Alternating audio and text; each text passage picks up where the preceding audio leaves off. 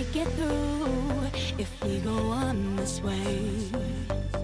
And I can see all that's to do is fix our own mistakes. You want it, you want it, you want it, you want it, you want it, you want it, you want it, you and me will never make it through if we go on this way. You and me will never make it through if we go on this way. And I can see all that's to do is fix our own mistakes. You and me will never make it through if we go on this way. And I can see all that's to do is fix our own mistakes. You want it, you want it, you want it, you want it, you want it, you want it, you want it, you and me will never make it through if we go on this way. And I can see all that's to do is fix our own mistakes. You and me will never make it through if we go on this way. You and me will never make it through if we go on this way. And I can see all that's to do is fix our own mistakes. You and me will never make it through if we go on this way. And I can see all that's to do is fix our own mistakes.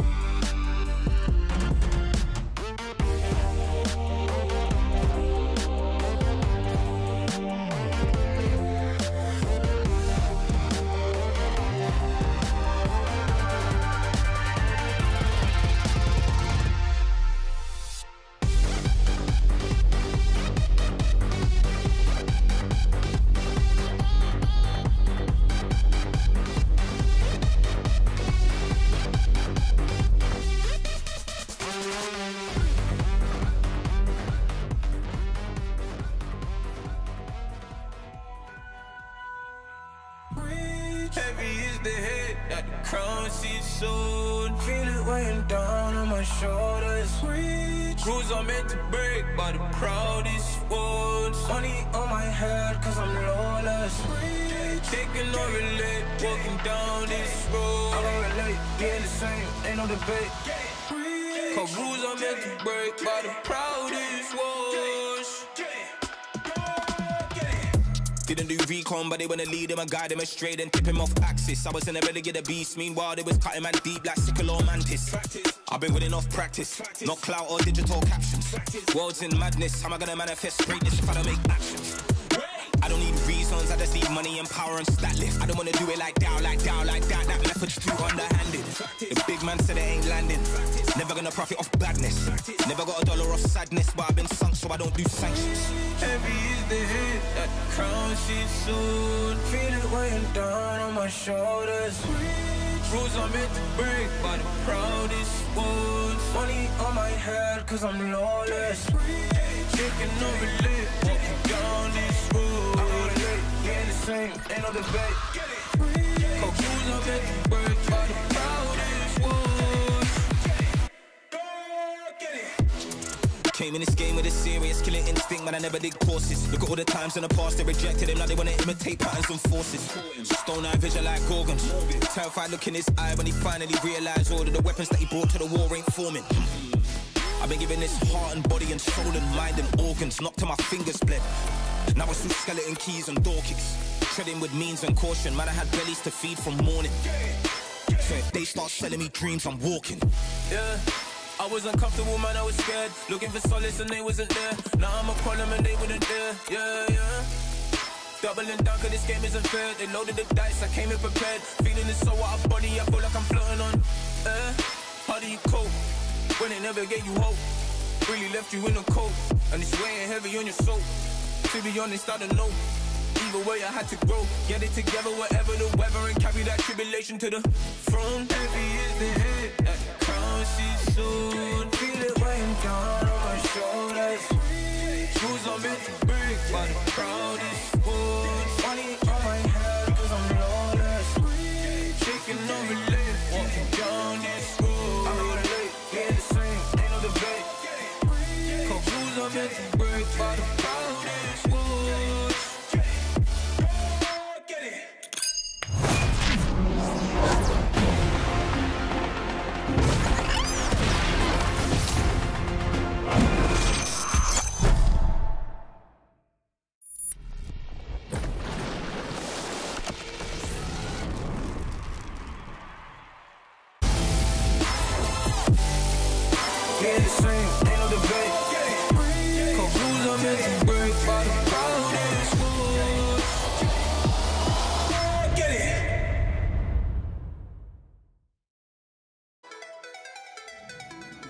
I think the whole world thinks that the West is the underdogs, which could be true for other teams.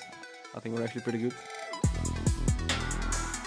就对战技术的话，他们这队伍风格可能会比较前期比较激进吧。然后我们如果能在前期的处理比对面好的话，应该赢下游戏会比较简单。我认为的话，就我们两个队伍可能多在于前期比较能做事吧，然后会很快的赢下比赛，打一些队伍有时候比我们弱的队伍来说的话。I would feel quite confident against BLG between JDG, T1 and Genji. I think BLG is like maybe a step below them. I think the other three looked a lot cleaner. 我觉得我们都很有信心能拿下比赛。就我们这队伍来说的话，因为我们会存在很多不稳定，如果我们能持稳定的话，我觉得我们有机会打到决赛。Me and Ben are the only people here at this MSI that have won every MSI we've attended, so that's kind of the matchup we're looking at. 败者组加油，打给他们非常好的表现吧，打给他们看吧。I think BLG is lucky that they avoided us in play-ins. I don't feel like any team is unbeatable. 就G2遇到我们的话，我感觉他们是一场都赢不了。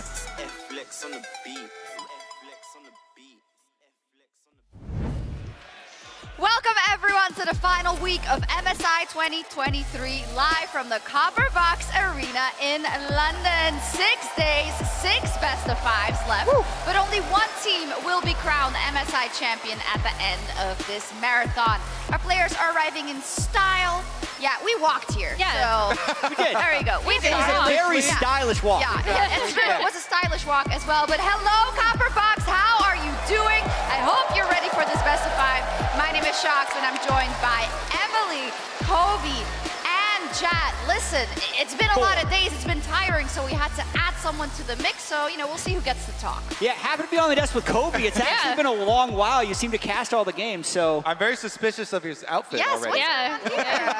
I'm sure we'll find out in just a bit or not, but let's pull up the bracket to see where we end up here. So we did say goodbye to 2 teams recently, the Mad Lions and the Golden Guardians, Kobe.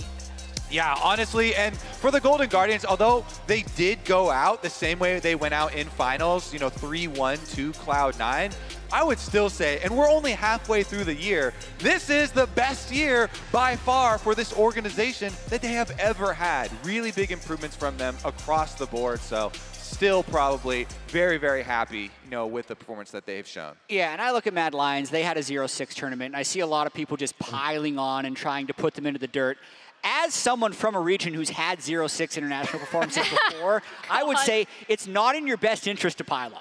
Yeah. Like, they're already feeling bad. Try and build them up. They're going to make it back again. You want them to have the confidence the next time. Definitely so, and God forbid they crack a smile once in a while. Any case, let's talk about the upper bracket. Let's talk about the teams that have been most successful. No surprise, they come from the LPL and the LCK. T1 versus JDG will also be our upper bracket final. Yeah, I'm so excited to watch this matchup. I think it's really interesting how both teams seem to fit this meta super, super well. It's going to be all about the bot lane for me. Obviously, Kuma Yushi going up against Ruler. Which team can 5v5 better around their hyper carry in the bot? I cannot wait for how many explosive 5v5s we're going to have in this series. And I know there's so many people on this JDG hype train right now, but T1 have a massive early game, and I feel like that is something they can leverage over this juggernaut that is a super team. Yeah, Jat, where do you land in terms of this matchup, and maybe then also who the favorite is for you in this tournament? It's a team fight meta, and JDG is extremely good at team fighting. I know that's not the most So popular is T1! take. Yeah, what? So is T1! Yeah, but I think it's going to be close. I think it's going to be a really close game. I actually wouldn't be surprised if that's our final as well, not just the winner's final, and I give a slight edge to JDG. Okay, we'll see how that plays out, but you said it, we might see it twice, so we'll see a lot of those team fights. Now, the winner of today's match will secure top 4. The loser will go home. It would, of course, be huge for both G2 and BLG, but obviously we have an underdog today, and I think it's G2. So, Jack, can you help out? Well, aside from being a caster, I have a little side hustle. I'm a cope dealer. Okay. I've delivered a little bit of cope to you already, Shocks, if you want to hear about I need it. Please hit me. So you just heard Mickey say he's won every MSI that he's been to. Caps has also won an MSI before. G2's won an MSI, so it's not that big of a stretch that they're able to win. People also talk about how, like, Licorice had a good tournament. Broken Blade was also an NA top laner, and he was better than Licorice when he was in North America. And Yike is a rookie in the jungler. He's already a GOAT. You know another rookie international event? 2013 FLICKR. He won Worlds. Oh, my God. So all these things could happen, and it's not a stretch to say that G2 could win. I feel it. That 2009 feeling, it's coming back. Thank you. I'm hooked. That looks really fun. Can I have some for tomorrow? For Cloud9, you got more for me? Okay. Okay. So for Cloud9, Cloud9, I would say Berserker was a T1 Academy 80 carry. So he's basically That's just Guma. true. He's Guma, but younger, so that's good. You're looking at the mid lane. A lot of people say Chovy versus MNS is going to be lopsided. If you don't watch LCK, Chovy's not that great. And we're not in LCK right now. So, Peanut versus Blabber as well. He's the greatest NA jungler of all time. He's also on Cloud9, who's the greatest North American international team of all time. And this is probably the best Cloud9 has ever been. So they could win. They're going to win MSI, Kobe. Oh! That's a lot. You're right, Jack. It feels good, though. Yeah, it does. We're gonna win. I feel amazing. So I'll send you the bill. let's talk about the meta, because, you know, that always gets everything going. Emily, meta check-in. We've seen a very standardized approach out of most teams being play around your AD carry, get a tank in the top lane. But G2 and BLG seem to be the two teams that say, screw your meta. Yeah, I mean, I think we saw some really interesting things coming out of both of them. Obviously, in their first game, against JDG, BLG decided, okay, you know, we're using the Scion, we're going to go standard. Against JDG, that doesn't really work because JDG are that, but better. So then you saw Bin going back to stuff like the Jax, the Fiora. Meanwhile, Broken Blade's Cassio was a massive part of their victory, and then we saw Mickey on stuff like the Jono, which I thought was a really interesting pick as well. And I think we have to do a deeper look at Broken Blade's Cassiopeia, because this was the single biggest 1v9 performance that we have had at the entire tournament. Yeah. Because his whole team was basically inting him. They were dying all over the map. Broken Blade did not care. He was chilling up in topside. He got the kill onto the Aurelia up there, and then he comes down to the other side of the map. The rest of G2 are just following him like little ducklings into these side lanes to make some trailing plays, and Broken Blade on the carry, Cassiopeia, absolute 1v9 performance, brings it home for them. That's what I love to see. You know, trust in these players to really play what they actually excel at. And was someone who was, you know, I wouldn't say he was criticized, but then also a lot of question I mean, marks. he was actually. He was heavily Let's just say it criticized. how it is. Yeah, Okay, you're right, Jack. Bad word, criticism. Oh, God, how dare you. I just mean he really wants to prove himself and defy expectations, Chad. Yeah, he really does, and he's been stepping up in a big way, and it's also not necessarily his meta, so I think partially one of the things that's boosting him here is the confidence with which he's willing to play these other matchups, and then also the unfamiliarity in those matches that the other top laners find themselves in. Yeah, and returning to this matchup between the two of them, right, they actually only have one shared champion at this event, which is the Kennen. Then both of them are picking completely different champions.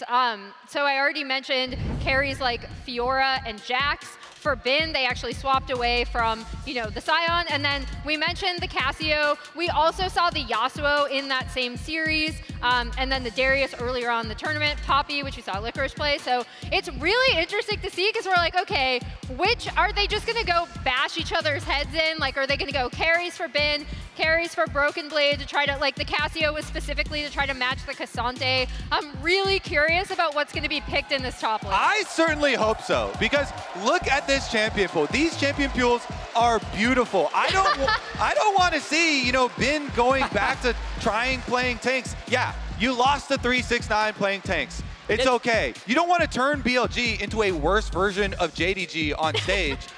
Stay true to yourself. You don't have to conform to the meta. Play your champions. Pick that Cassiopeia, pick that Jax, and defy the meta. Have some fun over here. Because that's what we want to see. You don't want to try and conform to a team that's better than you and then be a weak copy of that team on stage. I think that's fair, and we'll see how it plays out in this one. Now, maybe the Gangplank is in the mix, and I have to mention it because Bin is playing against G2, and that did bring us one of the most iconic or tragic, if you're an EU fan, moments in World's history. Look away, G2 fans, you don't want to see this. The barrel. That's it, that's Dragon Soul. Oh, but as they back out, they're not put together. You got Gangplank on the flank, Gangplank, one big shot, Ben! Can you do it? Huge! My God, one moment, one shot, one barrel, that's all you need, shooting! They find their shot, they find their fight, and that's it.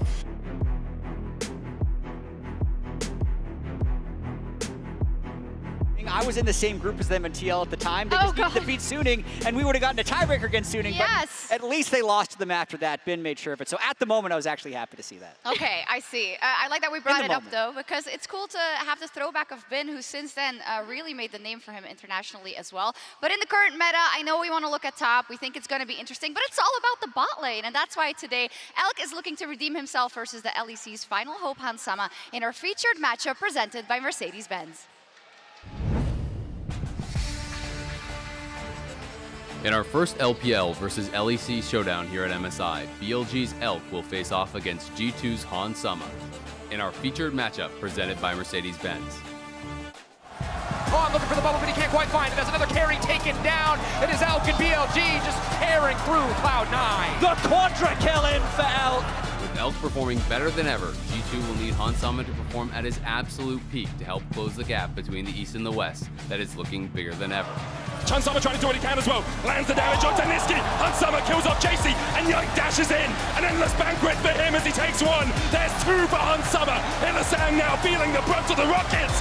A triple for Han Sama. It's time for the G2 victory lap. BLG have already shown they can win through bot, so it'll be up to G2 to prove that they can do the same. With hyper carries ruling MSI, teams live and die by the performance of their AD carries. Who will step up for the team and keep their championship dreams alive?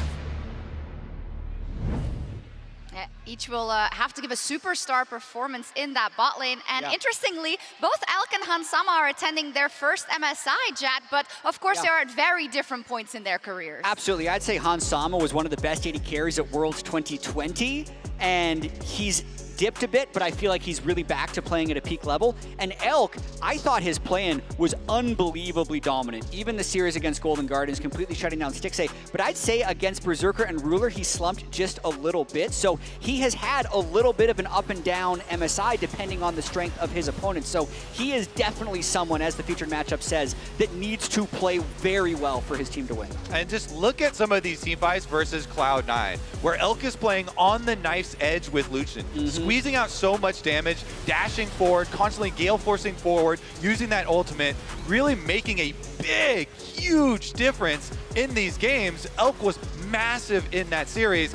Then versus JDG, a much stronger team, he was punished a lot more.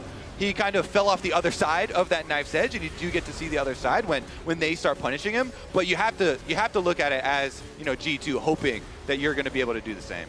And looking ahead to see what they might play in this match, this is also kind of interesting because in that JDG series, again, you kind of talked about, oh, BLG, you don't want to be a worse version of JDG. But they also know that JDG can beat them if they do try to run those pushing bot lanes, right? So I am curious to see if they bring that back against G2. And then on the opposite side, I already mentioned Mickey X's Janna. I thought that was a really interesting pick. And Hansama has the Draven, right? So you could actually see, depending on pick ban, both of these teams default to kind of really scrappy 2v2 trying to get the push in bot lane. Heart. Yeah, and I think we have some stats about his forward percentage in the play-in versus his forward percentage in the last couple series. So when he's playing the Aphelios Jinx matchups, he's not nearly as dominant, but when he's able to play more aggressive and dominate that bottom lane more, everything goes through the roof. The thing that stands apart in all of these games, though, no matter what, he's going to be great in teamfight. Those damage per minute numbers are absolutely insane. Only Ruler has a higher damage per minute at MSI 2023 compared to Elk. Yeah, down gold at 14 minutes, but then over 1,000 damage per minute, still being able to squeeze it out. Yeah, we see that BLG is also, as you guys said already, a team that is so good at setting up that ADC. We're going to have to see if that's also where G2 chooses to go, but let's see where the fan predictions go in our MasterCard fan predictions of the day. Let's see. All right, at least G2 gets a win here. 56.8, BLG 43.2. Honestly, I saw Broken Blade last night in the elevator at the hotel, and he said, I'm going to do it, I'm going to carry, and we're going to win. I believe him. I saw Bin at 2020 Worlds on Gameplay, and he said something different. Weird. Yes, but Broken Blade is like, this is a different top laner. 3 years ago. 3 years ago. Totally. Anyways, if you don't agree, you can of course head over to Twitter every day at MasterCard Nexus and participate in the fan vote. Bin also recently joined Twitter to talk to us, so I think he's been voting as well. Yeah, and I think, as we've mentioned, the top lane matchup extremely important in this series. I also really want to see what Caps does. Caps versus Yagao. Can Caps find his confidence again, because he's definitely had a very down series. I would want to see him play as much Nautilus as possible. 4-0 on Nautilus so far if G2 is going to try and find a win. I completely agree. Cap should be facilitating. So much of the mid meta right now is a lot of play-making mid laners. Set up Yike to carry, okay? Leave the carrying to him. Let him play Kha'Zix, Bel'Veth, and get that CC. I was going to say set up Hans to carry, because like again, I do think that a lot of this is just based on the meta. Unless they go for those insane 2v2 like pushing bot lanes like we talked about with a Lucian Nami or like a Draven for Hans, I think it's still going to be all about trading hyper carries in the bot lane and then how well can you team fight with your team to facilitate either Hans or Elk in these games. It will. Emily, break it down for us. G2 underdogs versus BLG. A lot of hopes are riding on them.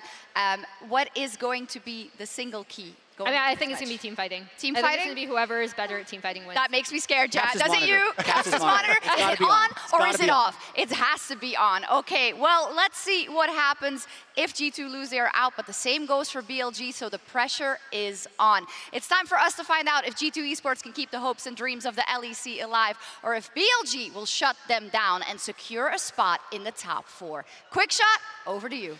Thank you so much, Sharks, and the rest of the analysts. There's Copper Box Arena, London!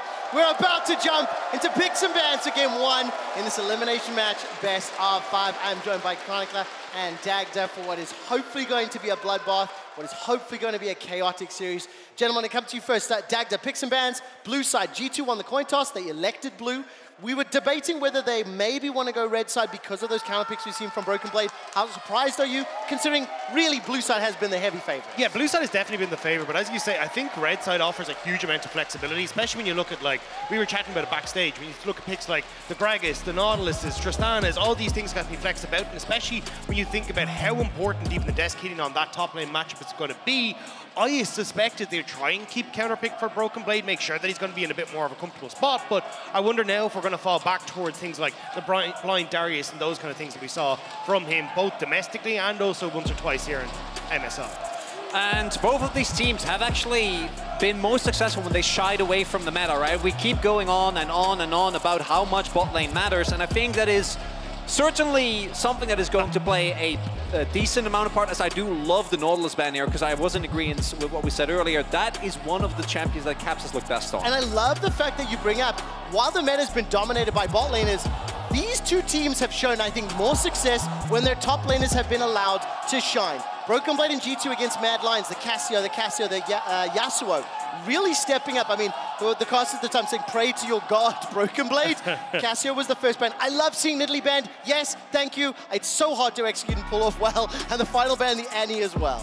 I mean, it does set up nicely here for the Maokai, though. Even though the desk was kind of hinting on, hey, set Yike up for success, he's been a big carry, and honestly, he's looked very impressive, even on picks like the Poppy. But it does mean Maokai just so incredibly strong at the moment for setting up those team fights and going back to getting those AD carries into a good position, but that's on Lulu now. Something I also appreciate about G2 is that they're also willing to go crazy with the support picks, right? And I do think that if you end up without a Maokai with a tank, or rather a carry jungler, and that kind of limits what Mickey can do. Now the question is, will Hansama want to run that Draven? For the majority of games G2 have played, Draven has been banned out. He has played it twice. He's not picked up a win yet, though. I'd love to see a Draven Blitzcrank, like, just go all in on that hyper-aggression. But we have seen that Hansama, even over the last couple of games, has kind of defaulted back towards what this meta has been training towards. Jinxes, the Aphelioses, and he's going to respond with the same. I mean, Jinx, 6 games played so far, 5 of them victories. This will be the 7th time Chroniclet's locked in. And the main reason why I don't mind the Jinx as much is because I think even though when it comes to laning, we have seen the Draven be very successful, actually turning it into meaningful advantages has been kind of a recurring theme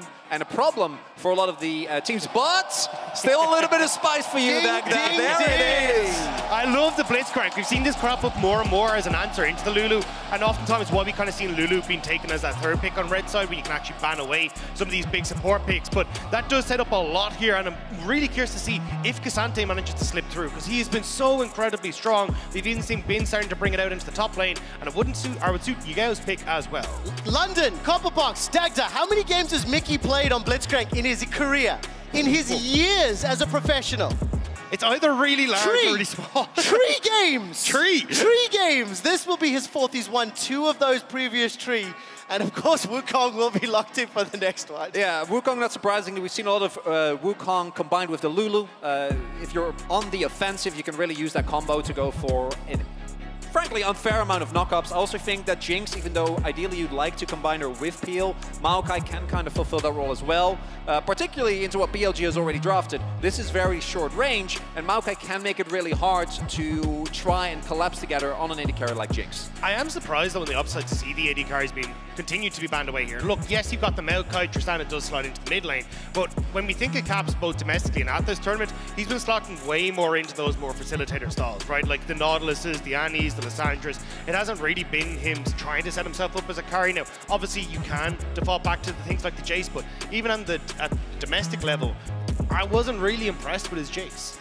Also, CG2 here going for the Gnar ban. Gnar is one of the picks that I do think, particularly with Cannon Gun, you can just pick in any situation. Gives BLG a lot more space in the draft if they can just go R for Gnar. You know, we have faith in Bin to play well on this no matter what, and it opens up the space for Yigao, because I do think that as much as the carry performances from these two top laners have been really big, the tournament meta still centers around bot lane, and if you can't have priority in mid, if you can't make plays through that, keeping your bot lane even, or at the very, or ahead, or at least even, becomes really, really hard. And the question I'm going to have now is, BLG, what do they lock in? One would assume a safe mid to allow the counter for top. It's definitely going to be an Ahri. It's so strong with the Wukong. It's managed to slip its way through. Yagao has played that a heap. And it just, as you say, sets up incredibly well for both the mid-jungle combo. But even when you get into team fights, having that dive threat to get onto the Jinx, the backline, but actually not going to be the case. Immediately going to go towards the Silas, so wanting to get access to that Maokai ultimate. And that is a blind Silas. That is a vote of confidence, because this is a pick that can really struggle when he is unable to get anything done in early skirmishes, when he's unable to get anything done in the early laning phase. And we'll see what Caps' response been. Secondly, Broken Blade is gonna have to blind something here, and I would love for it to be the Gragas. Can of course go to mid, but Gragas top is so hard to take down, particularly with the Gnar already banned. Yeah, and I think that is probably going to be the case, but I think this Silas pick is a bit of a call out to Caps, right? Just saying, look, we know that you don't really have anything that could be that big carry. If you want to go towards the Lissandra, well, Silas does well into that. If you want to take the Gragas, which he's already playing in the mid lane, that's fine into that. So unless he wants to go back towards something like the Aurelion Sol that we've already seen from him, but okay! We're going to get the Yasuo Gragas. This is going to be sick.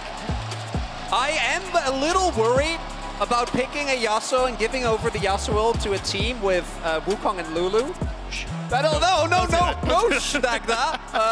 But I do think that a lot of this meta thus far has been about team fighting, and Yasuo combined with Gragas gives such insane level of backline threat, and even with a Lulu ultimate, like once you get locked down as a Phelios in that ultimate, there's not a lot that you can do, as I can't believe Cassante makes it to R5. That's actually insane because the champion has been so incredibly strong. And I do really like that BLG kind of have gone back towards what we've seen traditionally stepping up as the big meta picks, which is beefy front line, try and enable your Phelios with something, or a Jinx with something like the Lulu, and just rely on your AD carries, the big hyperscaler. But the problem is when you look across G2, they just have so many threats for Elk. Like when you've got the Gragas cast, when you've got Lockup coming through from the Maokai, even just the Blitzcrank hooks over the wall as well, it becomes very difficult for Elk to stay safe. And this is something like we saw C9 going for as well, where they'd have Huhi diving the backline in the Rakan, the Yasuo popping off. It just makes this game so difficult for the AD carry to play. The question I'm going to ask you, Dagda, is this is now the first Yasuo full caps as the time has run down. He's played Nautilus, Annie, Lissandra, Gragas,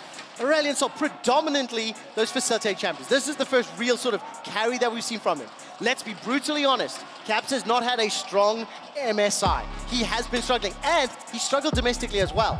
How much pressure or how much importance do you put on him having a good performance in this first game in the best of 5? I mean, it's massive. If he ends up falling behind and you don't have that dive threat for the Aphelios, this entire composition essentially falls apart. Like, a lot of this is a case of we want to try and get the Aphelios out of the equation, cause a bunch of disruption, assassinate on the backline, and then set up Jinx to actually just be our main source of DPS. So if you end up with Caps falling massively behind and this Gragas can't really set up for that assassination potential, it doesn't quite work out as G2 are hoping. Oh, the nerves are so high. Copper Box, thank you for the energy, for the noise. It's the middle of a week here in London, and it is a do-or-die series. The first of 3 wins advances to the next round. The loser is eliminated from MSI 2023. Would you say it's a Tuesday, you know? It's a Tuesday here in MSI 2023. As G2 Esports fire out that rocket grab, and you hear the ooze across the Copper Box. Will not find the target there on to Ben. And as we see the rest of the starts, a little bit of an invade on the side of BLG. Going to place themselves a ward, potentially at least, towards this chicken camp. And Chronicler, as we look ahead now to the next few minutes of gameplay, I'm keeping my eyes down the summer spells. No teleport for Caps. He's got the flash and the ignite. 2 TPs on the side of BLG. What do you make of the early game, how they're going to play out? Obviously, I think bottom lane could be potentially exciting. Rocket grab into the snap trap. There's a lot of CC there, assuming Mickey can find the targets. Yeah, and that's going to be a big question. And as mentioned previously, I think a lot of it comes down to how much can you get done here in mid lane. I do think Mickey and Hans should be able to have early priority and keep Elk and On kind of on the back foot, both because of the range advantage that Jinx has, the shoving advantage, as well as the fact that you need to respect the Blitzcrank hook. But for me, for G2, pre-6, I try to keep it slow. You know, a blitz hook with Yike collapsing notwithstanding, I think that you really need to make sure that you actually are able to utilize the power of that Yasuo, because if you look at the skirmishing power of champions like Cassante, Wukong, and Sylas in like longer drawn-out fights, especially if you add like a Lulu or an Aphelios to that, it can backfire immensely. I'm just watching Yike at the moment. He's actually avoiding his Red Bull for the moment. Knows that there's a ward on it, but I'm curious to see exactly what his pathing is. So we will actually end up showing on it. Did start his Raptors, and that'll give full information now to BLG as to exactly where he started, and will definitely help Elk and On be a little bit safer in this bottom side, especially as you say, because, well, Mickey just going to face check him, but should be able to push to level 2 here, hit that first, and really put the pressure down here. Also want to highlight that Elk did go for a call, right? So he's feeling good. He's feeling safe. He's just looking to scale, and it puts a little bit more pressure now. Hans can, of course, go for a call after his first back, but will mean that he will be able to cash out on that. Exactly. It's really weird, because it's like when we saw this matchup start to really come out, I think it was in January last year, you'd actually see both teams essentially just going, right, we're going to go full green. Because Aphelios has to start cool, because traditionally Jinx would get the push, Jinx would try and crash 4th wave reset and then get the cull herself, but now we kind of just saw both sides handshaking, a lot of it going, hey, we'll both start cool, but if Hansama is going to start the longsword like this, he really wants to make sure that he's getting some damage down and having some threat. Now, he's with the Blitzcrank, so you can have that little bit more threat with the longsword, but you need to make sure you're winning out on that, otherwise you just start to fall behind. And so far, looks like we're not seeing anything crazy. We do see, as mentioned, Yike will be on the top half of the map. Bin is looking to shove out and see if he can keep himself safe. Although, I gotta say, when it comes to ganks, Cassante is one of the harder ones. And instead, Yike looking to go in here and at the very least get some vision control with that ward. They are aware and might be the wraparound here, trying to take down Bin before he can get the full shove in. Find out. Bin, however, while he's being targeted, Rocket Grab connects onto Elk. On's got a good amount of damage back. The root from the grab attempt, slowing down the engage. Bin's in trouble, already flashed, pushes, Yike under the tower, knocked back from the queue, the burning, the sapling, running, and I don't think it's going to be enough. Bin survives, bot lane survives, no kills secured. All of a sudden, though, there's a tower dive. Hans Summer's the target, Munchkin smashed down from Shun. First blood secured, instant reply back as Mickey's got the CC, and his target is from the tower on Shun. He will be able to decoy to safety. And that's disaster for BLG, or for G2. The fact that they end up giving all those kills across the bot side and getting nothing on the top end. Oh, yeah, if the top lane gank works out, right, Cassante can still teleport back, but at the very least you get something, but instead you go for a top lane play, it doesn't end up working out. As a result, BLG knows that they can go in, and I think it goes back to that earlier play that we saw, because with Mickey hitting the hook, the short trade looks okay, but by the end of it, they traded health bars, and the moment they realized that Yike is on the top half of the map, BLG's like, we can dive this. Yeah, and really nice job. And again, the way that Bin ended up playing that top lane gank as well, he had the knockback on his Q3, so made it very difficult for G2 to try and contest him underneath the tower. And I was actually a little bit worried, because I think if he got that knockback onto Yike underneath the tower, Yike goes down, and it ends up being a helpful trade for BLG. So now G2, got to see what they can try and do to pick this back up. You've already got Mickey helping Caps push the wave. They're starting to lean into this bot side, want to try and establish vision in this river. And of course, the moments before those ganks happened, Chronicler, you were immediately saying, it's hard to gank Cassante. It's difficult to do so. You see exactly why. Been able to fend off that 2v1 in the top lane. Notice on the bottom lane as well, Elk has got himself this Berserker's Greaves already, 40 stacks towards that Cull. And I think the Greaves into Blitzcrank is huge. Definitely is, but also the fact there's a lack of Cull for Hans Sama. So not only do you have the 2 assists now for Elk, he is actually just going to be up a kill, essentially, because of the Cull. So this is really where you're going to start to see Elk just starting to snowball. And a huge amount of this matchup in the bot lane does depend on how quickly can Aphelios get his kill force so he can close the gap onto Jinx, because in the 1v1 trades, he's going to be in a great spot. Yike, though, on this bottom side, spotted out by the ward, so BLG are fully aware that this is happening, but it may not matter. No, it might, and I think the fact that Yike has just stepped outside of that bush will not see that ward timing out. When he does so, very good heads-up play here from BLG. Like still lingering despite the fact that ward is timed out, so it's a bit of wasted time. You can see he's starting to fall a little bit behind the CS curve. Kill and assist to Shun on that Wukong, who is now stepping into the river. All right, mid lane was shoved up. Caps was able to move first into the river, and with the fact that Mickey and Hansama pushed in Alk and On, they've started this objective off. There is a potential engage. Level 5 for Shun, smite available to him. Level 4 for Yike. The engage on to Mickey's going low, forced to flash away to safety. They trade kills, 1 for 1, jungle for support, Dragon down to 1400, and Caps running for his life. He's still holding on to that last breath, waiting for a knockup. Hansama, level 5, stepping into the pit. There's a smite versus no smite, and the smite secures it. G2 get the objective, and Yike flashes away to safety. Elk has got red, white, that means let's fight! Hansama flashes over the wall, trying to get the rockets down, and Caps is the target. They get Dragon, but they lose another. 2 for 1 in the fight. The objective goes to G2. Oh, and the big thing there is that, again, the initial trade looks really good for G2. They are able to take down Shun, which means that, you know, giving up Mickey after he's hooked someone, you're completely fine with that. They go, fortunately, Caps does have his ultimate available, and as a result, they get the kill. But then BLG recognizes that so many cooldowns have already been used, and in the longer trades, when you can get chain after chain after chain, BLG identify that they're stronger, and I think they get the better end of this trade. It's a 2,000 gold lead at 7.5 minutes, and yes, crucial. Killing Shun allows the Dragon to go down, but now G2, they're looking at Dragon stacking as a primary form of winning. Yeah, you can see Elk is actually in a great spot for this fight. So he just runs off the purple gun. He has the Infernum there as well, which he's going to be able to swap off of. So having access to 4 different guns across this means he's getting a ton of damage. BLG do try to go for the Dragon, but a bit of a mistake, but we're back to live. Or indeed, already Cyclone being used. Caps is just solo killed by Shun.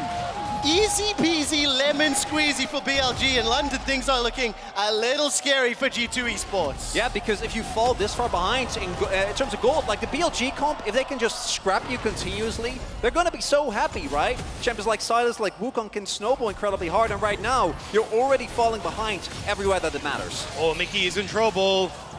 They have to step away, but you can see that a lot of members of G2 are moving up towards this top side. They're aware there's a lot of members of BLG here, and they are worried that Broken Blade may end up being the focus of a dive here. You can see Bane immediately trying to blow out all the waves there, get it crashed underneath the tower, but BLG going to back away. They'll send Elk back to the bot lane, and everything going to go back to normal. All right, Super Mega Death Rocket was fired there from Hans Summer. No flash for him, Caps, or Yike. Targets available for BLG.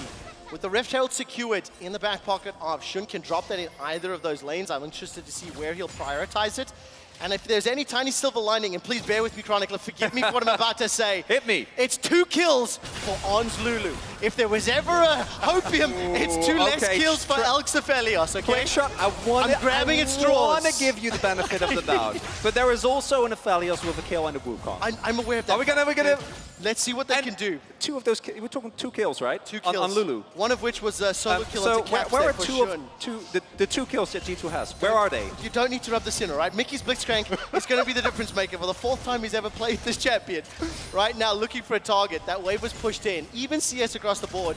But I think more importantly here is for this composition for G2 to start like thinking about comebacks, they need to stop the bleeding, stop giving over kills, easy peasy, that's like obvious to everyone. But more importantly, I need to see this Yasuo-Gragas combination paying off. If they can get to Elk on the back line, maybe there's enough time to make plays for the rest of the squad. Nature's Grasp will force the flash, rocket grab onto On. You used this flash a second ago. Great pick. Remember what I said about Mickey and the kills? He does it for G2, Chronicler. The goal efficiency from Mickey off the charts there. Very nicely set up play from G2. Yike showing again why you prioritize the Maokai so highly, able to pick that up early, and then with plays like this, particularly as we saw with the position that Yike had of his ultimate, not a lot they can do, no one from BLG can assist, and it's these type of gold influxes that are critical for G2 if they don't want to lose full control of the map. Especially if they can get them onto that bottom side. A bit sad that Hans Summer doesn't manage to pick up the kill, but I think you can just try and rinse and repeat this, and On like ends up flashing underneath the tower, then blocks the hook for Elk, so he just has nowhere left to go. But again, BLG now, they want to try and respond. They want to try and get Shun into this bot lane. We'll spot out Mickey X. You even got Yagao, who's on the way as well. Look at that minimap. You called it, Dagda, perfectly. Oh! Right, the hook connects. Shun is nearby, Cyclone's available, gets the knockup. Hans Summer is able to escape for now. Mickey is taken down where he stands. Hans Summer needs a few more seconds before it's available. Yagao will steal away the Super Mega Death Rocket, and it's sidestepped. All of a sudden, Yike looking for the re-engage. We got the TP coming through. Broken Blade is here, Caps inside. Can they get the knock-off? Explosive Gask is available. Where's it going? Broken Blade. There it is! On against the wall. 2 members knocked up, but there's not enough damage. There's not enough follow-up. It's G2 that lose their mid laner. Another kill secured for On, and BLG are in full control. And they throw everything at them. G2 desperately tries to get a kill, get someone. They will at the end. But the play still very much in favor of BLG. They're able to again make use of G2 not being ready. The hook comes through, everything looks okay. But then if Yagao and Shun are so far ahead of the play, that doesn't matter. But the hook comes through and gets Elk into range to CC them. He has the gravitum, he's able to do it. Yagao underneath the tower here though. Do G2 want to go forward? Shun is spotted on the wing. I don't know how much damage there is, Dagda. You can feel the tension building up. The minion wave is going to be cleared out there by Yagao. He'll pick that up. 0-0-3, got a 700 gold lead. Look at the gold advantages at the bottom of your screen. Almost every single member of BLG ahead of their opposite number. Well, and this, what the observers are showing us here, great job on them, is really, really important because that previous play was already better for BLG, I think, just looking at what happened on bot lane. But Broken Blade TP'd in. Bin has just been slamming against the turret as Shun. Well, Shun is the target. 2, 1, and 4. Warrior tricks to buy some time. Moonlight Vigil comes out. Yike gets his second. On gets turned off. And G2 find 2 picks. And just like that, the Blitzcrank starting to do work. BLG had started to run away with this, as you're pointing out, Chronicler, getting all these plates, getting this goal. BLG were starting to pick up steam, but Mickey says no and puts a fist into their face. Does Yagao fight this? Does Yagao fight this? He's hijacked the Nature's Grasp. and he's using G2's weapons against them. That's a route onto 2. The rocket grab catches onto Elk, and Mickey goes down, but Hansama finds the kill. The second dragon goes to G2 Esports, and they are not done yet. It is still a 3,000 gold deficit, but G2 have got 2 crucial objectives on the board. Also getting plates on the top side. They left Caps up on the top end, so he's managed to steal away a couple of those plates up there as well. They're trying to make sure they can get this gold influx into Caps at the moment, because look, let's be real, it hasn't been the best of starts for him, but at least G2, they're winning out on the map again. Shun, though, wants to make sure Caps gets punished for it. He's done this already. Shun's already found 1 solo kill, forces the flash early. Steel Tempest slowly being charged, support's coming from On as well as Bin. Caps will slide backwards once more, use the minions to help out, and Shun is blocked by the minions. Caps ends up dodging into him, misses the knock-up, and Shun goes, ah, look, you deserve to get away with it, I'll knock the minion instead. Oh, listen to London getting excited, starting to feel the energy, but please, please, please keep looking at the top of the screen. It is now a 4,000 gold lead for BLG. And this ties in, right? Like, I love this play from G2. They're able to catch BLG off guard, and we've seen that in these type of skirmishes, being able to catch some of these LPL and LCK teams off guard can be a route for success. They're able to crucially get those 2 kills, but then it comes down to what happens in the longer run, right? Because this re-engage here from BLG they're able to, even with Elk dying, trade back. Yeah, they do get 1 here, and at least they're able to get Yike as well. So BLG do get something, but I still think with G2, the fact they're making these picks, the fact that they're being able to play around Mickey is exactly how they need to start playing this, and might need to find more here. Oh, I'm starting to be scared as Yike gets jumped on by Bin. Goal difference at 14, you can see significantly in favor of Bin. Repeating that awful replay that Shox made us all watch from years gone by as they're taking control. Rift Herald number 2 has been started. Chronicler, do you reckon G2 want this fight? Look at Elk's positioning. If you can't get to him, you can't win the fight. The rest of them standing in front of him. Ghost and Flash available. Nature's Grasp. I think that's fantastic from Yike. Managing to split up BLG. Herald secured, rocket grab, pulls back Yagao. He goes golden thanks to the stopwatch. Broken Blade holding on to the ult, separates them out. The breath is lost, and that's 1 on the board. Getting excited for Hansama, remains untouched. They lose Caps in the fight, but a second kill is secured. Hansama gets pushed by the all-out, but it's a 3rd kill secured for G2. They get the objective, they get the kills, and G2 are clawing their way back. Huge win there for G2. They're able to keep Elk away from the fight. Shout out to Broken Blade there. Was consistently hiding around, and because of him, Elk couldn't walk up, which means that even though they came close, they couldn't get the damage. 20 kills in 15 minutes. This is exactly how we anticipated the game to be played out, and this is a good thing for G2. Scrappy, messy, 5 kills for the Jinx, and that is the win con here for G2 Esports. And this is the moment when Hansama has to step up. He was there in that fight, free firing the entire time, and that's what G2's composition wants to do. Put threat onto Elk, and as Chronicler was pointing out, Elk wasn't able to play this fight. Already locked up by the Maokai ultimate on the top side. That's where they were able to get the Rift Herald here initially, and then as Elk starts to come through, Broken Blade is just threatening this ult the whole time, which means that then the rest of G2 can deal with the front line.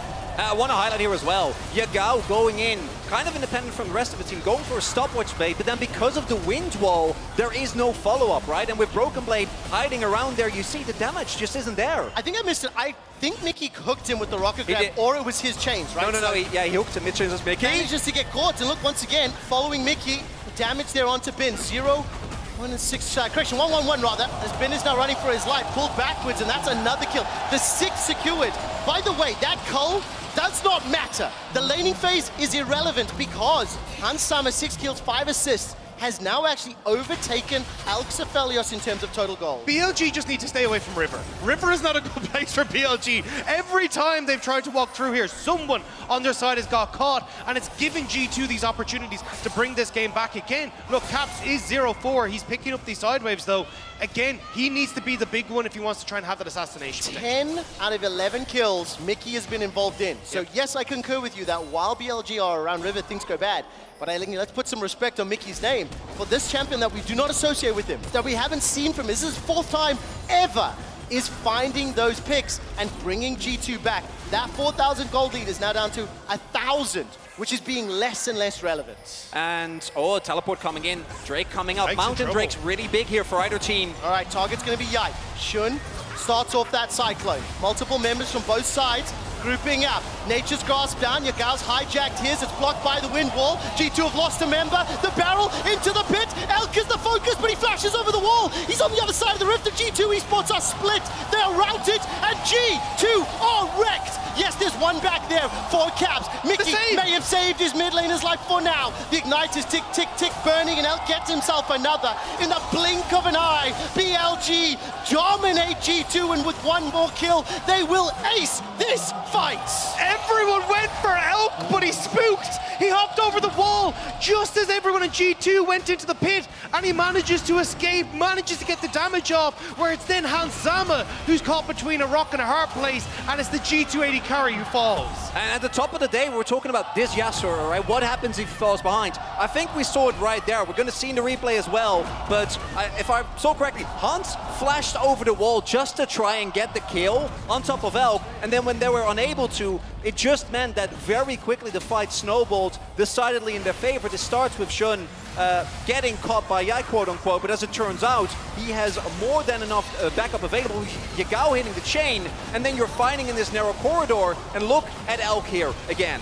Yeah, the fact you managed to get onto him, but there's just no damage coming through, so Hansama flashes over the wall, and everyone now is on the wrong side for G2. So Elk manages to come back around, and it's split off into these skirmishes where Elk is just in a fantastic spot with that red gun to heal himself back up and win out on the fight.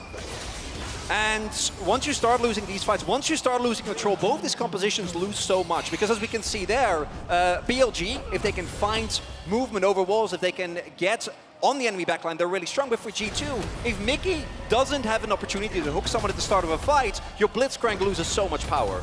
Yagao also flashing the FPX logo at the end of that fight, maybe reminding them a little bit of 2019. So a little bit of BM from the BLG mid laner, but we'll have to see now if BLG can try and keep this one up. Again, Mickey has been so on point when he manages to find these hooks to get into position to find picks, claw them back into this game, but he really needs to get it going now, because at this stage, BLG, with a 3K gold lead, are starting to pick up pace. And what's important as well is I want to highlight again, the main difference thus far between teams like G2 and Team BLG this tournament has been how do you actually play around your AD carry? And everyone on BLG was ready, right? Drawing attention, making sure that Elk could stay safe, trying to keep people away from him. And G2 needs to find a way where they can enable Hansama, because his gold, his individual performance isn't the problem. But with the amount of backline dive that BLG has, as soon as anything hits, he's a goner. The thing I love as well is both of these teams are willing to just throw down. Because while obviously all of BLG were there to back up, find that initiation on the eye, the moment Elk flashed over the wall, it was after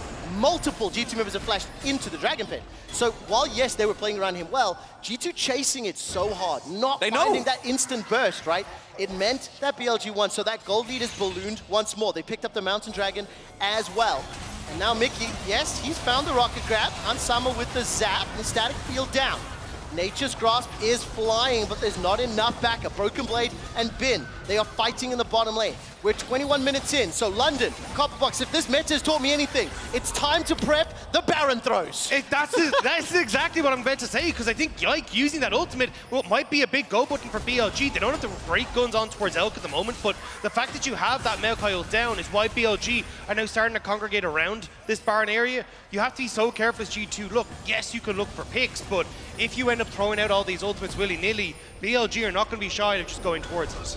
Crucially though, Yike and the rest of his team are able to retake control of their jungle, and these pockets of vision are going to remain extremely relevant, right? Particularly on a Mountain Rift, you need to be able to either get to either one of these two presidents, be it Hansama, be it Elk, and if you lose full control of your jungle, you are in deep trouble, right? BLG there though, because I think it was on and Yagao already taken fairly low.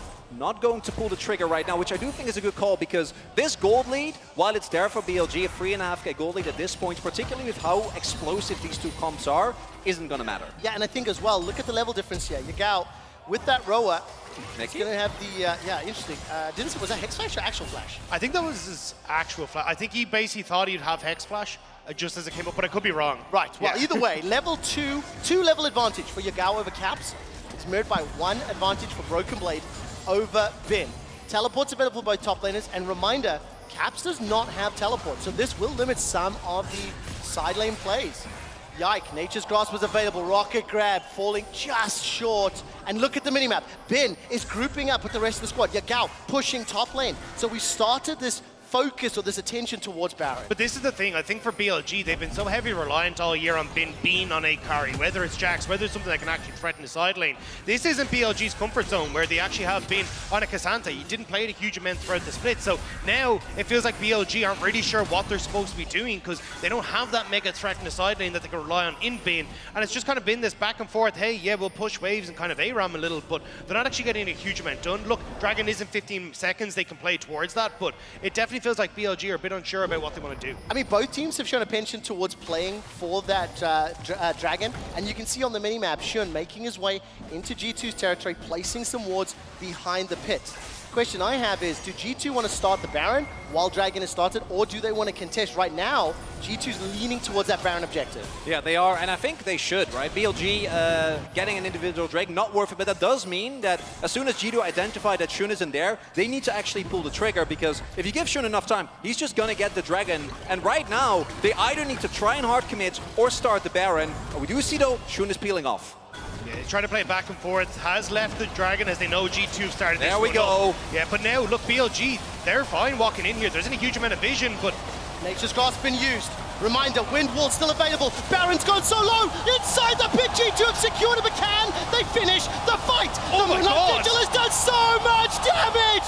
The Cyclone behind Elk is wrecking G2 Esports, and they are dominating. You wanted a Baron throw, and G2 were willing to give it to you. They sit in the pit, the Infernum comes through, and G2 are wiped. I'm gonna call not worth, guys. I don't know about you, but oh, HGI gets a shutdown. Well, he's got himself one. He will be taken out by Elk for the 8th time. That's 8 kills secured for Elk's Aphelios. They managed to ace G2. The Barons are removed from the map. The bottom lane is under pressure once Bin teleported in. And we find another instance in this tournament where a Baron turns completely awry. And I think crucial there is that G2, I think you can pull that off, but you have to pull the trigger earlier, right? Because by the time that they started the Baron, Shun was already halfway there. And we know the team fighting power is nicely done. That was really nicely done. The team fighting power of BLG is more than enough. Look, by the time, yes, this Baron goes down fast. Yes, they have the Maokai ult, which doesn't actually get that much done. But crucially, BLG can start this fight knowing that their Wukong is about to arrive, and Elk. Oh, I just love the sidestep to get that Moonlight Vigil past the Wind Wall. Yeah, that's it. I mean, at this stage, it's just, you're already kind of stuck as G2. You've committed so heavily forward, and BLG are so happy to go in. You've got a bunch of AoE from Yagao. You've got the Wukong is in there. And then, as you say, the Infernum, too, is so much damage. And two different sides of the same coin there in the crowd. Duality of fandom. BLG is celebrating. They still maintain control. 4,000 gold up. They got that Dragon to boot. They've still got 3 towers under their belt. G2 will get a small piece back, at least taking that bottom outer. Now they have to try to defend, and more importantly for me, 3 items complete for both of these bot laners. While yes, G2 are in a difficult situation, if they are able to find Elk, they can still do it. They just haven't shown me a capability, as all of a sudden Mickey's the next target. He's below 1,000, he's below 500. Elk is godlike. His 9th kill of the game, and in a 5 versus 4, BLG continue to pressure forward. 5-man stack in this middle lane. Particularly when you get these Mountain Drakes, when you start stacking them, one of the biggest win conditions for G2, which is kill Elk, becomes so much harder as the ultimate. I love that hijacks away from the Nature's Gods. Caps is low, Hunt Summer's low. Moonlight Vigil puts them down. While Hunt Summer's got one back, the follow-up damage is simply too much to deal with. Yikes trying to clear out that minion wave as Caps has found himself a route to safety.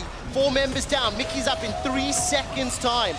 G2 are holding on by the skin of their teeth. Yeah, no wave and no AD carry here for BLG will definitely slow them down a little bit though. So I think for G2, they will lose the inhibitor, but I imagine BLG will then back away after this one. The fact that Elk went that deep to try and kill Hansama definitely gave them that opportunity to just hold on that bit longer. Oh, they were trying that. Yeah, they were looking for the final push, G2 is able to hold on, at least for now. That play started off, though, with Broken Blade trying to look for a TP flank, which I think is the right angle to try and take right now. But BLG are playing still respectful, and I think you can also start to see them, as we get deeper and deeper into this game, kind of take into account that you can't just discredit G2, but because they are ready, there's not a lot to be done, as even some of the tankier members can't withstand the might of Elk. Yeah, and then Elk just going ham here, goes immediately onto G2 and hands him. Even the fact he manages to get the kill here at all is insane. I mean, I love the fact that's literally the Gravitum, the Binding Eclipse that roots it. That's your initiation, so everybody knows that, you know? The Aphelios pick. More importantly for me, if you remember how this game started, it was BLG winning on the top. They survived the gank. BLG, you know, setting up the dive in the bot lane. It then turned into utter chaos. And I think crucially, BLG have slowed the game down. Yeah. They have managed to play the skirmishes later and later after Dagda made it very clear. Just stay the heck out of the river. I think BLG have managed to find and set up these team fights and these skirmishes that are in their favor. It's also very telling, as Dagda was saying, this BLG, they're not playing for sides. This is just straight up continuous 5v5ing, out team fighting your opponents. And it's something that, even in the series against JDG, we saw them try and pivot away from. In this game, not the case. And I think now BLG, they're in a great spot. Again, yes, you've got 2 items onto Caps, but he hasn't really been a threat for BLG all game long. So that wing we had a Broken Blade trying to assassinate Elk isn't really there. And G2 trying to step up to defend this tower. Yagal's got the barrel. Yagal's hijacked it away. He catches Broken Blade with his own ability. Nature's Cross comes down. It's too little. It might be too late. Elk has slain yet another. 20 of his 25 team's kills involved. Pick up another. The tower falls as well. And while Hansama remains untouched, it simply does not matter. He gets 1 kill onto Shun before Elk takes him down. Elk goes golden using that stopwatch with 1 more kill. The ace secured once more for BLG. They are inside the base and teleporting to the Nexus. BLG looking to start this series with a 1-0 lead. It was close until it just was not. BLG, they flashed the FPX logo once more. They're looking to close out the game 1. Fantastic, chaotic, entertaining, and it's BLG that strike first. Almost 45 kills in about 30 minutes. It is exactly the type of game we expected. And in the end, BLG is able to slow down some of the G2 shenanigans, is able to actually set up the 5v5 team fights, and from that point on, they did not relinquish control of the game. Yeah, I mean, it's unfortunate that Baron call from G2 was just not it. You end up with an Infernum of Aphelios in the middle of everyone, plus the fact that you don't really have any way of getting out of the pit at that stage, buying space for Hansama, so BLG happy to take that one and close out this first game, but I think it's going to have to go back to the drawing board for G2. Caps once more, this Yasuo wasn't it. That wasn't the performance that we needed from him. The frustrating thing for me as well is that while, yes, he didn't find the impact, I think it is also crucial to acknowledge the fact that by 5 minutes into the game, top and bottom lane were effectively like sort of behind or struggling, right? So much like the analyst desk was saying when Broken Blade was playing the Casio, it's like, guys, what's happening? Guys, his middle and bottom lane were really struggling, and Broken Blade had to bring the team back. Yasuo and Caps were not able to replicate that performance you saw from Broken Blade and Casio. So how do they do it now? I think it'll be interesting to see whether we go blue side again or red side. With G2 losing game number 1, they will have side selection. I wouldn't be surprised to see a red side to allow multiple counter picks. I just don't know what the team is thinking right now because they have a lot of questions to answer. Yeah, it also goes back to trying to reduce unforced errors, right? Like Shun getting 3 kills, which means that he walks up to the first skirmish or big fight with a Divine Sunderer. Yes. Those are make or break moments. And if you're not able to deny those and play the cleanest game, even if you're able to find some early skirmishes, you're still going to get out-traded on the rest of the map. Well, gentlemen, I sincerely hope we get more team fights and more action throughout the course of the series. For now, though, we're going to hit to the analyst desk to break down game number 1.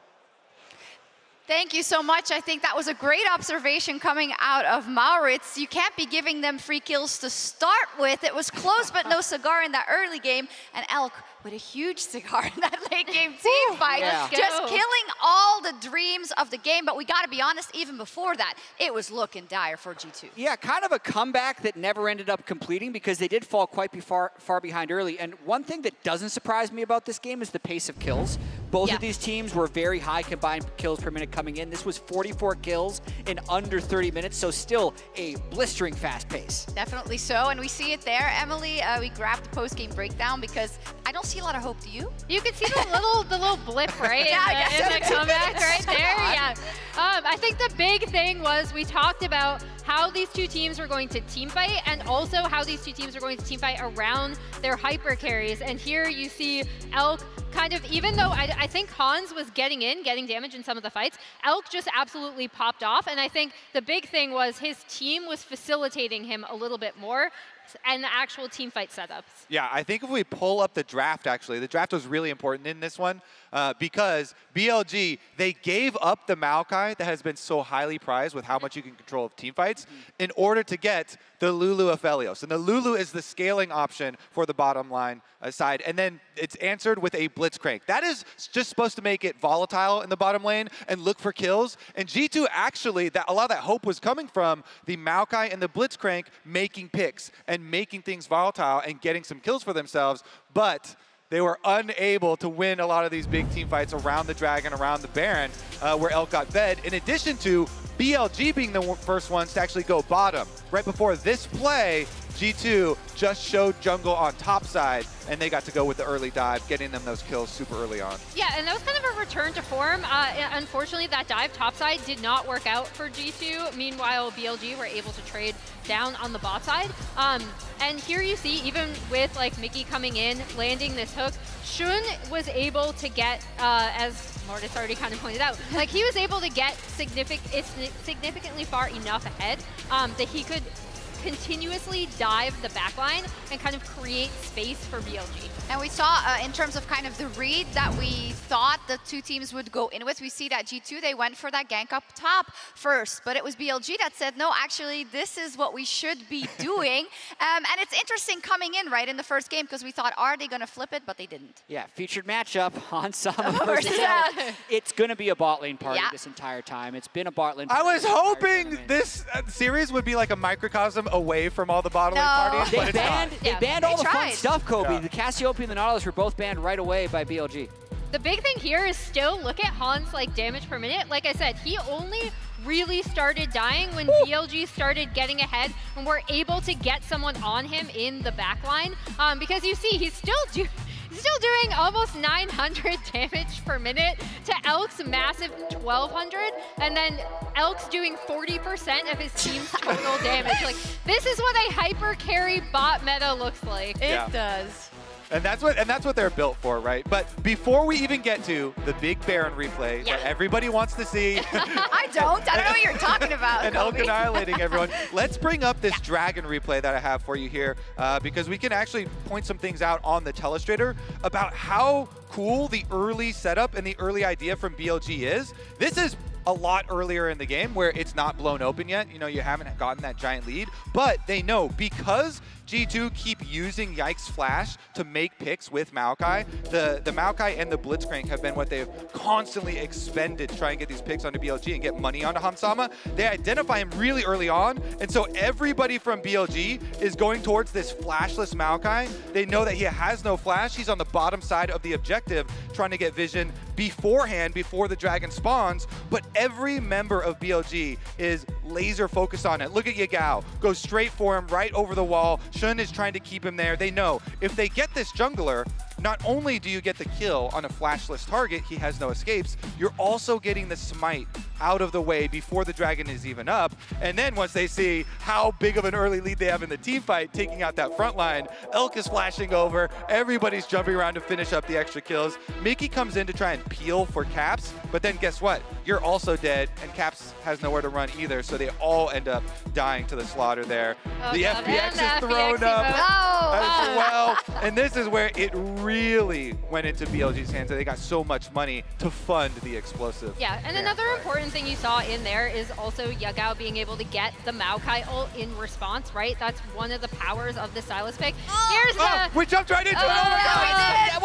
Inferno plus Wukong! I was told we don't have enough time, but I said we need to see it again. And it's actually the worst of all worlds to be pinned inside Baron Pit, not only Infernum gun, but also Red gun. So you get the big Infernum ult, and then he gets to Astro Glide on you with an AoE coming out at the back of the wall. Oh my God, it's crazy. It was beautiful. It was you know, we showed the bin thing earlier in the pre-show chat, and now I feel like it's similar, but it comes down to the same thing. You are ahead or you're not ahead, and you run into something where they are so definitive in their engagement engaged, they wait the right moment, and they kill you in a matter of seconds. Absolutely, and they can also throw it away in a matter of seconds too. So that's why I don't think G2 should necessarily lose hope in this best of 5, because there were 29 kills on one side, 15 deaths on the other. Despite being like 5,000 gold up at 15, that game could have been a lot cleaner for BLG. So I think G2 can try and build on that if they don't fall as far behind early. We'll see. They did select blue side, so maybe they're sticking to their guns. Hopefully Aphelios isn't, because that hurt for G2. But we'll see what happens in game 2 between Billy Gaming and G2 Esports. See you soon. Aphelios, too many guns.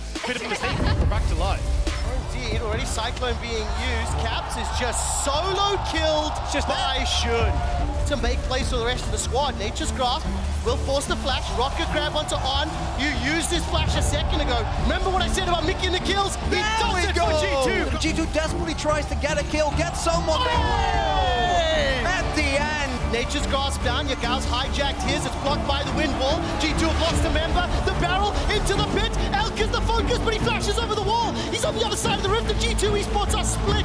They are routed in the blink of an eye. BLG dominate G2 with fantastic, chaotic, entertaining, and it's BLG that strike first.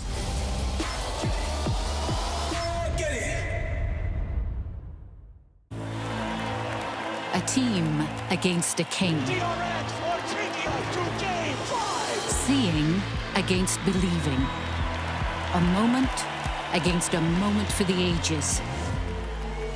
Countless battles, one arena, the realm. The only thing capable of powering the game, the stage, the broadcast, and the worldwide spectacle we know and love, aka the Cisco Network.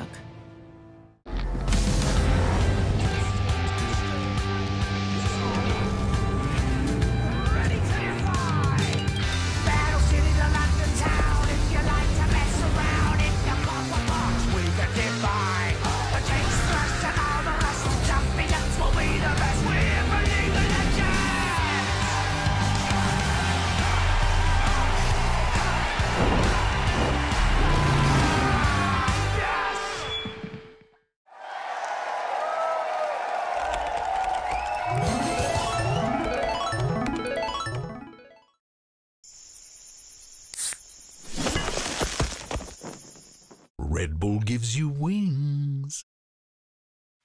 New and existing customers can choose the phone they want, like the incredible iPhone 14 on us. Not to brag, but I'm on Verizon now. And I got to choose the phone I wanted for free. Not that you're bragging. Choose the phone you want on us. Verizon.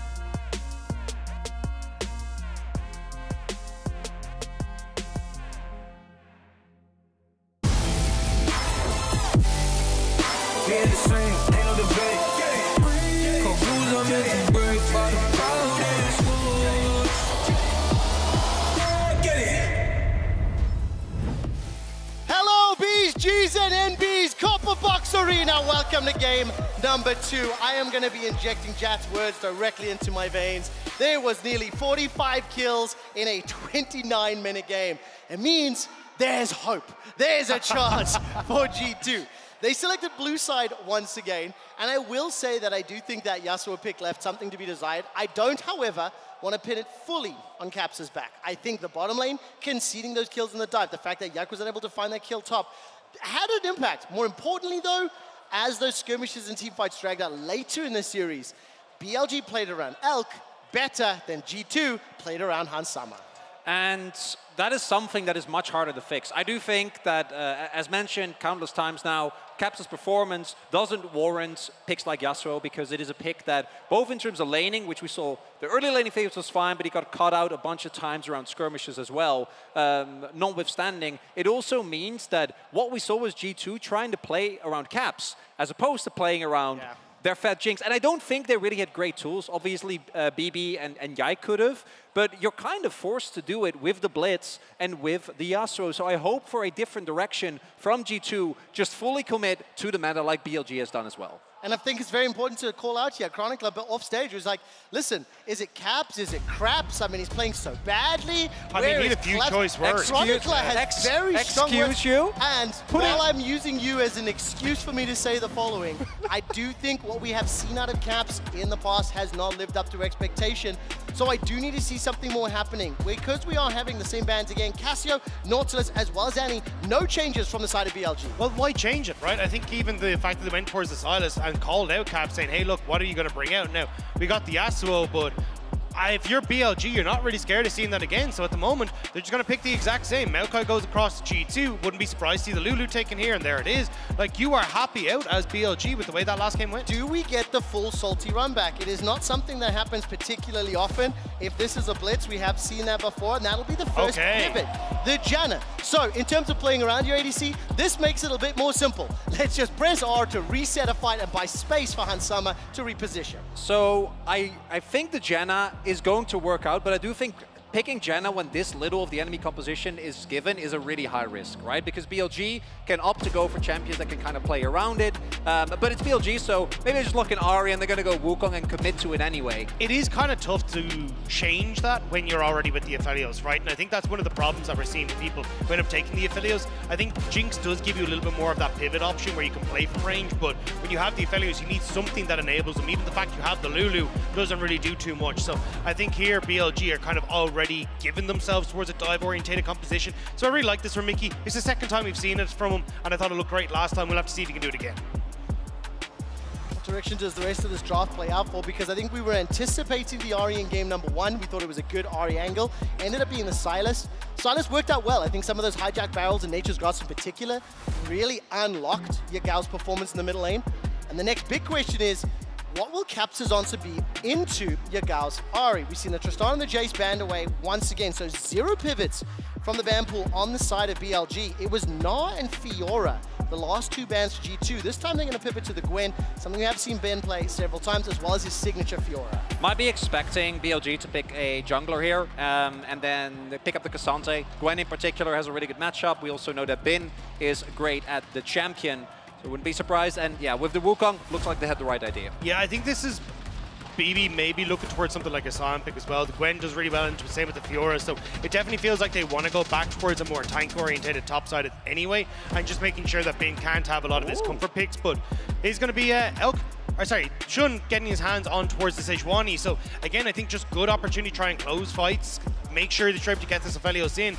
It does mean that you won't have as much dive threat alongside the Ahri, but I still think it'll work well. I actually like the Sejuani because they were hovering Wukong, and I think Wukong into Janna is actually like that is really rough. And with the Sejuani, at the very least, you are going to be able to throw out non-committal engage. If it doesn't work out, that's fine, but the follow-up can still be there with the Ahri and possibly with whatever they lock in as. It is indeed the Cassante, but who does it go to? I'm really curious to see what the response is from Bin, because when you look at the ability here for G2 to try and play Kite back and buy space for Hansama, this could be an angle where he goes back towards the Camille. Just offers himself that, hey, I want to lock you down immediately. You have good answers, but Malphite also does a very similar thing, which is just like, hey, I want to just lock up this Jinx and make sure that we're able to play as well as possible around it. And taking a look at these two picks, once the Cassante was locked in, I had the same thought that you did, Chronicler. 1 game for Caps this year on the champion, 3 for Broken Blade on the Cassante.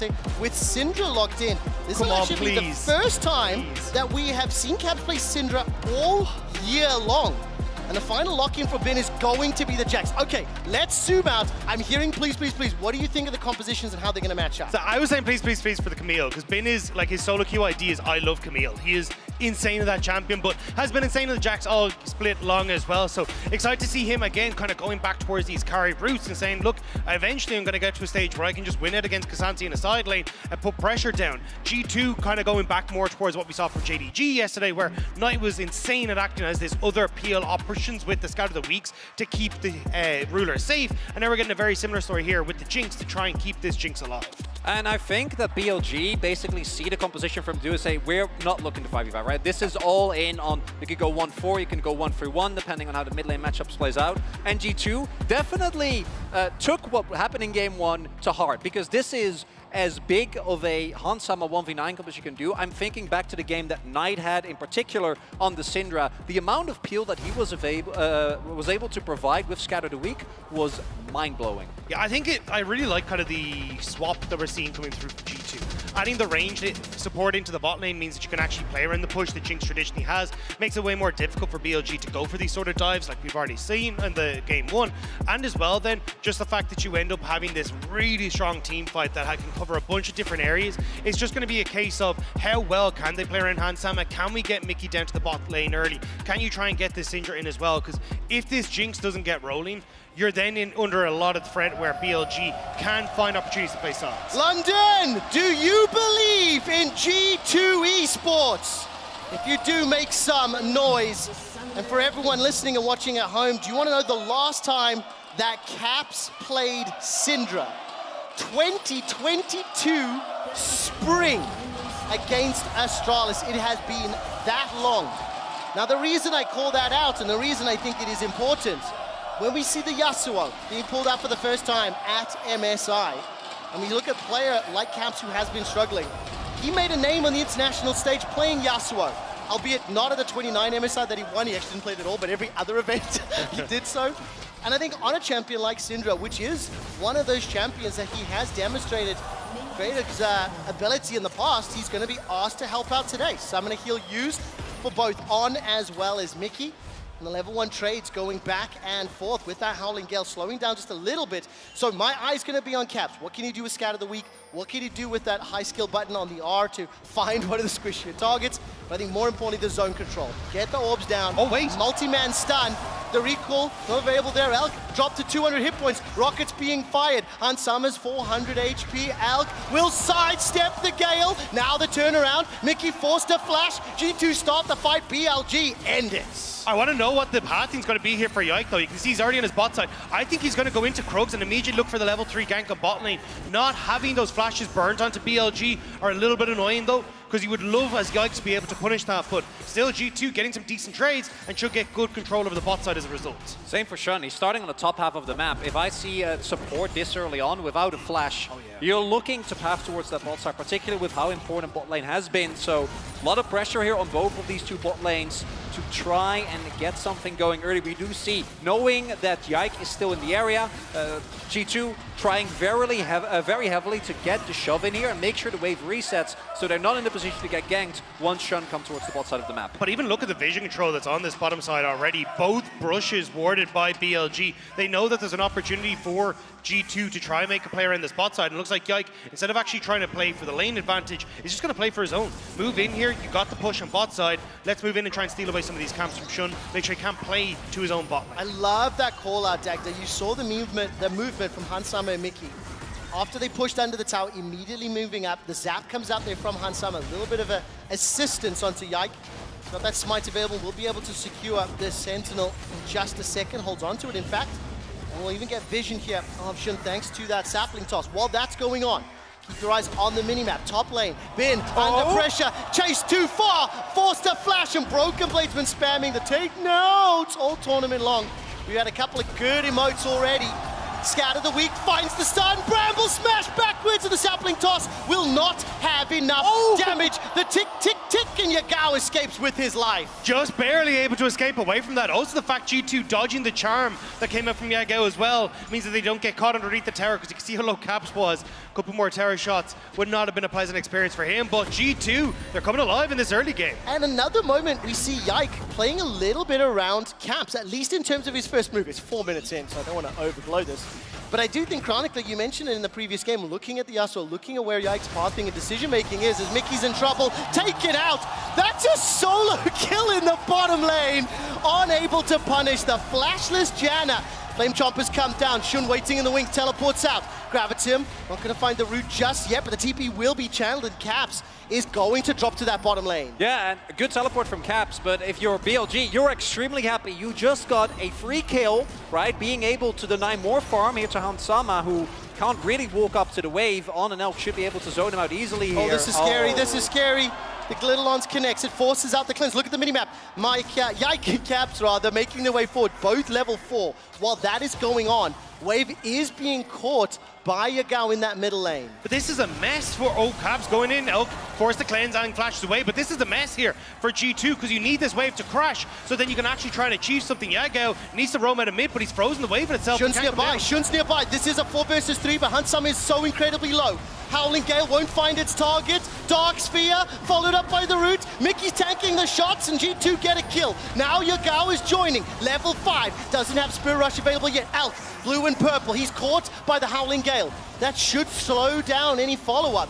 And G2 escape. They pull off the dive, they get the kill, and they get out. On spamming emotes as he's getting killed is definitely a mood. Love that.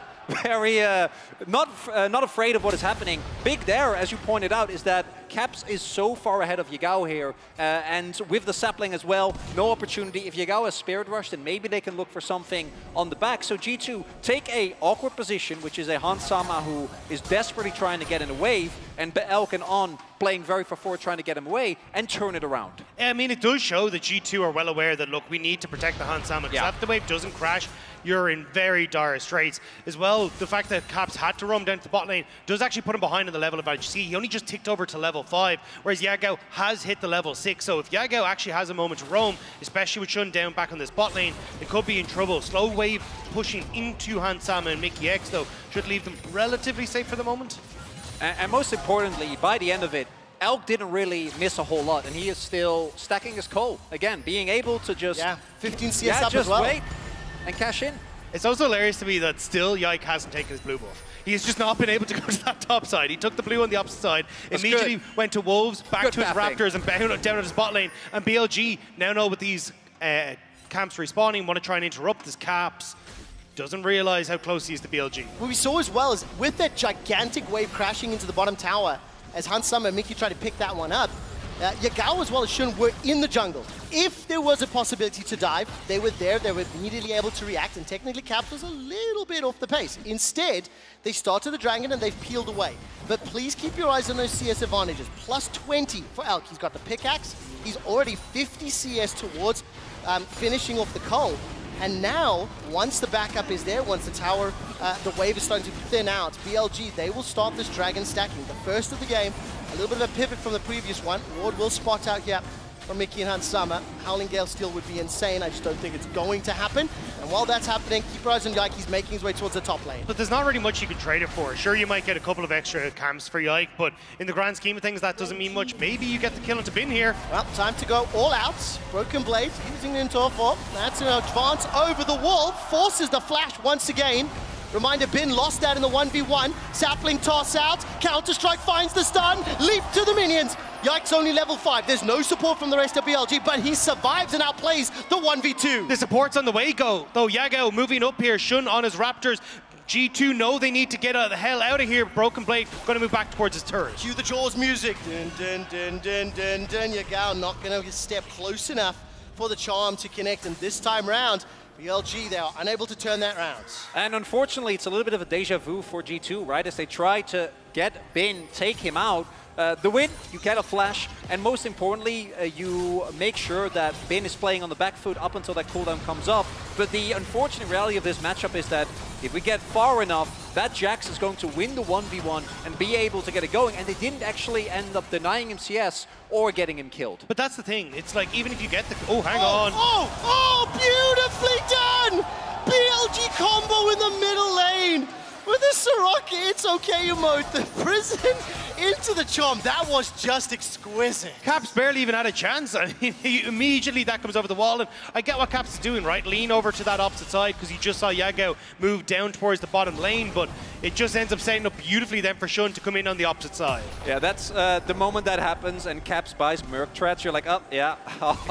Gotta need those against the opposing team with the amount of CC that they have available. G2, though, trying to answer BLG, and I think, given the base timings of BLG, they should be able to. And they desperately need this. Top lane is fairly even, but mid is heavily in favor of Yagao. Bot lane is heavily in favor of Elk.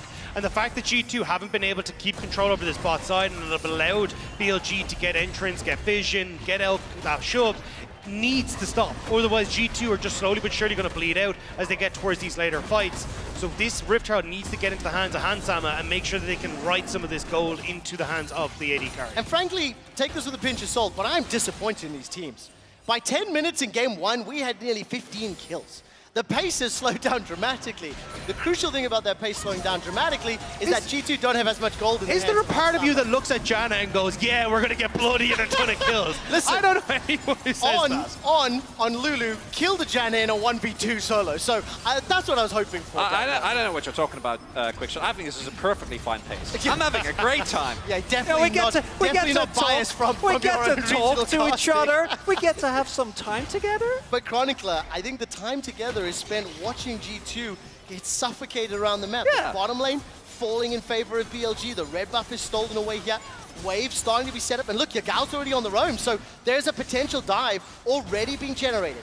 TP is available for both Caps and Broken Blade, but Broken Blade is being pushed in by Bin. So 3v3 for now will become a 3v4 shortly, Chronicler.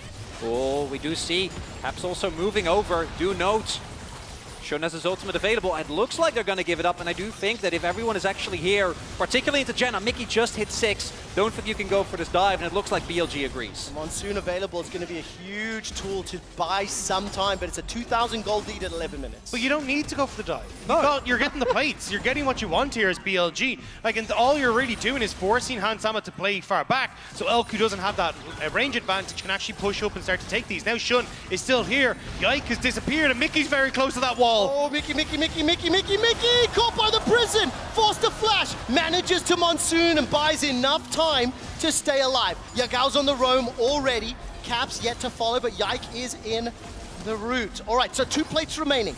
Cole has also got 3 minions left to proc, so Elk will be able to get that giant infusion of gold. And look at this threat, look at this pressure. BLG are relentless in the bottom tower. What's important as well is that while Caps this time around is earlier, last time he was behind Yagao. Yagao is continuously shoving in and then moving, and Caps first is to catch the wave, then move, but that also means that every time he goes for that, he will be losing health on his turret as the charm does hit. Beautiful charm, again, denying some CS, just putting that chip damage. It means even if Caps goes for a move, he's low on HP, he's been bullied by Yagao's Ahri. But it's also the fact that G2 are constantly falling behind as they're trying to defend these plays. So Caps had to TP down bot. That already sent him behind when it came to the experience. Now he's struggling to push the wave against Yagao as a result of that, right? But you're also looking at Yike. Yike is spending a ton of time on this bot side, but Shun has already taken his camps. So there's little excuse for Yike to be here apart from I need to save Hansama, but Shun gets to go back to his own jungle, continue to farm up, and it's these little advantages that BLG are starting to accrue further and further, and making it incredibly difficult now for G2 to contest the setup that BLG have on this dragon. And more importantly as well, Gale Force secured as well. So cue the jingle, 12 minutes in. Alk has already got himself that mythic. The rest of the members on the Rift still trying to build up towards it.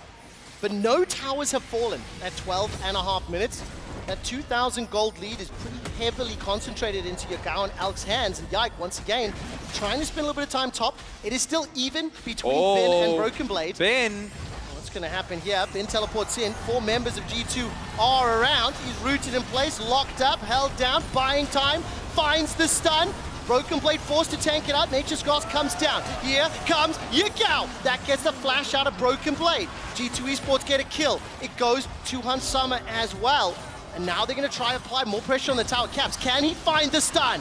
Oh, He does! Finds it! Unleashes the power. Where's the rest of the members? That goes Golden. Yagao using the stopwatch. Flame Choppers will not connect. On has arrived to the fight as well. Mickey's going low thanks to the glitter lance, and Shun is making his way top as well. 4 members of G2 chasing. The weak are scattered, and Yagao's wild growth manages to keep him alive. G2 on full retreat now. Tower still a pokers. Multiple plates have fallen. Shun will get a kill back onto Caps. Flashes forward. Shun now looking for Hunt Summer with the Arctic Assault. He's slowed by the glitter lance. Cleanse comes out once more, and Hunt Summer still running for his damned life. Will be taken down by On. 2-1-2 and some Portal combat reigns supreme. And G2, that initial dive, a big mistake from Bin, right? A misread from BLG. He teleports back. Getting him was good, but Elk got 2 full turrets. He just got bottom mid lane by himself, and the overall play on top side. Oh my god, it's a 3,000 gold lead. The play on top side didn't even end up working out. It's a little doomed, folks. Dagda, I appreciate your earnestness. 4,000 gold. No, 5,000 gold to lead. I'm actually really glad, Chronicler, you pointed that out. I wasn't even looking at the minimap in the skirmish. I didn't want to. Elk picking up both towers. He's got 3,000 gold more than Hansama. He's nearly towards the Infinity Edge. Yeah, it's phenomenal. Keep your eyes on the minimap infrequently throughout this replay. So this is a great play, right? G2, they're able to get a kill on Bin, putting him behind, give the gold over to Hansama.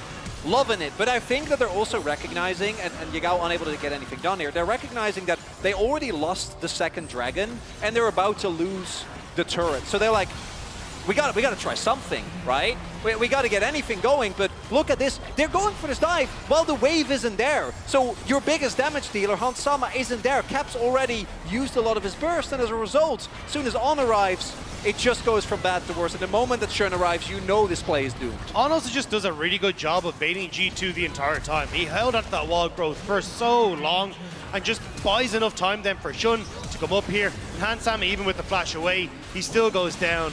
Great turnaround from BLG, and I mean, as you say, look at the minimap. Bot lane tower went, and then Elk was like, oh cool, yous are all down top. I just guess I'll take mid as well. I'll be brutally honest with you, on a very personal level, I am very sad to see this happening.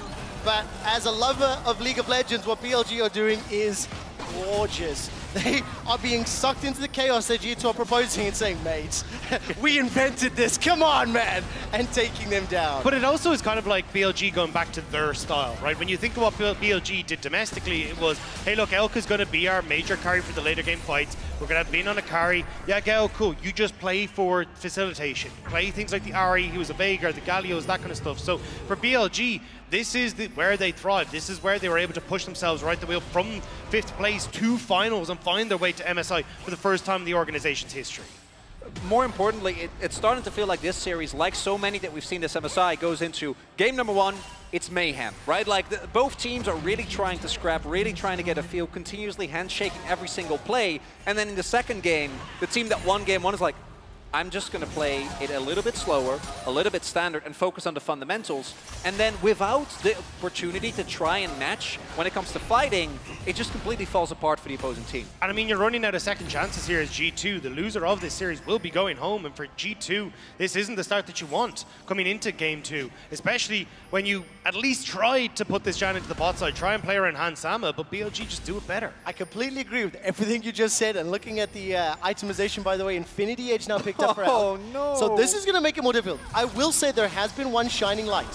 The Barons have been problematic for every region, Chronicler, every region here at MSI. But G2 we had a discussion. Messed up last game. Oh, no, it was. But if BLG do stop playing on these objectives, let's not forget the fact, getting excited, scatter the weak, the Maokai ultimate, there are a lot of tools. I do need to look for silver linings here because it will be incredibly difficult for G2 to pull back the deficit. But BLG have not had the cleanest of games. We saw it in the previous. That damage, however, is gigantic. Gale Force IE.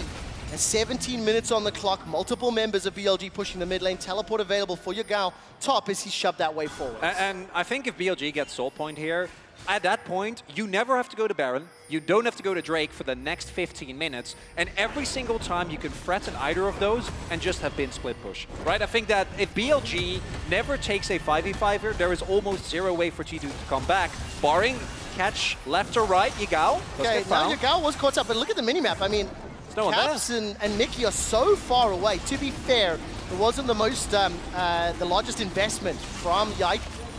Super Mega Death Rocket went just a little wide. G2 Esports will pick up their first tower of the game. They will get themselves the objective bounty as well. The Dragon was secured by BLG. So now what we really want to see, I think we really want to see patience and control from BLG. Utilize that Jax in the side lane.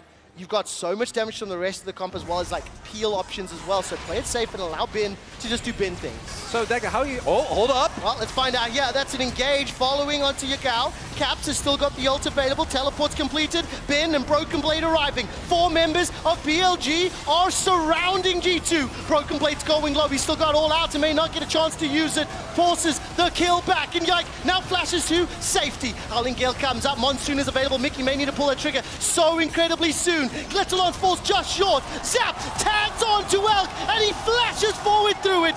Bin finds another and BLG string together 3 kills as G2 run for their lives. And if this is not a commentary on the state of this game, then I don't know what is. BLG's like, what if we just force a full-on skirmish? What if we just hard 5v5? And when you're a Felios, who is an item up, isn't even needed to win. It's not looking good. And Elk literally just ran Sam and Mickey around the map. They're like, I can 1v2. This is fine. There. And now you get the Rift Herald into the base. Well, the base is now broken open. Baron spawns in 20 seconds. And I hate to say it, London, but you're sounding like a library here as BLG are pushing G2 to the brink. 7,000 gold the lead. 3 minutes to the soul. And it's BLG in dominant fashion. I was looking for the patience and control. Frankly, they just forced the skirmish. Well, I'm still impressed. Yeah, I was actually, as that play kicked off, I was about to ask Dagger, so how do you feel about the odds that BLG is going to play this slow and calculated? And I haven't gotten the answer to the question. Or Yagao literally goes in on the Ahri. And I think given the state of the game, they can, right? Incredible amount of gold leads. And you see, as you point out, that BLG throughout the entirety of this is a man up. And the thing is, look at Elk. He's just chasing Hansama and Mickey through the jungle. And then Hansama and Mickey literally get here to go like, oh, cool, I'll throw in an auto and chompers. And okay, no, we're getting on out of here. I mean, even Mickey's tornado just got flashed over by Shun. It's like, no, we can keep going. I'm down. Let's fight. They know Elk was on the flank, which for Nephelios is not a position that we see him in often. There's not a huge amount left for G2 now, and again, it kind of feels like G2 are still trying to figure out the style they want to play against BLG. We saw this Gragas Yasuo combo in game number 1. Now G2 trying to go a bit more standard for what we see in the meta at the moment, but that's not really working out for them. So for G2, what do they do after this? Because BLG aren't going to stop. The kills used, Nature's Grasp dropped as well. Shun's thrown out the prison, but remember, this is just to keep members of G2 alive. Scatter the weak forward, captures the target, manages to escape for another. Here comes Bin. Caps flashes over the wall. Moonlight Vigil doesn't find anybody. The Howling Gale catches out. He used his flash earlier, and G2 find the kill. They find the shutdown. They find life in London. That's another secured onto one. The third onto Yagao. And in the middle of the rift, Shun starts the fight, but G2 end it! Jomong Madness is still alive and well here in London, and G2 collapse onto BLG AD carry, and now Shun and Bin, they're still around though. They are indeed. There's no blast cone available. 2 members versus 5. This Baron's taking time. Sapling is going to spot out Shun for now. He can Arctic Assault over the wall, but he won't.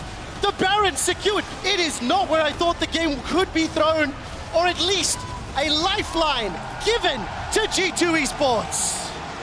And we're going to go into replay. I want you to take note of what Elk is about to, well, what is about to happen here, right? Because Bin gets the flank, you get the flash, you have control of the river, you're fine. Your ult misses, and he Gale forces into a Jenna tornado. Immediately gets taken down. Broken Blade is more than ready for that. And without Elk there, and with a Jinx that starts resetting in a fight that is completely split up, G2 smell a big moment of weakness and are able to turn that into multiple kills as well as a Baron. Please keep in mind, that is a neutralizing force. G2 Esports need to use these Baron-empowered minions to buy time, to pick up farm. There is still a significant disparity. There is also 20 seconds before the Dragon's Soul, and Broken Blade is the target. Shun has already used his ult. Yagao finds the charm, may need to Spirit Rush over the wall, and does so. Shun is jumped on. Hans Summers looking for another kill. He secures it and finds the shutdown. Copper Box goes mad as Yagao's now on the retreat. 4 members of BLG stepping away. The Mega Death Rocket will not find its target, and this is the first Dragon for G2. That gigantic lead has been squashed. G2 have found the life that they needed. Again, picking off Shun, who'd overextended. It looked like BLG were kind of caught with their pants down. They were trying to get vision, but completely mishandle it. Now, there's a ton of standing gold on the map that G2 can try and pick up. I think what's really important here as well is that, as mentioned, BLG, with the composition that they have, should struggle against G2 when it comes to 5v5 team fights. But because of how the early game snowballed, it didn't really matter. But now, with the gold lead on parity as it is, BLG is actually going to have to be able to leverage their superior side lanes if they want to get a sure-footed victory here. One thing to call out as well is just moments ago, Elk was able to pick up that Lord Dominic's regards. So he still has the 2,000 gold lead. The difference between teams is concentrated in that one item. So for the rest of G2, the fact that Broken Blade's been able to pick up a couple kills is very good.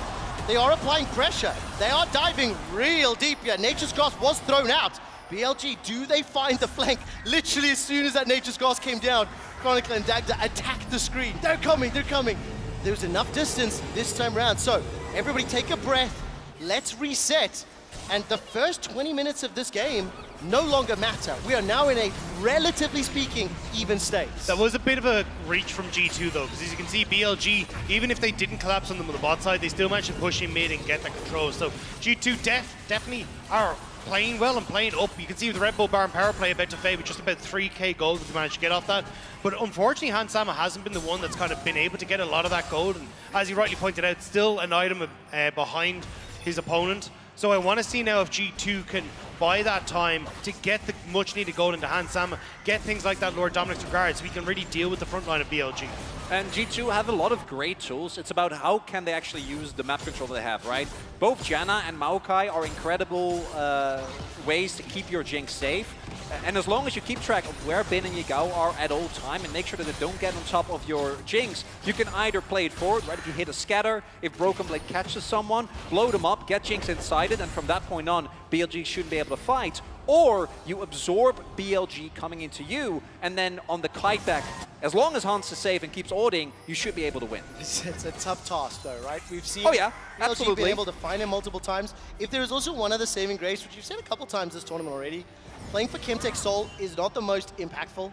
So this is a little bit of a blessing here for G2 Esports.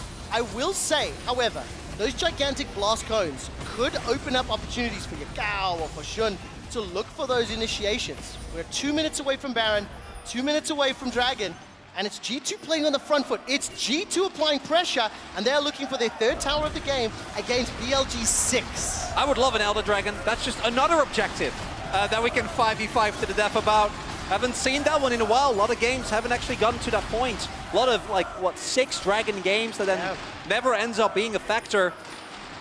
And we see BLG keeping it slow, trying to play around the sidelines, and I think once the Baron and Dragon come up, that's when we're going to see more aggression and attempts at picks on the map. Okay, so Dagda, you and I think we've seen G2 in this scenario a few times throughout the course of the year.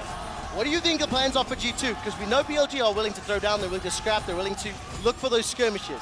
It is still BLG in the lead. They still have more objectives, they still have the ability to get to Elder sooner. So the onus is on G2 to find a mistake or to create an opportunity. The thing is though, with the flip that we've seen come through, is G2 who are the ones with the tempo, right? They're the ones that can actually go in max side lane to push out waves first and make sure that they're able to kind of keep Bin off the map, and as a result you can see how much more shallow the warding is for BLG. There's not really much past the back of Red Pit there, and that's really going to hurt BLG, especially as we start to come up towards these 2 big objectives that are starting to arrive. Baron in 30 seconds, Dragon in 50, and as long as you can play this fight front to back as G2, BLG are not going to be in a comfortable position, especially with the amount of peel there is between Mickey and Caps for Hans Sama. Crucially, Hans also finally hitting that third item. yeah, still a little bit behind, but once you hit that threshold, particularly on Jinx, it doesn't really matter. Jinx is really interesting because she's one of the few AD carries that didn't actually benefit that much from the fact that you can go for IE second, right? She really needs the combination of that IE and an attack speed item, and as long as she's attacking anyone on BLG, that isn't sure going to tear through them like paper. And of course, the Moonstone Renewal also completed, so just before 2 potential big objective fights, G2 Esports have got the itemization that they need. Elk is only a Zeal ahead of his opposite number. And we've got the showdown, 5v5 in the mid lane. Ben looking for the engage, Caps buys time, goes golden. Nature's Grasp is now disconnected, so has the Monsoon. Ben's running away for his life. Broken Blade's looking to go all out, and with BLG split up, G2 Esports cannot find a target, cannot lock anyone down. The meanwhile, visual went completely wide. Elk didn't get the damage off, and now it's G2 who have control of Baron. Oh, they find themselves the stun. Shun will not be able to follow up. Teleport coming back in. Ben started this fight, ran away from it, and is teleporting in for round 3. A lot of ultimates down on either side. G2, they're starting it up again. It's Baron. It's Baron. It's an MSI 2023 Baron, but how will it end this time? The Howling Gale buys time, unleash power onto Shun. He's burning, he's below 200, and the Super Mega Death Dogger won't find his target.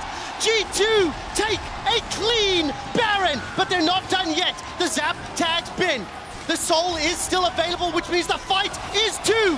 Ben needs to leap away to safety, teleporting from Broken Blade. That's 2 of them used in this extended engage. The Dragon has been started in G2. They are pushing BLG back. London, do you believe G2 are starting to move in towards the Dragon? Oh, Yagao goes forward, he's caught, he's stunned. This weak got scattered. The Dragon secured, and so is the Soul. But it's Yagao that's taken down. Nature's Grasp splits up BLG, and Shun is being chipped away, hammered away. It's time to get excited as Hans Summer and G2 come alive. And for the first time in this game, G2 with a gold lead. And it all starts off with one of the most high-value stopwatches I've seen in a long time coming through from Caps. That is one of the longer team fights I've had the pleasure of casting, and G2, while they did not get the Soul, they got everything else that matters. G2 are in control for the first time this series, but do not forget the fact that Elder Dragon in 5 minutes is a potential game-winning moment for BLG. But it's G2 who finally have control. It's G2 that are getting their items onto Hans Sama, protecting him well, with Mickey X having such a good Monsoon in the middle of that fight to keep Hans Sama safe. And now BLG, they overstepped their mark. They lost control of the map, and it's BLG who are on the back foot. Want to know the goal difference between Hans Sama and Elk right now? 600. That is how drastically it has swung between the respective players. And it is G2 Esports with the 3,000 gold lead. You can feel the energy in the arena. The local crowd getting behind the LEC second seed.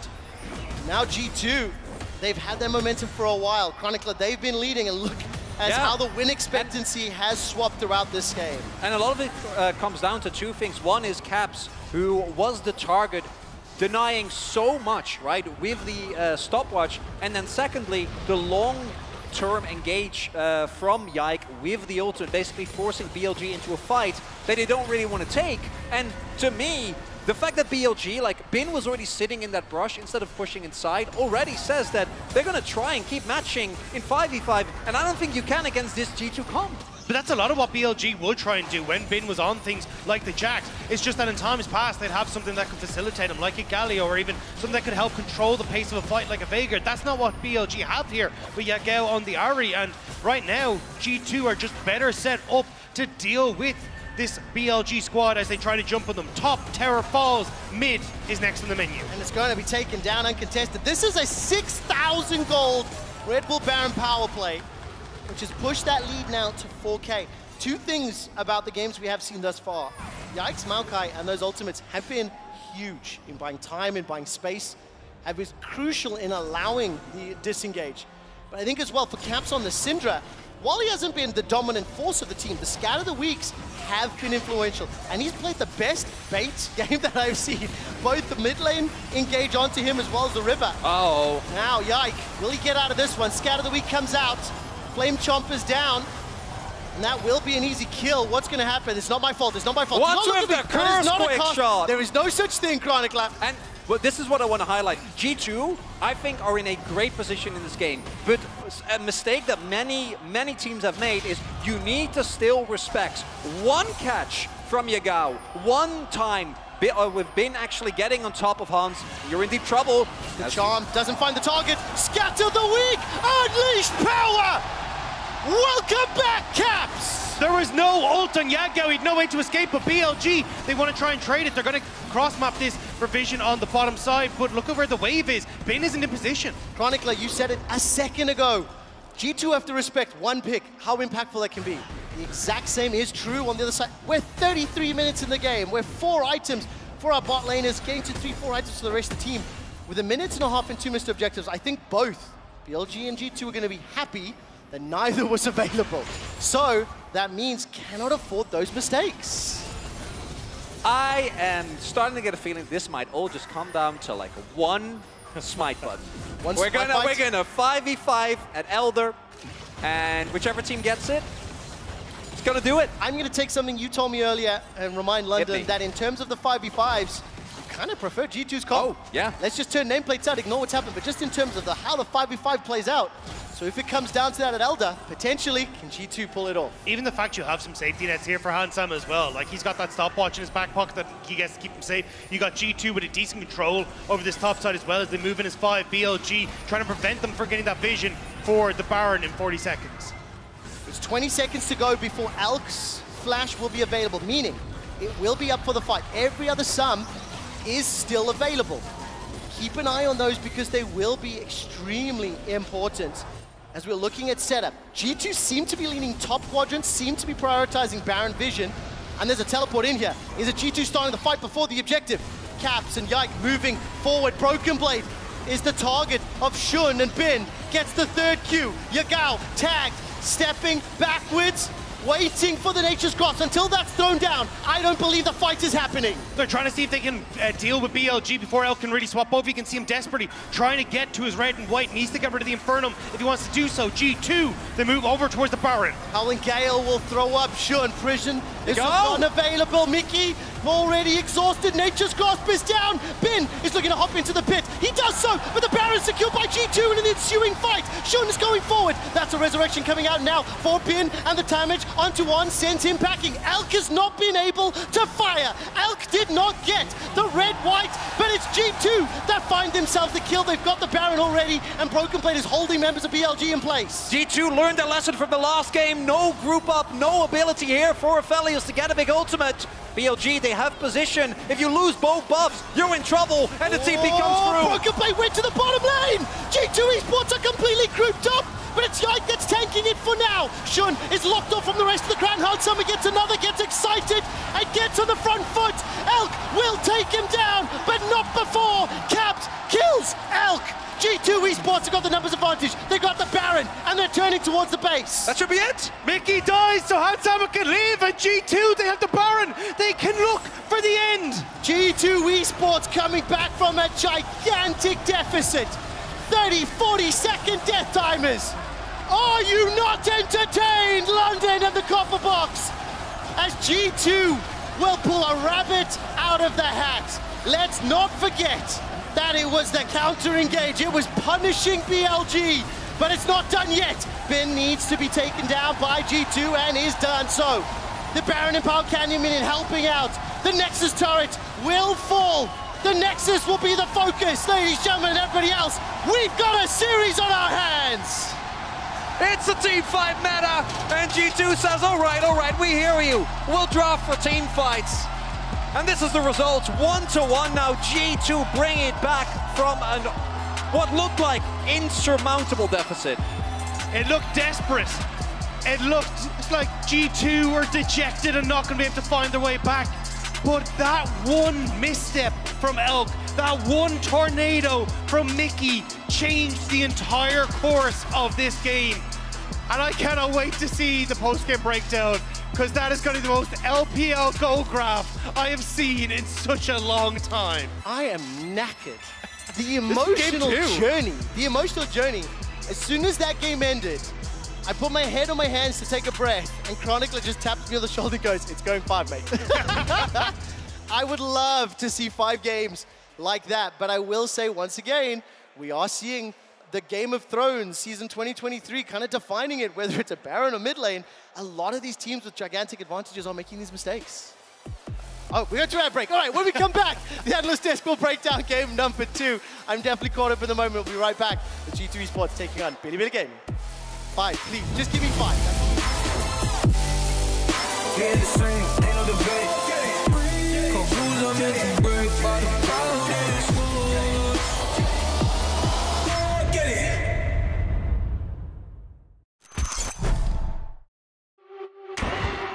Monsters attack. We're back on attack. Monsters attack. The creepy cat's back. Yeah, you gather round, Spatulopolis. The monsters attack. It's the championship, Spatula Fallopians. It's time to finish this. Season up with a monster cook-off. Monster slice, dice, and synergize for a taste of that spicy prize. Superhero squads going up to the chase. Cooking up the meta with fresh flavor and taste. Chop, chop, chop, all the way to the top. Where to go, the spatula is right there to be cupped. Feast your eyes and delight your minds on the best comp fries you could ever find. Monsters attack. Come watch with the pack. Monsters attack. Get back with a snack. It's the TFT Monsters Attack Championship.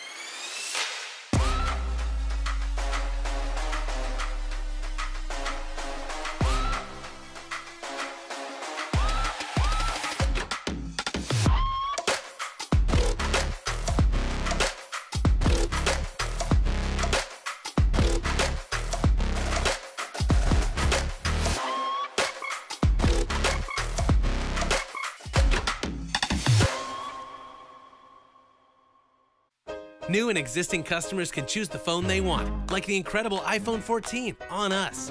Not to brag, but I'm on Verizon now. And I got to choose the phone I wanted for free. Not that you're bragging. Choose the phone you want on us. Verizon. Red Bull gives you wings.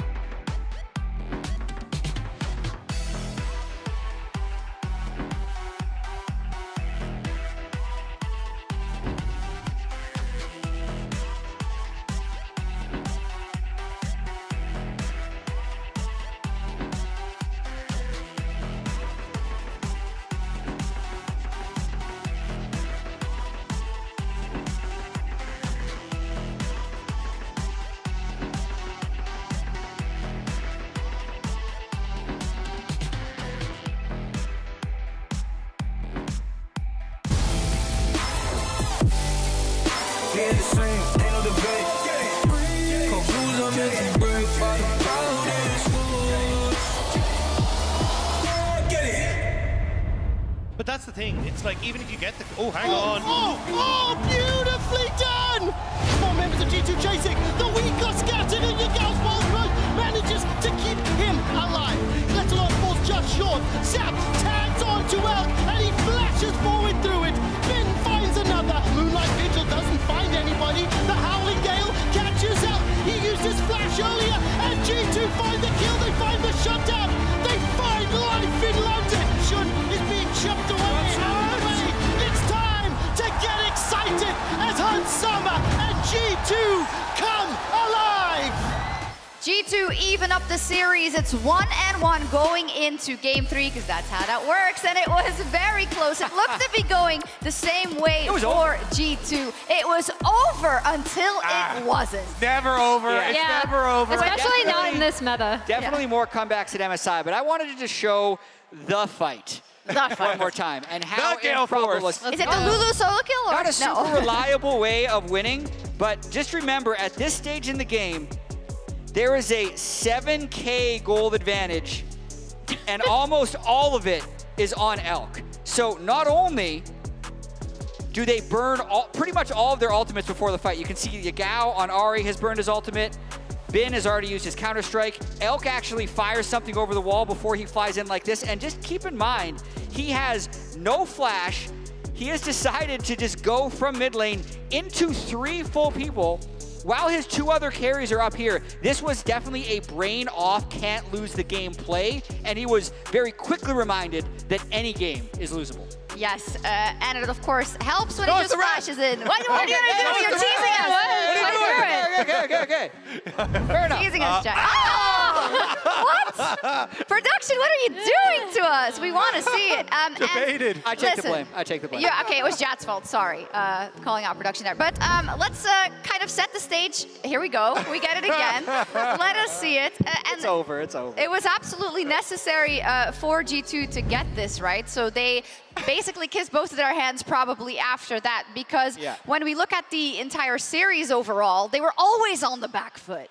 I have to say, after that, one big throw, it still requires a lot of good things from G2. I want to shout out Mickey's Jenna that he's been playing as well. Really big in stuffing a lot of these plays, stuffing Yagao's Ahri. So it still did require more. Yeah, Emily, and we were watching it, and like the previous game, there was a lot of macro decisions also out of the side of BLG when they did get a slight advantage that allowed them to get all of their resources on Elk as they have done. And you wanted to show us that. Yeah, so I wanted to go through a run of play basically where they're going to end up getting, by the end of this, mid-tier 1, bot tier 1, second Drake. And this is when G2 decide to go topside and kill off. So they start the Drake here. This top dive is going to go, which is actually a good play from G2, right? Like, they get the kill onto Bin, but meanwhile, Elk is soaking up all of the turret plates. Bot, Shun is able to get that second Drake for them because they'd already started Drake stacking. And then they're actually BLG is going to be able to respond to this dive on the top side as well. And then the other thing you're going to notice is that Elk is just going to be moving up here, right? So they're just getting all of these turret plates on him while this entire top side is going on. G2 actually do end up losing the fight because of BLG's response here. It was a run of play where I was like, okay, they're doing such a great job of being like, we don't even need Elk here. He can just soak up these plates. And then additionally, they got so much from it. This is where the game really broke open for BLG early. And also, based on what happened, the fight that Jap pointed out, it also shows just how much late game 5v5 fights matter. We've talked so many times in these games about how you can have a run of play like this where you get almost everything on the map, they get nothing, and it does not matter if you cannot 5v5 and protect your hyper carry. Yeah, that there is just such a massive massive hole that G2 put themselves into. You know, getting blown out both in macro and getting blown out by overstaying and everyone dying there too. That was not just 2 turrets. That was with turret plates still up too. So much gold off of Elk and a dragon because all 5 members just commit and stay so long on one side of the map, just on top side. Here's a question though.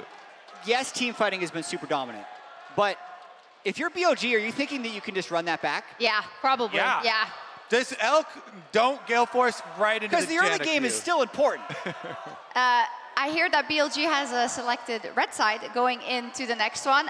And now I want to talk about these comps because as we maybe pull up a full screen graphic of how it's been going between Hans and Elk, we know this is the deal. The bot lane carriers are going to have to carry. Are we seeing a next evolution in where you have the, of course, protect and facilitate the ADC comp, and then on the other hand, you also have, wait, this is our, we're gonna make the enemy ADC hell comp. I think that G2 have been doing a very good job so far this whole series, even including game number 1, getting a lot of money onto Hansama, getting kills. It's just that in game number 1, G2 went with a much riskier composition in order to do that. They had the Blitzcrank and the Maokai constantly flashing forward and getting those kills, getting those picks for Hansama. But in this one, they were doing it way, way safer because of the Janna pick and that switch. And then Broken Blade on the Cassante playing a really good job on frontline, getting that safety for Hansama. So, you know, hats off to G2 being able to complete it. Yeah, I think the Cassante pick is massive here. And then additionally, I also would like to call out Syndra, despite the fact that there was an entire part of the game where Ahri was just able to push, right, and then roam bot, and they were threatening bot from about like 9:47 through like 11.5 minutes, just constantly getting plates and plates onto Elk. But I do think that once you were able to see those long-range stuns, especially after G2 won that game-deciding fight, that was another pick that kind of helped zone people off, so Hans was completely safe. And for me, I'm really curious what the emotional level of BLG is going to be. Do they think it was all about the throw, or do they think there's fundamentally a problem with the way they've been drafting? Because for me, like, even if I'm G2, I don't think the Janna worked. Because they were down 3,000 gold, 80 carry to 80 carry at 14 minutes. That's unacceptable and should lose you the game. So I think BLG would be happy to run this back, and if G2 runs it back, I think BLG would take it. I think that's because they all 5 went top lane for like 3 minutes straight and gave up 2 But why were they top lane in the first place? towers. Because they were getting completely starved bottom lane. They were 2v2 trapped under their tower, losing plates. Constantly. The man has points. BLG have definitely done a much better job of attacking that bottom lane side of the map for sure.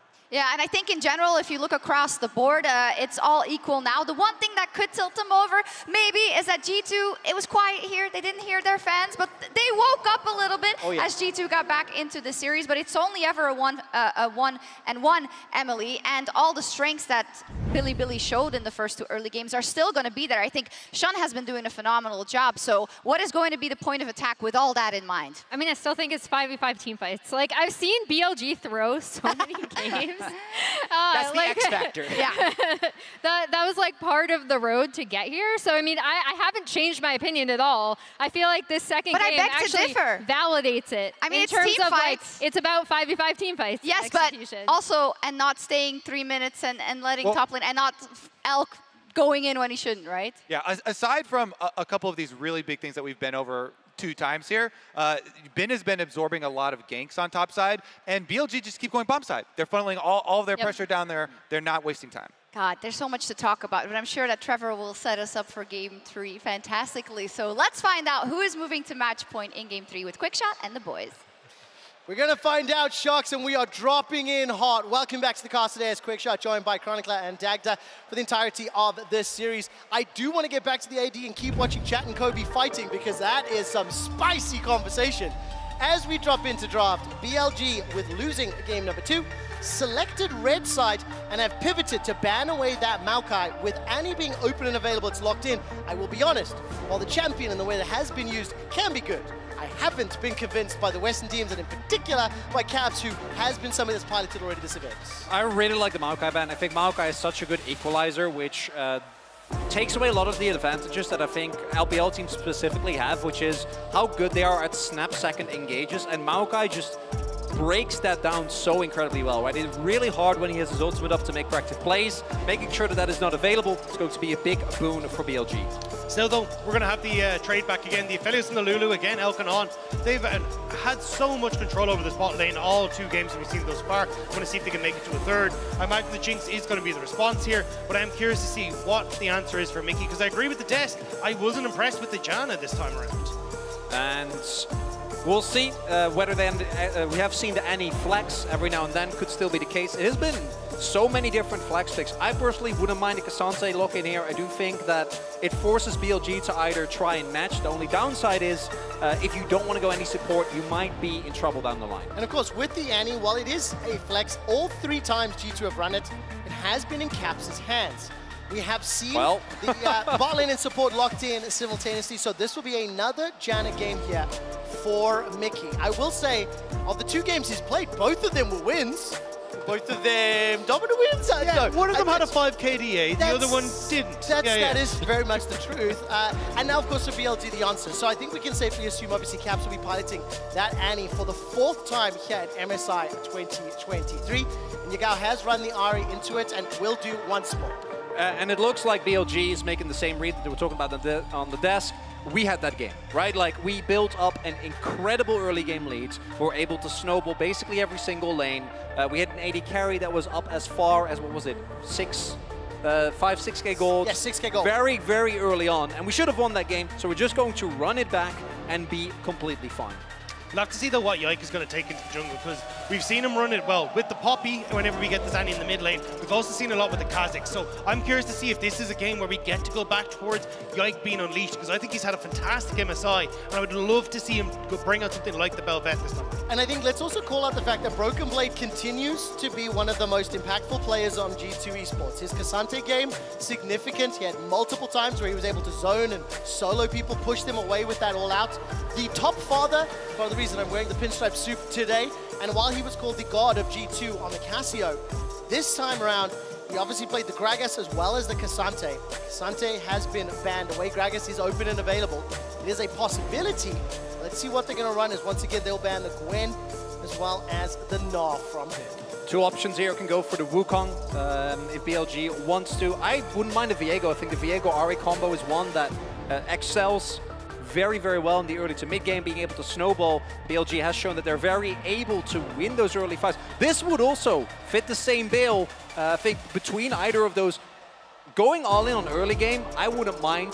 Wukong is more into the team fighting direction, relinquishing a little bit of early control. But both the Lee Sin and the Wukong kind of suffer from the same thing you were talking about last game, Chronic, right? There's a Janna on the other side. They are so good with the Janna of just dismantling all that engage, any sort of setup that you have. So I'm very curious to see how Shun is going to try and pilot this one. I actually thought he might just default back to the Sejuani and just go, hey, look, I can just go for the long-range engage instead. I do want to say that, like, nameplates or players agnostic, the Janna pick can do well. I wasn't convinced in the previous game.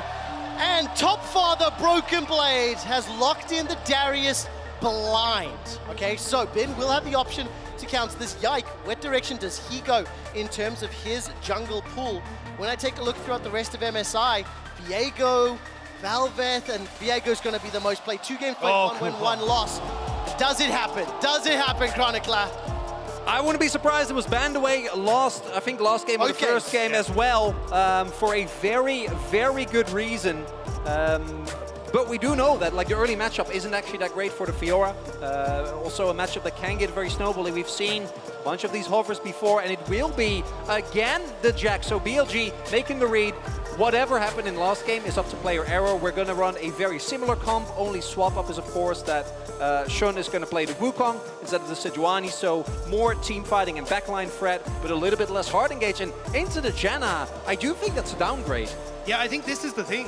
If G2 can actually just smooth out the early game in bot lane and prevent BLG from being able to play into team fights, they don't have that long-range engage with the Sejuani the same way. Shun needs to get in, and when we actually got to those later fights, regardless of what happened in the early stages, Mickey was massive on this Jan in preventing so many of those team fights from going the way of BLG, even preventing people like Bin from getting in. So coming back down to it, I like what G2 have.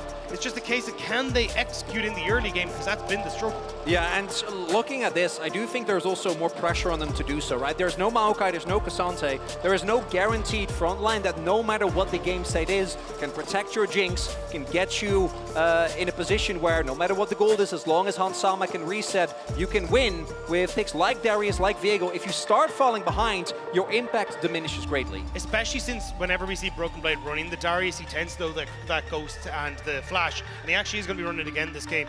If you start to fall behind and you get Bin on a Jax, able to play side lanes, that's where BLG are going to be able to just play out the fact that they have that summoner spell and the teleport available and make it very uncomfortable for G2. So as I say, G2, this bot lane needs to go at least even if they hope to stand a chance in this. I mean, that's been kind of the story that we've wanted to see throughout the course of MSI. Bot lane has been the leading talking point, the primary stories.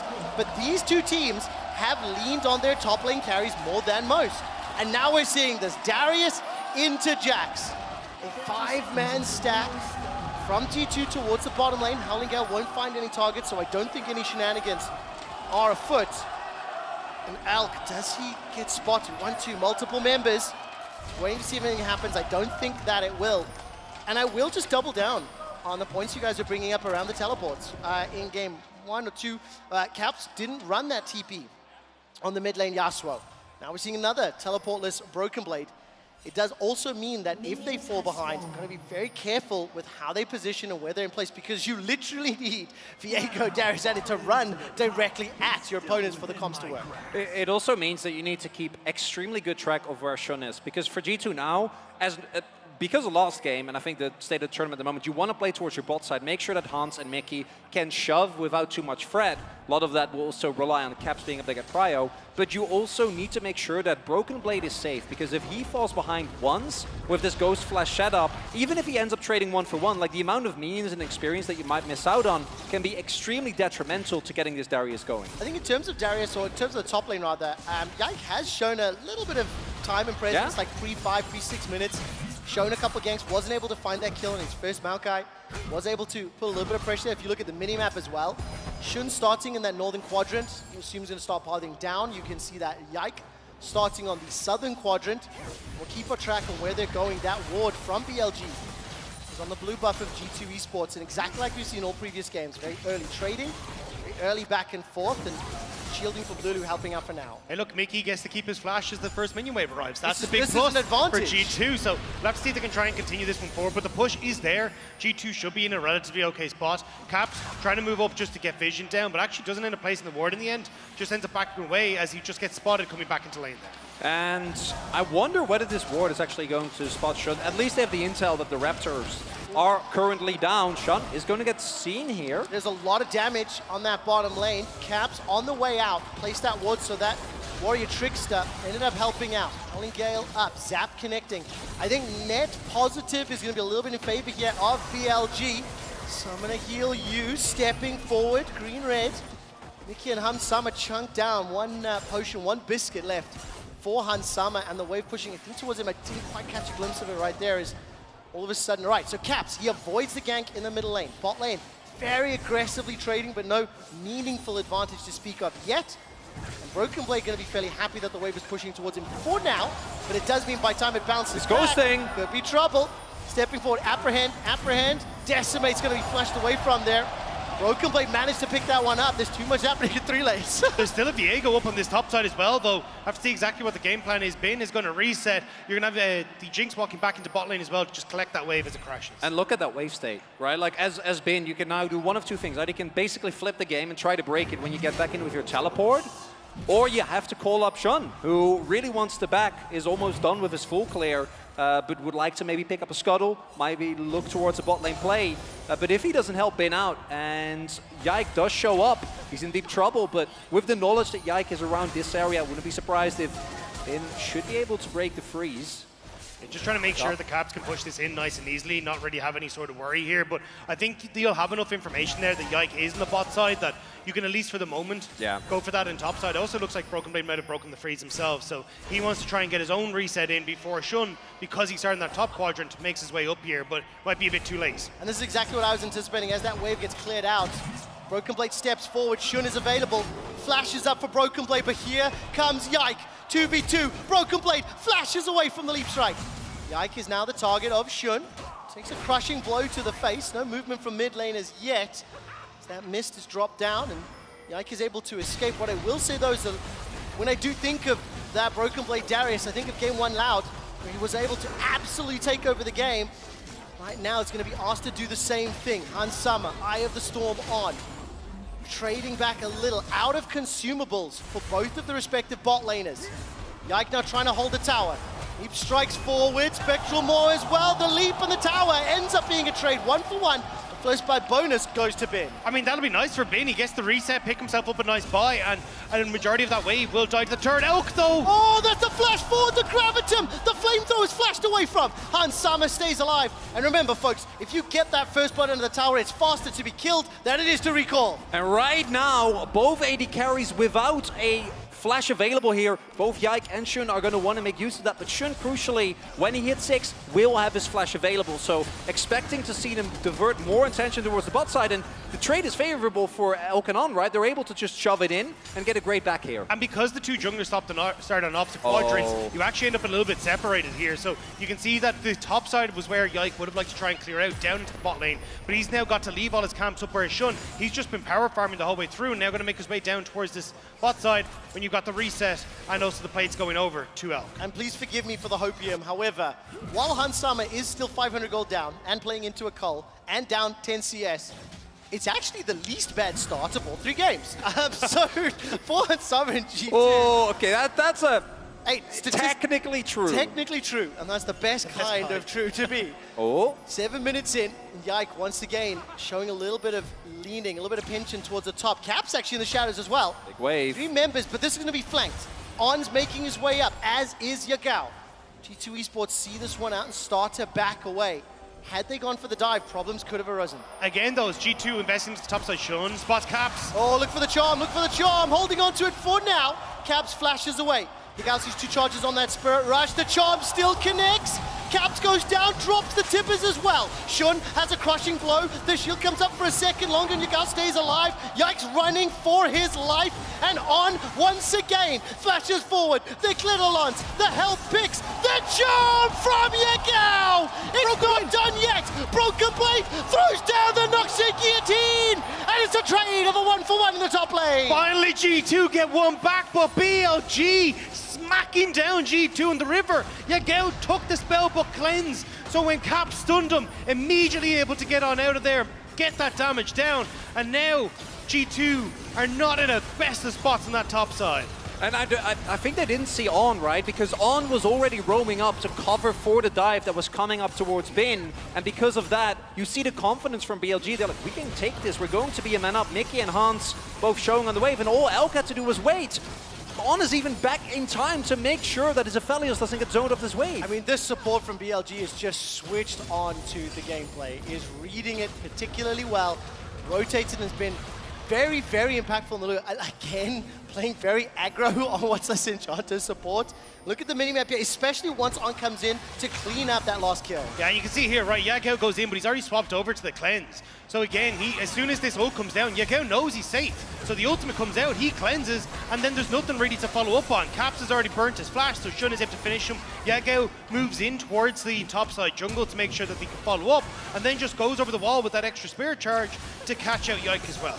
Really good movement as well there from Shun, making sure that he wasn't on top of his opponent, as in the top side, Bin is able to get the trade as... I mean, listen, every time we're watching this replay, by the way, Elk and On are pushing the bottom lane. Elk used that Moonlight Vigil to push Hansama and Mickey away. That Cole has got 30 stacks remaining. Hansama's down to, what, 400 HP? And while he's relatively close on CS for now, look at the minimap. Shun, Yagao making their way down. Ultimate available again for Yagao. So if Hans Summer sticks around, that's a target to die. But this is the thing, BLG have been playing really well around the map as to where G2 want to try and put some pressure. When you look towards the top side, because Broken Blade doesn't have the TP, the second Broken Blade wants to push a wave and actually get a reset in, lacking that teleport. BLG are reading that situation and catching G2 as they're starting to rotate up. And now, because again, Elkanon are just demolishing this bottom side, all the attention G2 are putting top just means that there's nothing to help out Hansama and Mickey on this bot lane. And with BLG now getting Dragon, they're actually going to be in a position where they can just play for side lanes, give up some of these early, or these later to mid-game Dragons, and not really be in a terrible situation. I mean, 1,400 gold lead here for BLG. Played secured in the bottom lane. That's about a 400-500 gold lead for Elk. BLG being a lot more mobile around the map, looking for targets. The one saving grace up until a couple seconds ago was Broken Blade. I think he's catching a pretty sizable wave in that top lane. He was up around 15-20 CS, thanks to the dive, thanks to the pressure that G2 had afforded him. And instead of going top once again, look at the mini-map. You can see Bin, he's farming between two towers. Yike and Mickey are pushing towards this blue buff, but they're about to be collapsed on. Yike steals away the blue buff. Cyclone available, but the trigger not pulled.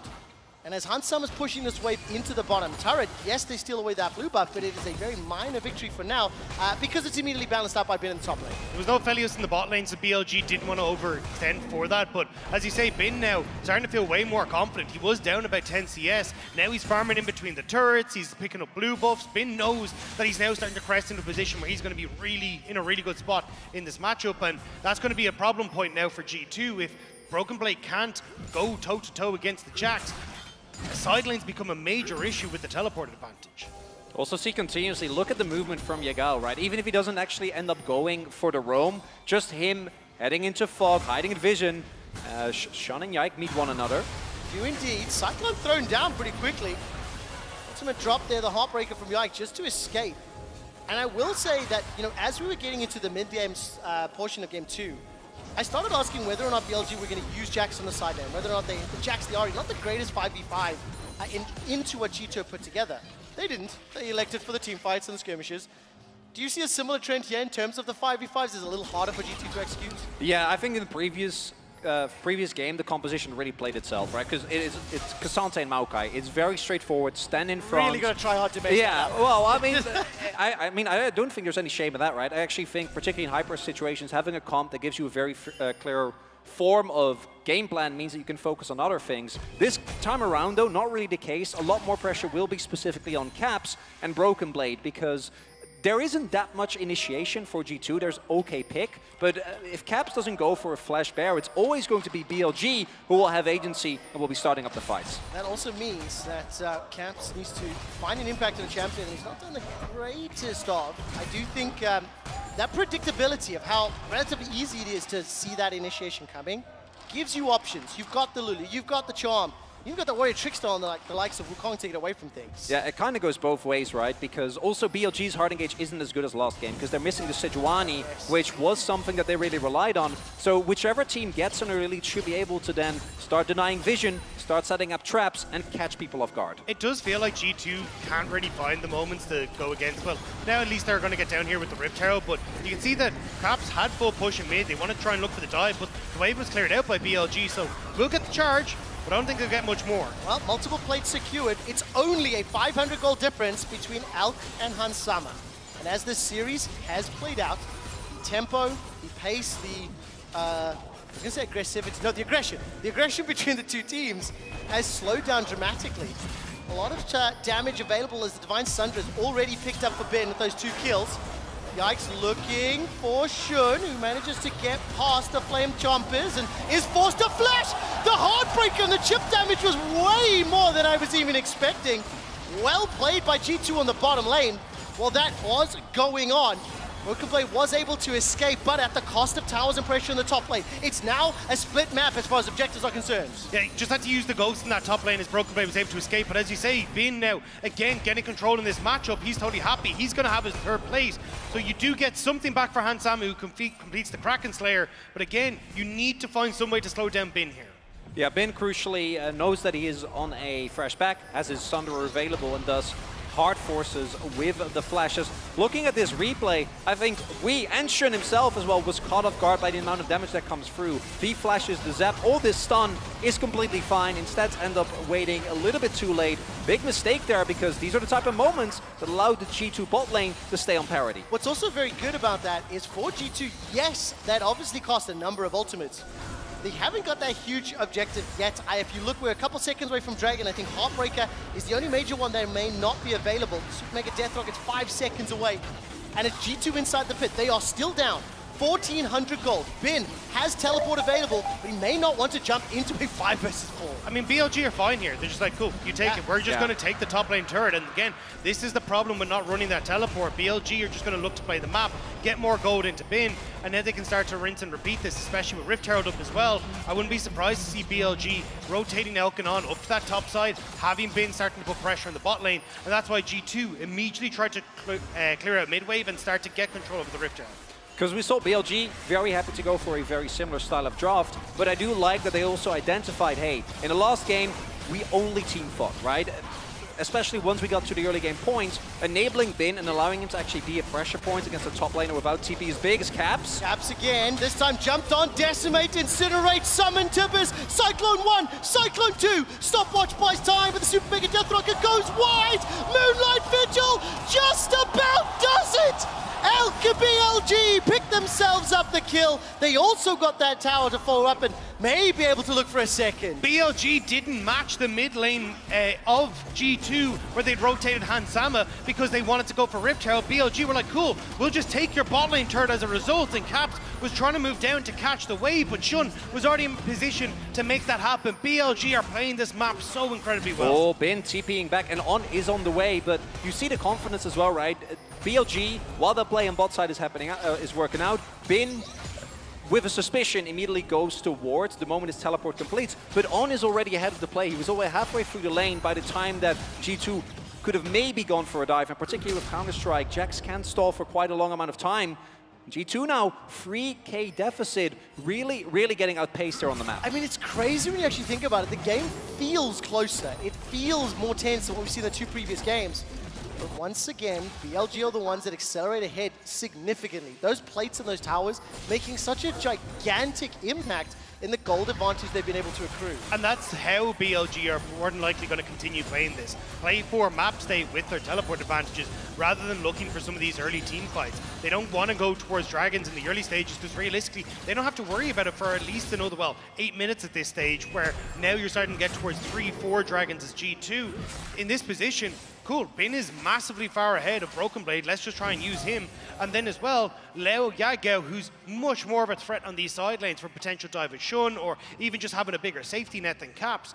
We can just continue to play sides and then look to collapse on mid at any point in time. The thing is, we sort of wanted to see that in the previous game, into that Maokai Kasante comp, right? Where the Ahri and the Jax were doing well. They could have done so. They elected to go for the 5v5s. Based on what you've seen from BLG in the LPL, Dagda, do they have the self-control to do so? I'll ask you to think about that for a moment, as Yike will be backed up by Mickey, teleport coming in from Caps. No flash available. Tippers is, though. Cyclone is already knocking them up. Tippers will land beautifully onto Shun's head. The follow-up is there. Yikes, looking to break the hearts of BLG. Steals away the Counter-Strike, finds the stun, and Broken Blade finds another. And Summer's excited. He's got the red buff, but he does get charmed up.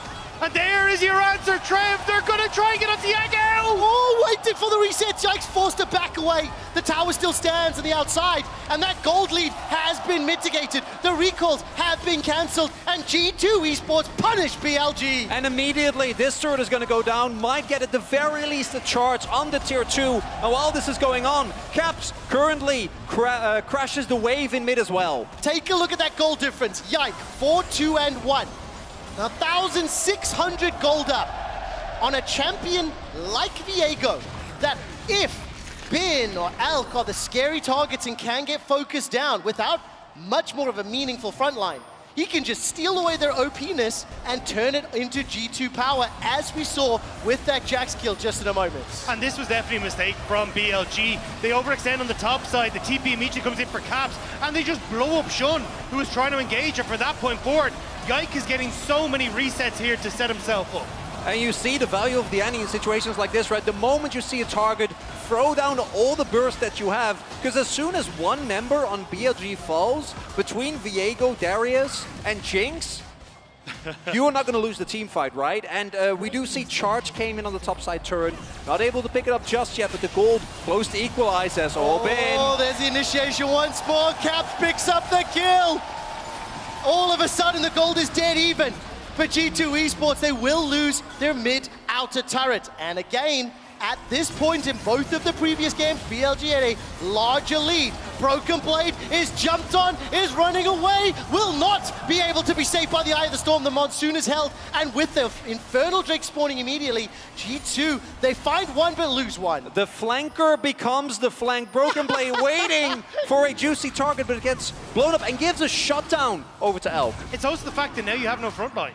G2 would have actually gone over for the Dragon, but with Broken Blade down, nobody wants to try and face check into this, so they end up just backing away. BLG get a Dragon that in no world should have been theirs. And G2, we've seen that BLG can really struggle if you're able to keep them down, right? Catch them off guard, try and catch them in rotations, try and force them into fights they're not supposed to take. Moments like this, it gets gold onto L, but it also means that the tempo of the game goes back into BLG's control. They're up in Infernal Drake, they're able to take control back of the river, and right now, G2's got to find a way back into it. I mean, G2 right now are proving they can, right? That's 2 games in a row that they have been able to find some surprising skirmishes. Let's say as well, being able to punish BLG in some of the decisions they've made. We're also playing for an Infernal Rift, which frankly, both team compositions would love to pick up the Soul for. With so much damage on both sides of team compositions, they want to pick up that Soul. I am going to be intrigued to see whether or not the open jungle in and around those red buffs and blue buffs will benefit maybe Caps looking for some of those initiation tools.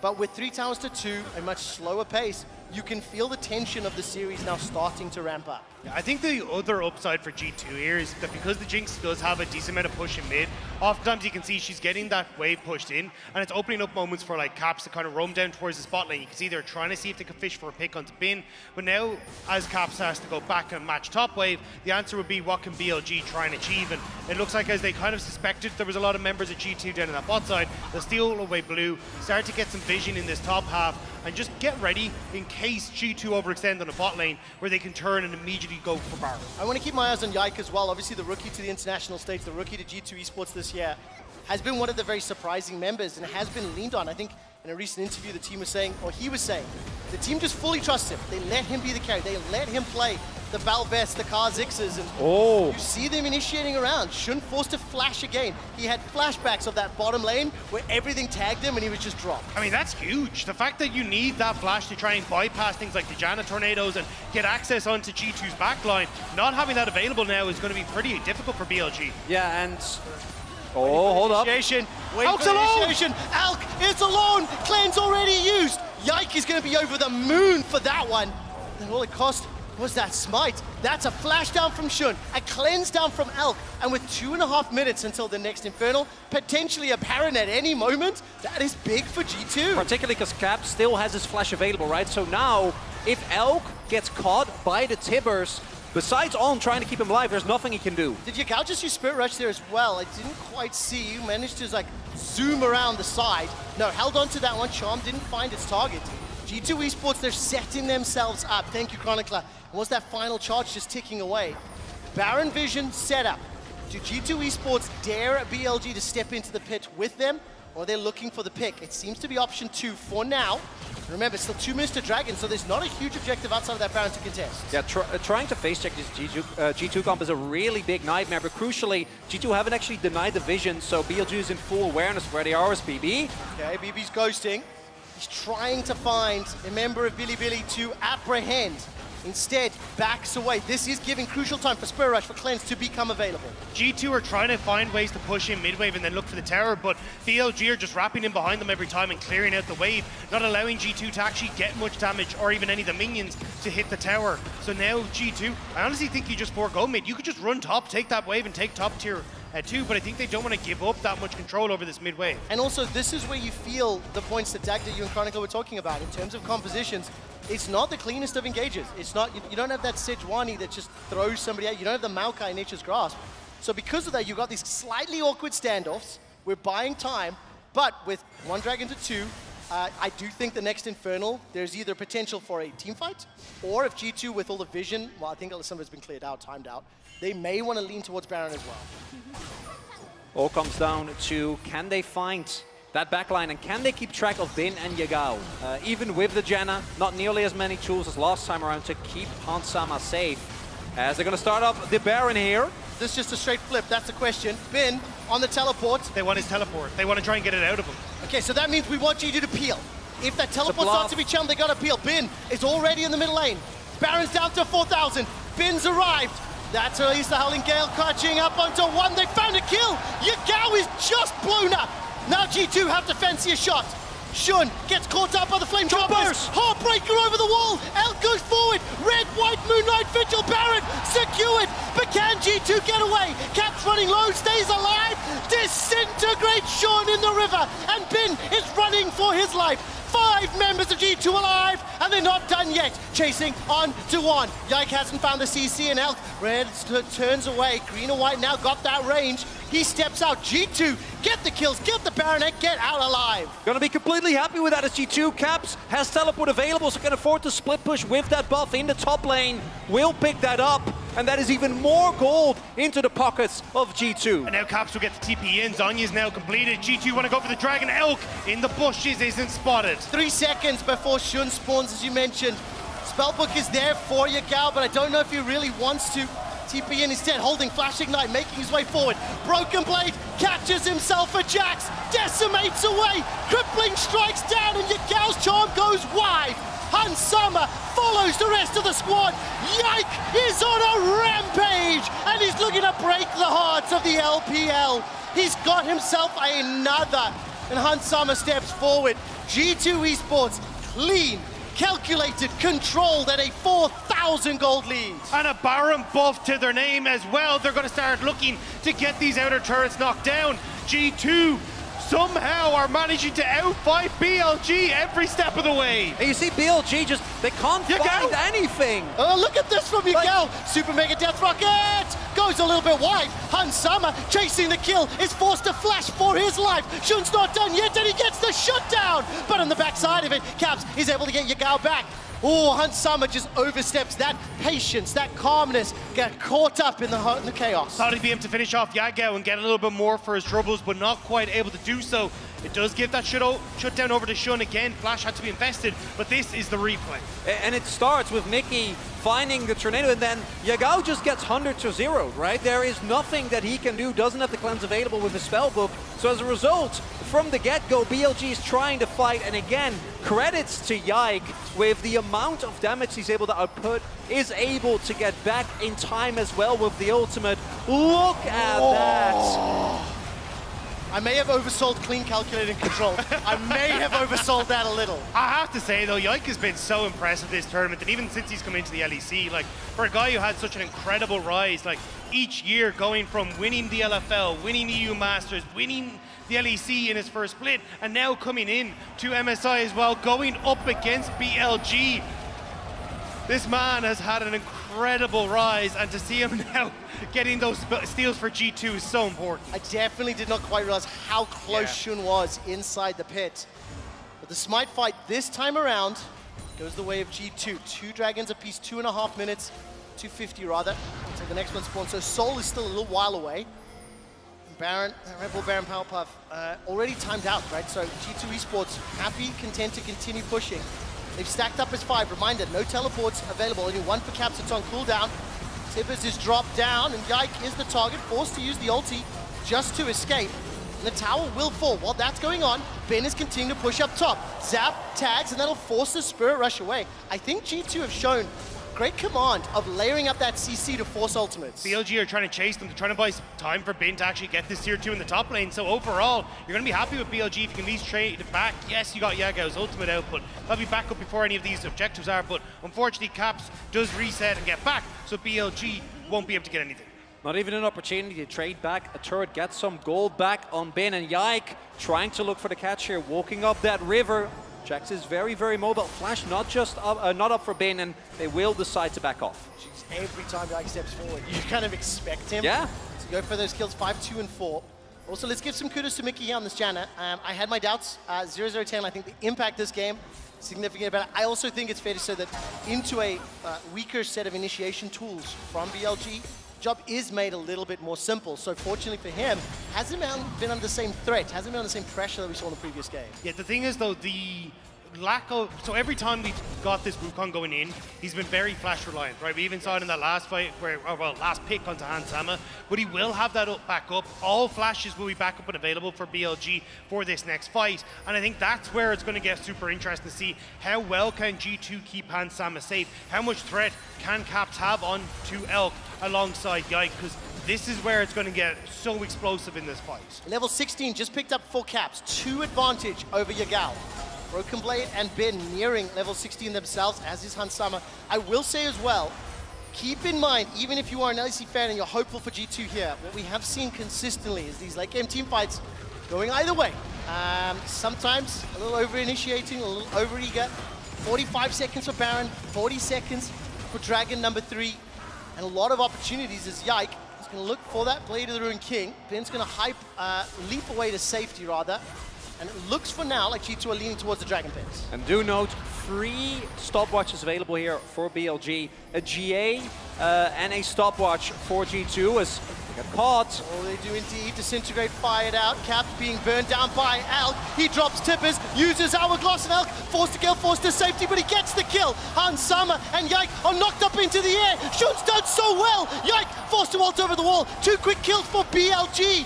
Inside the Dragon Pit, and Broken Blade needs to pull off a miracle. Bin goes forward, managing to find the Counter-Strike stun and force G2 away. G2 lose 2 members and they lose the Dragon. G2 were split out. They weren't in a position to actually follow. Broken Blade wasn't there. And now starting to chase away BLG. I don't really know if they can even take this as the position they're in. Can they stop the Baron? That's going to be the question. 20 seconds for Caps and Hansama. Teleport is available for G2's mid laner.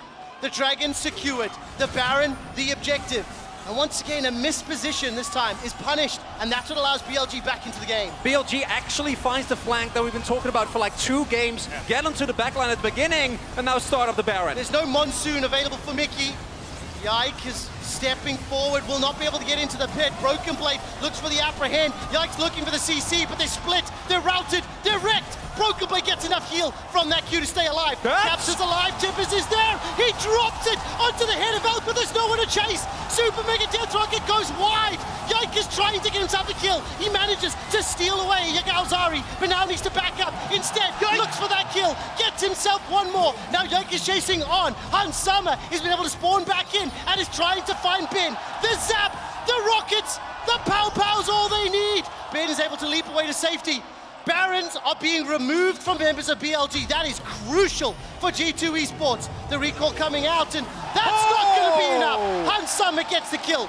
The delayed timers may be enough for G2 to push towards the base. What's also very important is that the buff is gone from Yagao and Bin, right? If they have the Baron buff available, dealing with this composition is a whole lot harder, but because you're able to take them down, that means that BLG is only going to get any value from this Baron power play, or the buff rather, when they're all together. And G2 do such a good job of slowing this down. Yike decides to step away from the stun from Bin. Even Broken Blade goes forward here, burns the stopwatch on Yagao, but just watch the knock-up from Mickey here onto Bin, who had the counter-strike, was trying to look for the stun. And with that, Caps has access to Elk. Elk had already burnt his cleanse, burnt his flash, so you get so much damage down. Yes, Caps will give his life, but it means that G2 are able to find their moment to strike. Yike finishes off Yagao in the back line as Bin does the same to Mickey, but it's Yike threatening the rest of them as Hansama comes in that ends up turning this for G2. And importantly, as we see, without the damage available, great presence of mind there to go for the Scryer's Orb. Without Elk, there just isn't enough damage. Yike doing a really good job making sure in the Barret empowered recall, almost enough, but the blind zap will end up picking it up. And right now, G2 are taking control of the bot side jungle. 2.5 minutes. This is still a possible storm point for BLG, so G2 need to make sure they don't give that over. I think there's, what, 2 Baron buffs left on the side of BLG. 5 members of G2 trying to flank 4 members of BLG. Bin with teleport is in that top lane. zap, just sidestep. Alk has no flash. Cleanse will be available very, very shortly. But the base is going to be the focus. The gold lead is irrelevant at this point. What matters is positioning on the map and who will be able to find that pick before the objective. 2 minutes before BLG can pick up the Infernal Soul. That is not an objective G2 can afford to give over. But right now, BLG have the better position on the map. You can see it there. Bin can be such a threat on towards the top side. On! He's caught though! Completely caught out! Heartbreak secured! Just pathing the wrong direction, and G2, they're chasing forward. Yagao forced a Spirit Rush to safety, and Hansama looking for a target. It's a minute and a half, so not enough time, or too long of a time before they can look for that dragon. But it means Bin is pushed away. He cannot continue pushing that top tower. Massive mistake from On, and as you're saying, like Bin wanted to try and get the tier 2. They were trying to play back and forth between the two lanes again, knowing that they have that advantage with the TP, but because On missteps, they can deal easily with that mid lane push and still keep that top tier 2 alive. And now, setup about to come. Look at the summoners available. Elk, crucially, no flash. Hansama does have his available. I think Caps might just have it up as well when we do actually get to the fight. 30 seconds before it's available, Chronicler. Gonna be there for him. And the combined damage of Caps and Yike should be enough to take down just one of the members of BLG. As long as they don't get flanked, like in the previous fight, as long as they keep their wits about them and are able to not get caught off guard, G2 should be in a good position here as they first move towards the dragon. Chronicle, let's look at the vision being set up there. A couple wards being pushed into this blue buff area. VLG and G2 moving towards the dragon. But Bin is full control on top side, and you're super early to this. There's still 25 seconds, and Bin is already up to tier 2. They can give it up. That's the thing. They can just say, we don't want to bother with this. We're going to push in mid, put threat on towards the inhibitor on the top side, and Annie has to reset Caps, needs to cover the push, and BLG, they're the ones trying to control the mid wave. Chronicle, is this good for G2 or BLG right now? G2 are split up. Obviously, they've lost the tower. That's not good. But they are at risk of being flanked. Broken Blade threatening the Ghost, threatening the Apprehend, teleport being channeled. Broken Blade uses the stopwatch. He's on that wasn't a bait. Manages to jump onto Elk, stepping forward. Noxian Guillotine still available but not used as all of a sudden with Hansama down. G2 are running for their lives. Elk stays alive. Broken Blade is killed. Mickey is killed. Caps and Yike are the last one standing. And BLG punish G2 Esports. Ow! That is a heartbreaking mistake to come through. The moment that Darius isn't in the picture, the rest of BLG is more than ready to respond. Was he trying to use that strike breaker and hit the stopwatch instead? I have no idea. BLG were the ones that were targeted. BLG were the ones that were being jumped on, but it's BLG that take down G2. And BLG will go 2-1 in the series. They were 1 win away from advancing in MSI. We talk about the difference between how Eastern teams can play around their AD carries, and that was a prime example right there. Everyone on G2 jumps onto Elk. BLG peel back. Elk survives, whereas Shun is able to deal with Hansama on the back line, and there's no peel for the Jinx. BLG somehow bring that one back. What happened to Broken Blade? The stopwatch was popped. Was he trying to strike breaker? Was he trying to go, like, was he checking the time? I mean, because it wasn't a bait. Was it intentional? Like, I don't think it know. matters at the end of it. I think the positioning in the team fight was just atrocious. G2, they all jumped onto Elk, but kind of forgot, wait, we have an AD carry we need to protect as well. Hansama goes down, Elk survives, and the damage is still there for BLG. Yeah, crucially with Lulu there, heal and cleanse available, Elk is able to kite back at the beginning of that fight, and at the start of that as well, because of the posturing that BLG had, they already had both Bin and Yagao on an angle where they could try and create pressure, right? Try and keep the backline of G2 from joining the fight, which as a result, there just wasn't enough damage to blow up that Aphelios. There wasn't. What I will say though, out of the 3 games we've seen thus far, despite the fact BLG consistently get advantages and leads, that was the best early game we've seen from G2. They are still the team that's fighting uphill. They're still a team that has to prove that they can defy expectations and force us to game 5. For now, we're going to head to the analyst desk to break down that last fight and game. Thank you so much, but it's BLG that keep their cool time and time again. We've said it here and you're tired of hearing it. It's all about the team fights, and we were all watching. It's like, well, if you don't kill Elk, kill Elk. By the way, someone should kill Elk. Can someone go ahead and kill Elk? Because if you don't, you lose that fight and you lose the game. I mean, it was such an incredible ending. I really thought G2 had this one, probably from the 15-minute mark until now, but you could see as Caps is going for a flank, BLG gets the engage first, and then there's not enough follow-up to actually kill Elk. Yagao wins the whole game on this Ahri. He turns back around, he flash combos Hansama, and that teamfight is over.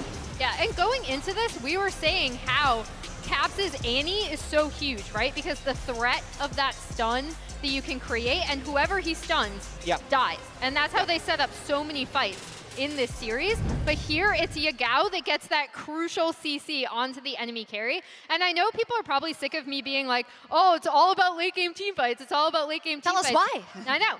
Here's why. It's because it's whichever team is able to set up better for their carry. So there you saw it with the Yagao charm. That's what turned that fight. Earlier, we saw it with Caps' Annie getting crucial stuns, so Hans can fire from the backline. And is this also a case of presence of mind of BLG being like, okay, this is the way we got engaged on all those times. She's not there. We can't see her. Let's hard engage against them first so we don't give them a chance. And I think that's so difficult to do and so fantastic in such a high-pressure situation, Jad. Especially after throwing game 2 so hard. That's true. Right, winless on Jax so far for Ben.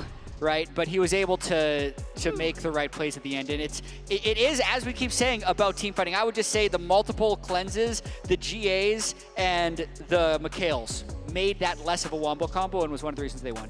And the draft was actually really fun coming into this game as well, because we got the European special, the Darius top, getting thrown down kind of blind there for Broken Blade with the Atom effects that happened in Europe. And he even started doing some of those plays where he would drop some minion waves on top side to go join with the rest of the team.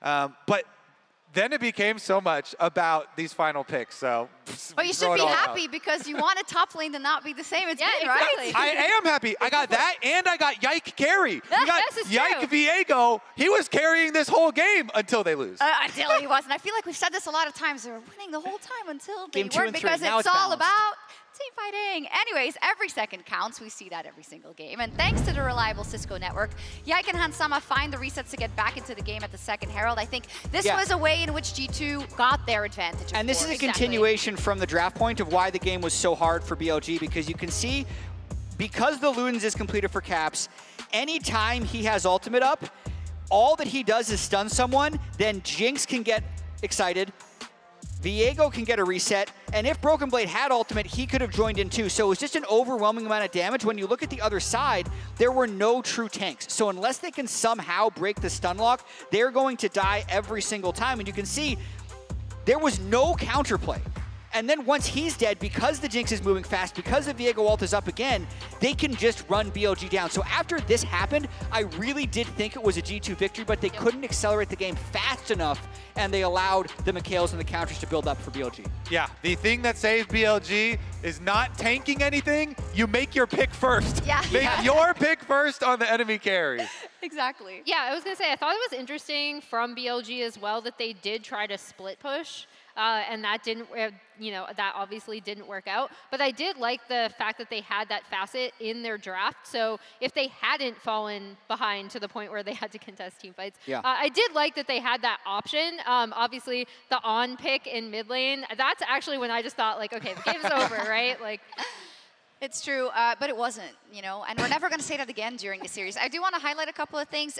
Being Yike, you said it already on Viego, which is something that he's really loved back in the LEC, and I think this works into a bigger conversation about the way G2 has been approaching this series and the way the picks and bans have evolved into now. This was a draft where he was set up for success. Do you like that more than what you saw previously in the first 2 games, obviously? I personally like the small tweaks that they have been making here for G2. What's been happening basically, like the generalization from BLG and why they keep choosing red side, is they're going to give G2 one of these considered OP team fighting picks, either the Maokai or the Annie. And even though BLG changed their mind this time and they're like, all right, we're going to ban the Maokai, you can have the Annie instead. The thing that BLG are getting back every single time is the double whammy, the Aphelios Lulu combination. They value that so much, they keep choosing red side in order to give up 1 OP to get those 2 and then get the counter for Ben. And they don't even have to pick red side because G2 selected blue, Jet. So are we just going to see a copy-paste run it back again? It is working and they're on match point. It is super interesting because I feel like in each successive game, the drafts are getting better for G2, right? Like, I think their draft in Game 2 actually wasn't nearly as good as their draft in Game 3, even though they won that one and lost this one. So I think G2, with a first pick Annie, would actually be quite happy to do it once again. I really want to see if there's any mix-up to the Aphelios Lulu. Yes. That's the biggest thing they've gotten in all 3 games. I think they'll run it for a 4th. It wasn't necessarily a disaster in this last game, but if there's just some way that G2 can disrupt that, I think will be beneficial. Yeah, I was going to say, I know that we all know that Hans, I think, is much more comfortable on the Jinx. It's one of his more signature picks. But I actually value Aphelios a little more. And if you see the damage charts coming out, even in the game that they lost, Aphelios is doing a lot more damage because of the, the gun switching, because of the comfort that Elk has on that pick. I am actually wondering if they'd consider swapping, right? And giving Elk the Jinx. I think they maybe are considering it, but it hasn't happened yet. I like it as is. Give us one more OP. We got like our answer with the Jinx Jana going. Just, oh, it was close. Yeah, I mean, it's great games to watch, we have to say, right? All 3 of them. Emily, send us into the break by resetting this BLG story, because they are on match point, and this was a story of, hey, are they even supposed to be here when they went into those playoffs? They made it out of the lower bracket. 2nd seed now for the LPL, continuing to defy expectations. Yeah, and they are a messy team, right? Like, this is not a team that we're expecting to have like a super clean 3-0 series. But I do think, yeah, the cool thing with this BLG team, the members that are on this team, this is not a super team, right? Like, no one expected them to be here. This is a budget team compared to other BLG rosters in the past. And, everyone thought EDG were here. So they're kind of similarly playing with house money. You don't need to be a super team. You just need to be more super than whoever's ahead of you on the Rift. And that happens to be G2. It's Bilibili Gaming that go into Game 4 on match point. We'll see if G2 can bring it back for Silver Scrapes. I hope so. The Glitterlons, the health picks, the jump from Yagao! It's not done yet! Broken Blade throws down the Noxian Guillotine! Stopwatch buys time, and the Super Mega Death Rocket goes wide! Moonlight Vigil just about does it! Okay, they're going. But I don't think they're anything. Nice. We'll go. Nice. Wait. Hey, Aphelios no team, we win! I can flash. No. I go more. Guys. Hansama follows the rest of the squad. Yike is on a rampage. Manages to jump onto Elk, stepping forward. Noxian Guillotine still available but not used, as all of a sudden with Hansama down. G2 are running for their lives. Elk stays alive. Broken Blade is killed. Vicky is killed. And BLG punish G2 Esports.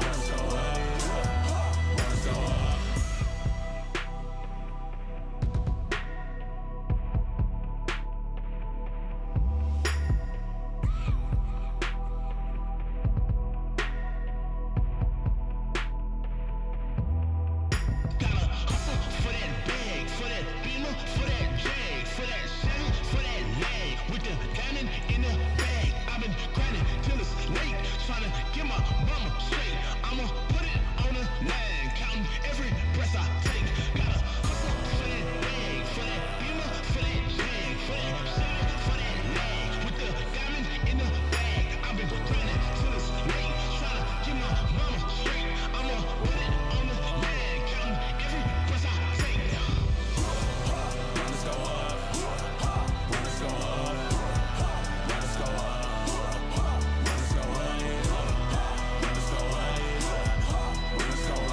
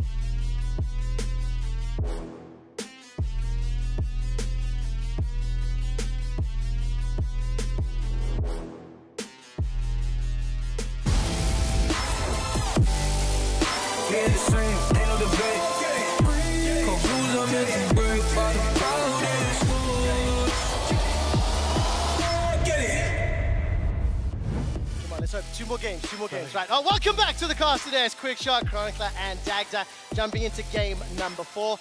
Before we get into the draft, which you two have selected blue side, Dagda, I have a question for you. You might know the answer. When was the last time that a European team beat an LPL team? That's fine, I won't put you on the spot for too long. 2018, Yeah. Fnatic beat EDG.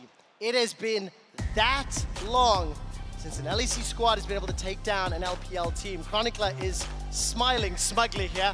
Well, I know. What could be the last game for Europe here at MSI 23. If you asked that question about LCK teams, it would have been a bit more painful. So I'm just happy you skipped me and went for Rob instead.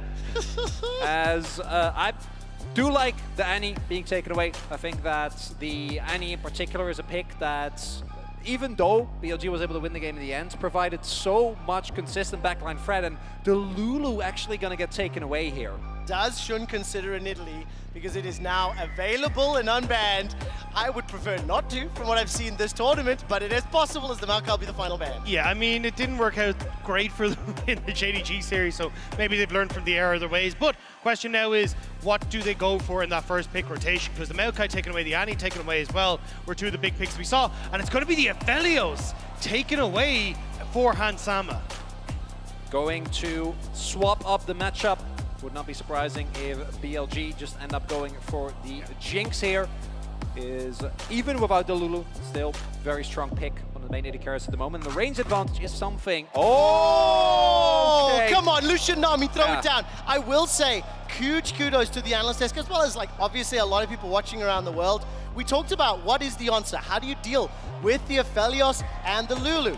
Now, with the Lucian Nami locked in, I will tell you this now. Dracos is sitting somewhere fuming, wondering, because the LEC as a region has struggled, first of all, to execute this pick, but also to play into it at times as well. But look, I'm going to be honest, when Elk and On have just been absolutely destroying Hansam and Mickey and Lane, just going back towards something that's even harder at that is just going to be absolutely fantastic for BLG. And I think that's where you're seeing, I was going to say what the answer is going to be with the Aphelios. I thought they might go for the Thresh, but it's actually going to be the Prom. They just want to make sure they can try and survive this somehow, but there's going to be so much poke that can come through so quickly from Elk and On to that bot side. Oh yeah, and even though the Braum will be able to keep you alive, it's going to give you next to no agency in lane. Yeah. Jungle ganks and setup and skirmish notwithstanding, it's going to mean that Elk and On are going to have the priority from basically the get-go here, as Cassante is going to get locked in. I do like that Very, very strong flex pick that has hit a lot of the second rotation bans. And while the bottom lane may have a very tough time here for G2 Esports, what we have seen across all 3 previous games is that the bottom lane performance, even when falling behind, has not actually been the primary defining characteristic of these games. I do think it's going to be way harder this time around, please don't get me wrong, especially because Gwen, who's found herself in the ban pool phase 2 a lot, is now also locked in for bid. The thing is, though, this is an answer into the K'Sante, but it doesn't guarantee the K'Sante is going top, right? So you can actually flex this into mid lane here for Caps and have Broken Blade now get the counter pick in that top side. So I'm actually curious exactly what the plan is, because even when you're looking at it, BLG, they're still banning away some of these more mid lane oriented picks, except for Broken Blade's Cassiopeia, which also is a thing. Yeah, exactly. I was actually about to say that's a really interesting read from BLG, because they're basically saying we know that it might not be top K'Sante, we're still banning Cassio, but they also picked the Gwen, so leaves me wondering whether they want to just match the Gwen wherever the K'Sante ends up going, as the Ahri will get taken away. Makes complete sense, because Yagao, even in that last game, right, the final fight, able to get on top of Hans, hit the charm, was a really big part of what made the team fights from BLG so lethal. I think as well, if you're trying to flex this K'Sante into mid lane, the ability for the Ahri, look, she won't kill the K'Sante at any point in time, but at least being able to get good roams off and making sure that it's very uncomfortable, I think is going to be a good one. The Yasuo respect ban is not what I expect to see after that game 1. The crazy thing is that's both Yasuo and Cassio. That could be both mid and top. Maybe more specifically for a team like G2 Esports. Obviously, with that Ahri banned away as well, we need to find out what this next lock-in will be. And let's talk about the jungle pool for a little bit. Sejuani's still open and available. The Vi and the Maokai have been removed. Sion will be the final ban here from G2 Esports. So as we move into phase 2 picks, BLG1 would assume the jungle pick comes in now. Wait to see what's more likely for those solo lane options. And if that Nidalee is being hovered, please tell me why we're a little nervous about it. Maybe not, because it may end up being the Viego. Dagda, what direction do you think you prefer to see? I definitely don't want the Nidalee in this regard. You have some long-range poke with the Culling, but that's kind of it. You don't really have great setup, so he is just going to go across towards the Viego. And I think here, you're kind of going right. Like, Yagao is definitely going to take something like a Lissandra or something along these lines in the mid lane and trying to set up for this strong 2v2 in the mid jungle. But again, you can just flex Caps in towards the mid lane on this K'Sante, and now you're going to be in a pretty fine spot. Like, you're not going to be worried about a lot of the CC of it set up, because K'Sante has a ton of dashes, the ability to hop away, and there you go. They're actually going to swap.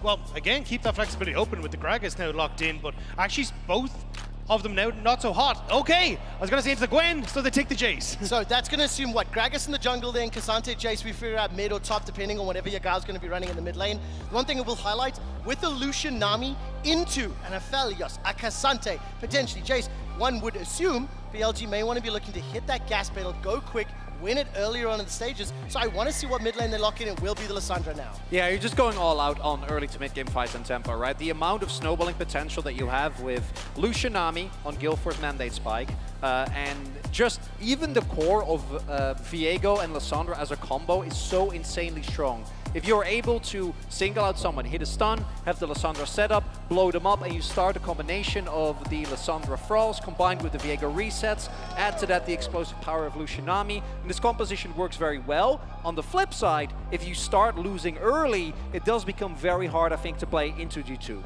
And that's the thing, I think you have options here as G2 to try and play for those early wins, especially when you look at Broken Blade in this top side. We've seen G2 every single game in this series so far give resources towards that top side. If you're now able to get those onto a Jace, you have a lot of poke damage that can try and come through before these fights start off onto Yagao and Elk, and just make it very uncomfortable.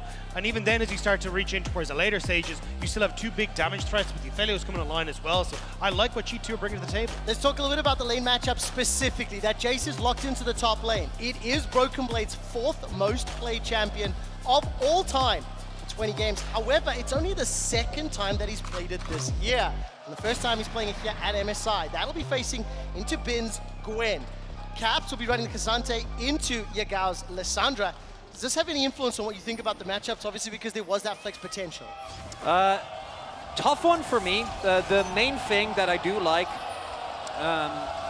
for G2 specifically is that the early power of Braum, K'Sante, and Gragas can win you a lot of skirmishes, right? And I think if the early skirmishes do go the way of G2, they are in a really, really good position, because outside of the Gwen, to me, the BLG comp does really fall apart if you're unable to get it going early. And it doesn't have to be like in the first 10 minutes, but about 15, 20 minutes. If you're not taking down turrets and pushing tempo leads, the comp will really struggle. It's also a case of, as you try and set up for these skirmishes, you're like, Yagao wants to be in the thick of things, but as he goes in, it's very easy for Yike to just throw a cask into the backline and just disrupt all of that follow-up, because BLG very much are a team that want to very quickly engage, all turn as one, all get in on top of it, and just having the amount of disruption that G2 does, hell, even Caps with the all-out as well, it's actually going to make these fights relatively difficult for BLG with the amount of peel that G2 have on their side. Also want to highlight that between Brom and Cassante, the amount of like plays that you can stop that in their tracks, like stop that. It's like, no, I don't want to. I'm not part of this. I'm not partaking. And it is something that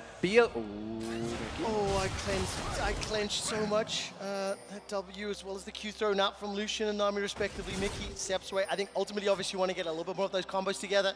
Get that Tidecaller's Blessing on. That combo to Lucian's passive burns through people. I am nervous about what Hansama and Mickey are going to do, because they have been bullied by Elk and On all throughout the series. And that's the thing that we have been, I think, is the big winning grace here for BLG, is the fact that they can control bot lane here. Wow, look at this. Early level 1 trade. Good advantage to Hansama and Mickey, at least burning down On for now. Still got a number of consumables, also no cold for Elk, this time in a different matchup. Hansama, however, gets chunked out. He's down to 300 hit points, and level 2, the race is on. Important to note, as observers were showing, Caps actually rotating towards the top side to still match Yagao. Obviously, you want to play the Cassante into Lissandra, can negate a lot of the plays. So BLG is denied the play that they're looking for is Yike. Maybe an early play bot side here. Oh, we're holding our breath. Observers toggle division. They don't know that he's there. The step forward forces the flash. The dash comes out from Elk with the Tidecaller's Blessing turning the damage around, and now Elk gets tagged 2 shots and will avoid the stun. Okay, advantage to get both the heal and the flash away from On. Is that going to be enough to slow down the threat, slow down the pressure of that Lucian Nami into the Aphelios Brawl? I definitely think it will. The fact that you can, as now Mickey, just flash onto the Nami and start to hit her down, no flash, no heal either, that could be the way to try and turn the bot lane, but you're starting to hit that very strong point as Elk, which is the level 3 for this bot lane. On has burned through a lot of mana, so maybe you can try and keep a lot of this bot lane in check, but you can even see if Elk is actually jumping onto Hansama when you're trying to go for On, it could be a disaster. Look at Shun, stepping his way forward, will be inside the vision for G2. The Aqua Prison's available. Unbreakable comes up. Oh, Heartbreaker forward. Mickey forced to flash away. Ticking, burning. Mickey somehow stays alive. I held my breath when Shun was charging that Blade of the Ruined King. And somehow Mickey escapes, but now no summoners whatsoever for BLG. Hansama holding on to his too. And so far, even in actual fact, a small CS advantage for Hansama. And the fact that you actually burn everything on Elk and he nearly dies as well means that you actually get to stick around here as Hansama, so he doesn't reset, we get to push the wave out, get a nicer back timing, and you can set up for something as well if Yike comes down. All right, Caps trading there into Yagao, putting a lot of damage onto him. He needs the Glacial Path away. Hansama will be the target. Forced to cleanse already, down to 100, and with the minions helping out, lose just 1 summoner spell. Big win there for BLG. You can see the idea from Hansama was, I need to crash this wave, I have the Infernum, see what I can do, but not able to do so means that Elk and On will catch that massive wave and also be in a position to freeze this away from Hansama and Mickey. Look at the rotation. Mickey is coming up as well, trying to take down Yagao here. Well, Yike already showing presence. Helped out in the bottom lane. Body slam, pushed away. First blood to G2, to Caps and Yike. And they managed to take some plate damage as well.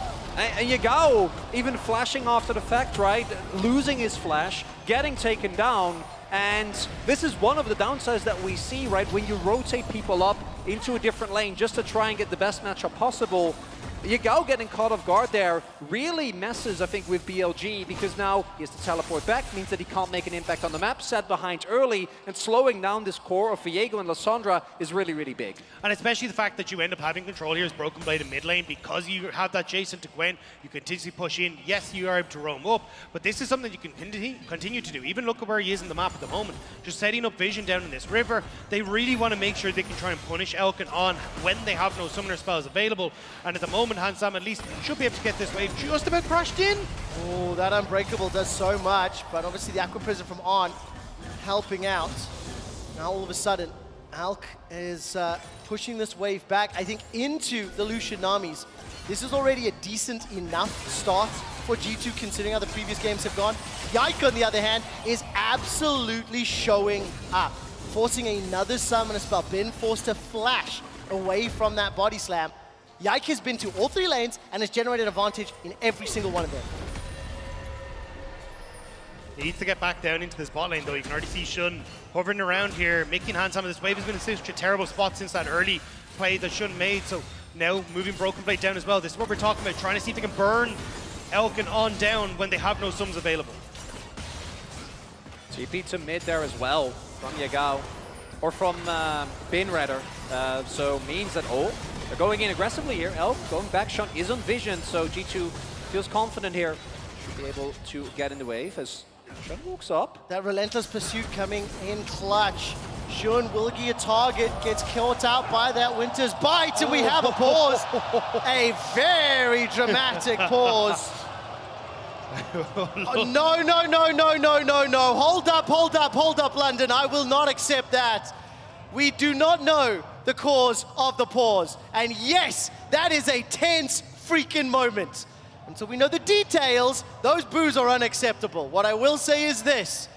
G2 Esports have started this game well. Yike has been freaking everywhere to help out the squad. And G2 need that to continue to force us to a game 5. Yeah, they really needed to get help on this bot lane. You can see exactly where the wave was pressed into. It was so difficult for Hansama and Mickey to actually get the wave crash. I think Elk and Non were doing a really good job of just keeping it at bay and forcing the G2 bot lane to overextend. That's why Shun was spending so much time around this bot lane trying to make it as uncomfortable as possible. But because Yike managed to get down there, because we talked about Broken Blade having that push in the mid lane, it was G2 finally able to kind of break it. I think it still actually might be frozen, to be perfectly honest. But still, we'll have to see exactly what happened here, because Shun getting caught out like that never should have happened. No, and crucially, again, we already saw Yagao being put behind. If the Viego also starts to fall behind his opponent, they're able to pick up more early kills, and they're setting the pace of the game, I think it becomes incredibly hard for BLG to find a way back, because so much of that comp relies on being able to be the aggressor. And when you're playing from a deficit, you're not hitting your spikes as early, you're not being able to 100-0 people, you can't do nearly as much as you need to. And yeah, eventually Bin will come online, but that is a very, very distant future. And by then, the Jace, the affiliates are going to have a lot of impact. Okay, while we wait for details to come to us, I want to play a little game here. Gentlemen, I'm going to ask you, at 8 minutes of each of our previous games, how far ahead do you think Elk was when it comes to CSD and goal difference? Just give me a rough estimate, because I've got the numbers in front of me, and they will shock you. Yes, I'm a tabloid now. Yeah, 8 minutes. I mean, probably 15 CSD up and about 2K gold, I think it was. Right. Now, this is the crazy thing, because that was my gut instinct too. Yeah. Ignoring the kills, because I've explicitly left K plus 8. In game 1, Elk was up 3 CS at 8 minutes. In game 3, he was down 2 CS. In game 2, yes, he was up 17 CS. But it was way closer. At 14 minutes, again for game 1 and game 3, there was only a 300 and a 500 gold difference between the bot laners. Now, the reason that I find that intriguing is, on my gut instinct and my memory, I'm like, man, Elk and On dumpstered and dominated G2's bot lane. Game 2, they obviously had a very significant lead. That was up to a 3,000 gold lead in game 2, right? So that was the one game that's had a huge influence. The other 2, game 1 was even. They was messy. They were trading kills back and forth. And in game 3, obviously, it was way more close. We've started on that similar trend. It's much more close. It's much more even. So I just want to readjust some of those expectations. It's only that one game that's really, really been heavily BLG favored. Obviously, we do know the pause has come from BLG's side. I am waiting for more information. As soon as I get it, I will come back to you. But I mean, Lucian Nami, already level 4, level 5, hasn't popped off yet. I'm feeling hopeful here at Chronicler. I personally, and this is of course, mostly from what I've seen in the LCK, we've actually seen pre-Electrocute, right? When the Electrocute Nami was still a thing, this was a lane that basically started bullying you level 2, right? The moment that you actually were able to dash in, go in, it has been mostly about pure lane dominance, but at least if we look at the teams, T1 is a great example that were able to execute this domestically. It wasn't necessarily about the laning phase. We actually saw Zeri Lulu win the matchup early on a lot. It became about what can you do in the mid game. And that's also, I think, why the first strike in particular gets picked. It's because the mid game, when you get your guild force and the mandate, proc that and just chunk someone to half allows you to do so much more on the map. And a lot of the success we saw for this, especially when you start to rotate Lucianami into the mid lane, was when you had Wukong, Sejuani's, Maokai's as your junglers, right? Because oftentimes it's a case of, right, I'm going to go in with the culling, so as long as I've got this big AoE ultimate from the jungler that can CC someone down, I'm going to be in a great spot. You can burst someone out, then start to take the towers and start to roll. Viego isn't really that, so I'm curious to see how they want to try and use Alessandra to really bring them into the equation, because I feel like you need this like combo with Yago to make that work. Well, we do indeed. I will inform everyone that on my screen, the game has unpaused. The kill was secured by G2. With some luck, we'll be pulling this up on your screens in just a moment. Unfortunately, there is another pause. So I will keep feeding you information as and when I receive it. For now, I haven't got the exact reason for this, but we'll continue to talk a little bit about this game. G2 Esports, they've come out swinging. What I can tell you is this. Production has just informed me that On has reported having issues with his biscuits. Tournament officials are currently investigating the issue. And while they continue to do so, I'll give you that info. But I will say that as that pause came in, obviously that was the gank attempt onto Shun, which did result in the kill.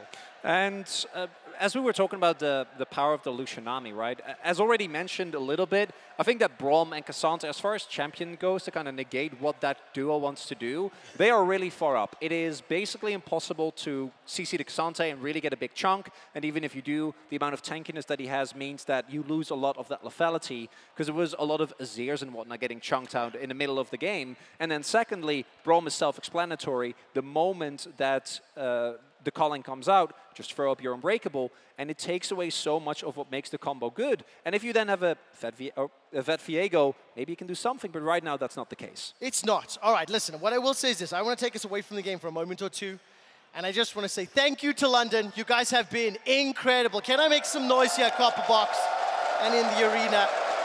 We don't have gameplay to talk about. We don't have champions to look at, so I think let's step away from this for a moment and let's talk stakes. London, I will tell you, the nerves are real here. The nerves are real because I mentioned this. Maybe some of you were outside getting a drink beforehand. The last time that the LEC beat the LPL in a best of 5 was 2018. Fnatic beat EDG. Since then, we have not beaten an LPL team once. And that is a scary prospect. And for G2 to even try and turn that around, they need to win this game and then get to game 5. Especially when they're only one game away as well from being knocked out of this tournament. We're going to see if they're going to be able to turn this around, because it is at least okay at G2 for the moment, but we're going to have to see if they can continue for the rest of the game. We can. I have actually heard we're going to go to the analyst desk, and it's really good, because every time I say this, this guy just has a smug look in his face. It's like, it's even worse when you talk about LCK. So let's head to the analyst desk before Chronic starts to make us all mad at him. Yeah, it is even worse, actually. I think we have a full screen graphic somewhere about it. But when I saw the information in our chat, I was like, Trevor, don't say it before they actually maybe win, because jinx it. I don't believe in jinxes, as you know. But hey, unfortunate situation here. And, you know, biscuits, someone might be like, yo, just the biscuits. But in the early game, it's like so important. Yeah. I find popping in the microwave for like 5 or 10 seconds really just makes them much Heat it right up. Yeah, it's like you think they're old, but It's then they just true. feel fresh. How about those brownies that you can make? They're like just like 3 ingredients, and you just put them in a cup, and then is that the same thing? We should suggest that as well. Yeah. I've never baked a single thing in my life. I don't know what's going on here. Okay, good. Well, someone's cooking, though.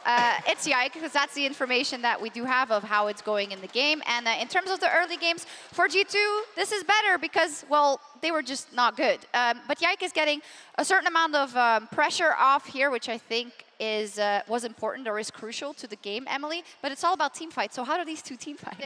Yeah, I mean, the interesting thing is we talked about, okay, are they just going to go Aphelios?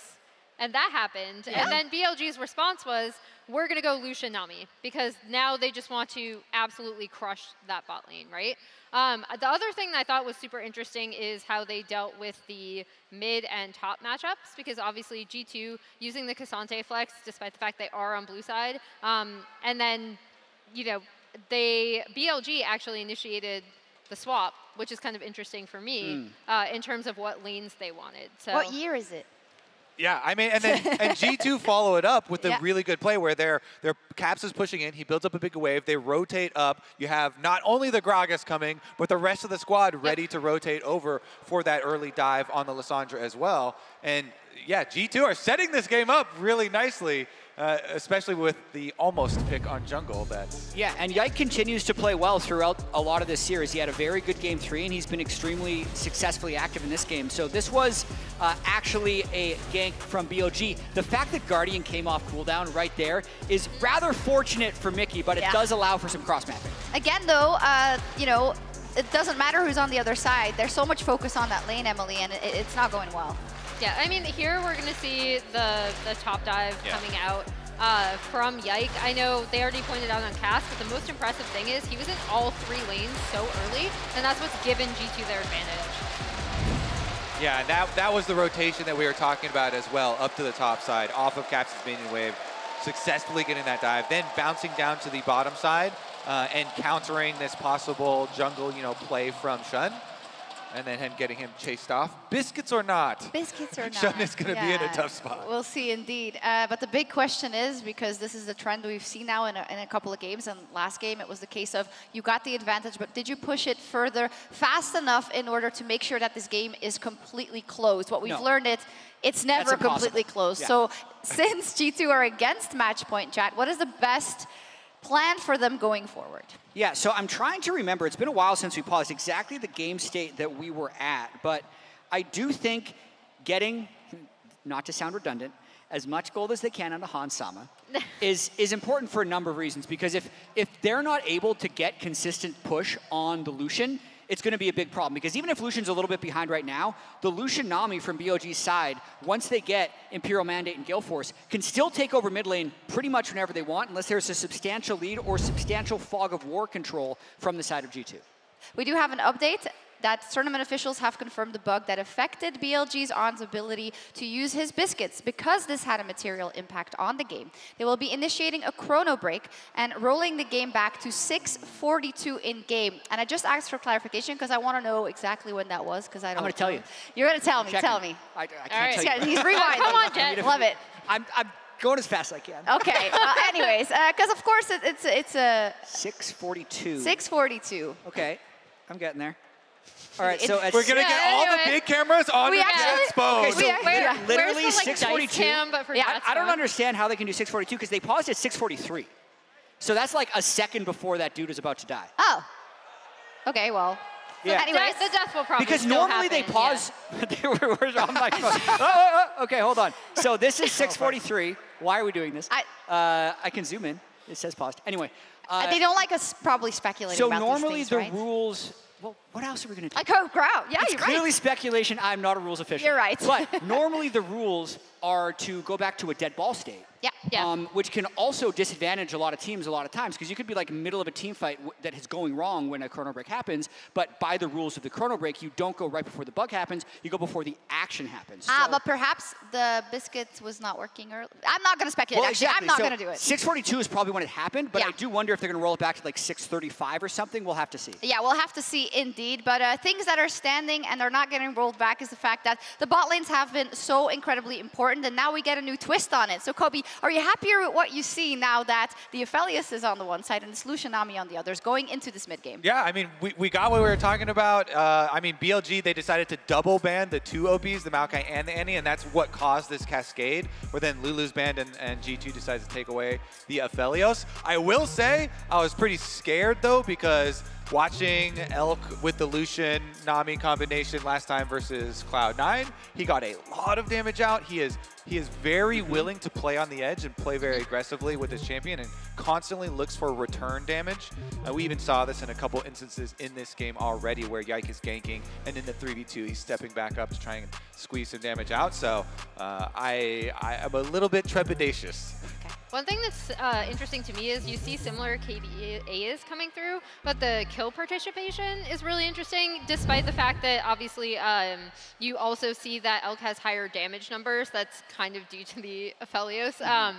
But the fact that BLG are putting other champions like the Jax, like in this case the Gwen on this pick, to be doing damage for them in team fights as well. Like obviously it's still all about the hyper carry, but in setting up that CC to protect them, there's also how much damage you're going to be putting out during that. So in this series, even though obviously Lucian Nami is going to fall off to the Aphelios. Elk plays Lucian super, super well, and I'm more looking at what they're going to do in their mid game and how they're going to rotate him around the map to take down turrets and kind of open up the map. I'm also super curious about the Gwen in the top lane and how that's going to work. In the mid lane. In the middle, yeah. Yeah, and we swapped. And the Lucian doesn't follow for a long time. Oh. I will say the Braum is really good for counter engage into the Nami as well, though. So we'll see how good this Braum play can be, because that can really solidify your team fights. Well, and on their side, they have the Jace too, right? So if you can set it up that Jace is just constantly like softening them with poke, that'll be really crucial for G2.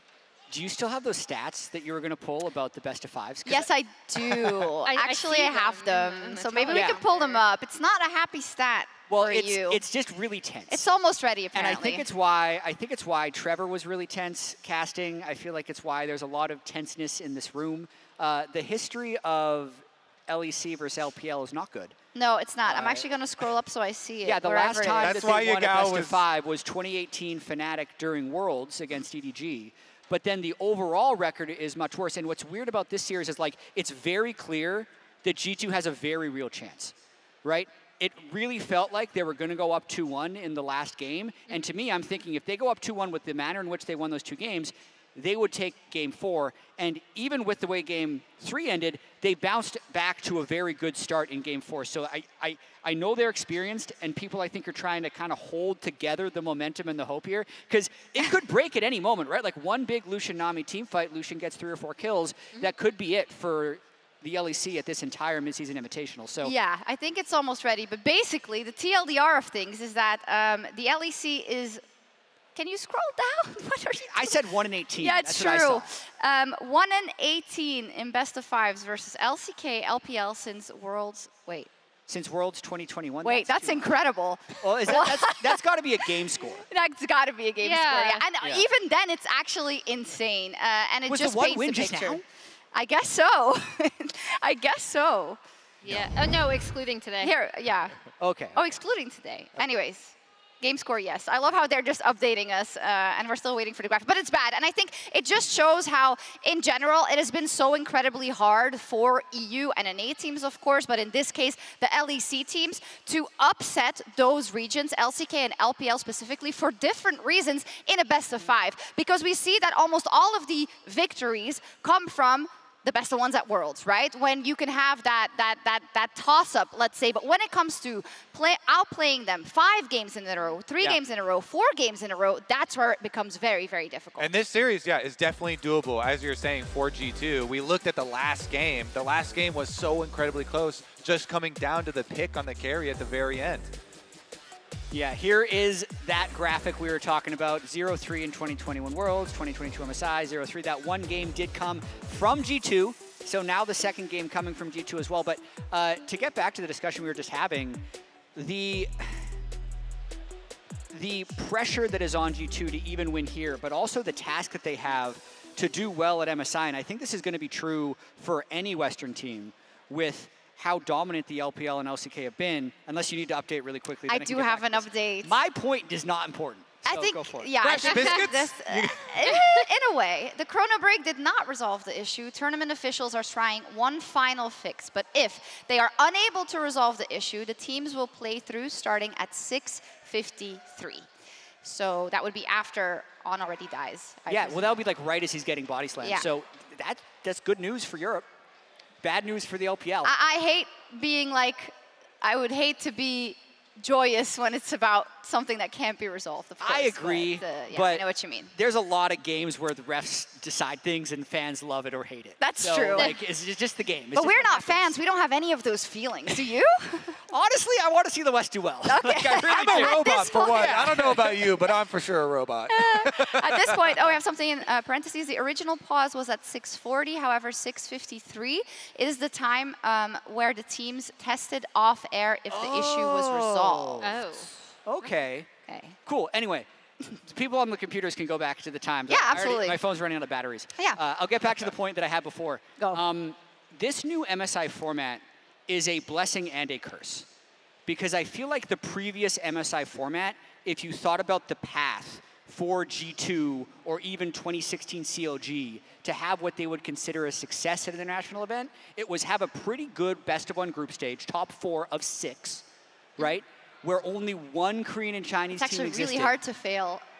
Well, believe me, not that hard. I know. TSM made it look really hard.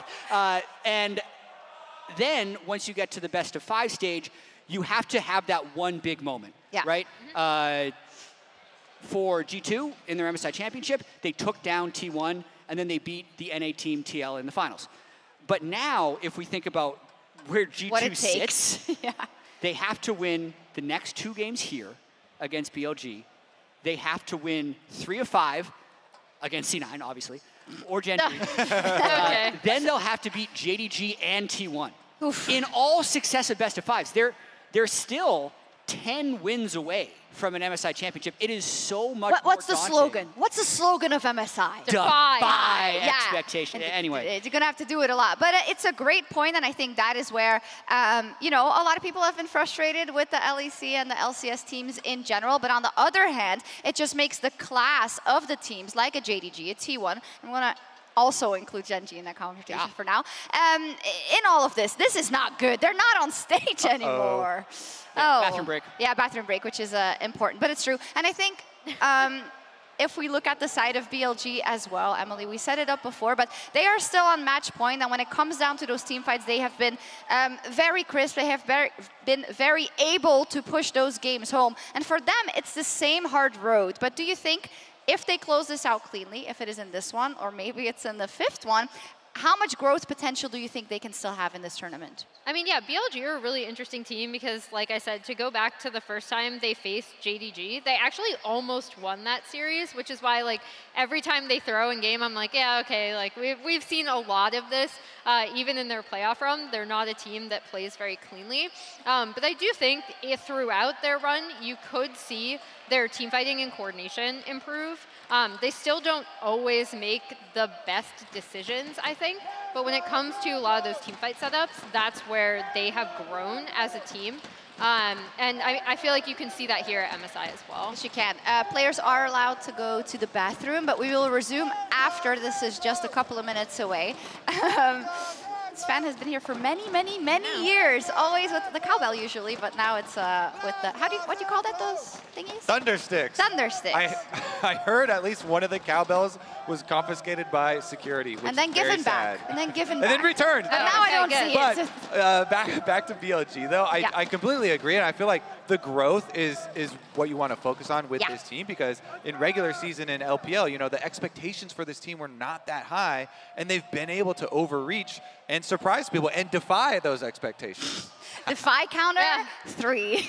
Amazing. There we see Romain, who, as always, is dressed the part, and what I can only assume is a stressed group backstage for both sides because the pressure is so immensely high. Last LEC representative in the tournament, and LPL teams always have it incredibly difficult in their domestic audience in terms of what they show on the international stage thanks to their pedigree. Yeah, and Dylan Falco right there looked pretty relaxed. I feel like he's probably already done a lot of the Game 5 draft prepping.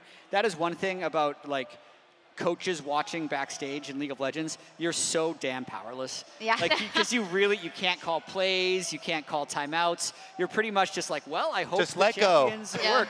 Especially if this goes to Game 5. Like, when you walk off stage, you're like, well, time to just turn my brain off because they're too stressed. When you were a coach, though, would you have wanted the ability to call plays? Like, how would that happen? Like, because I think that's so much on the players in the game. Oh, I would love a timeout.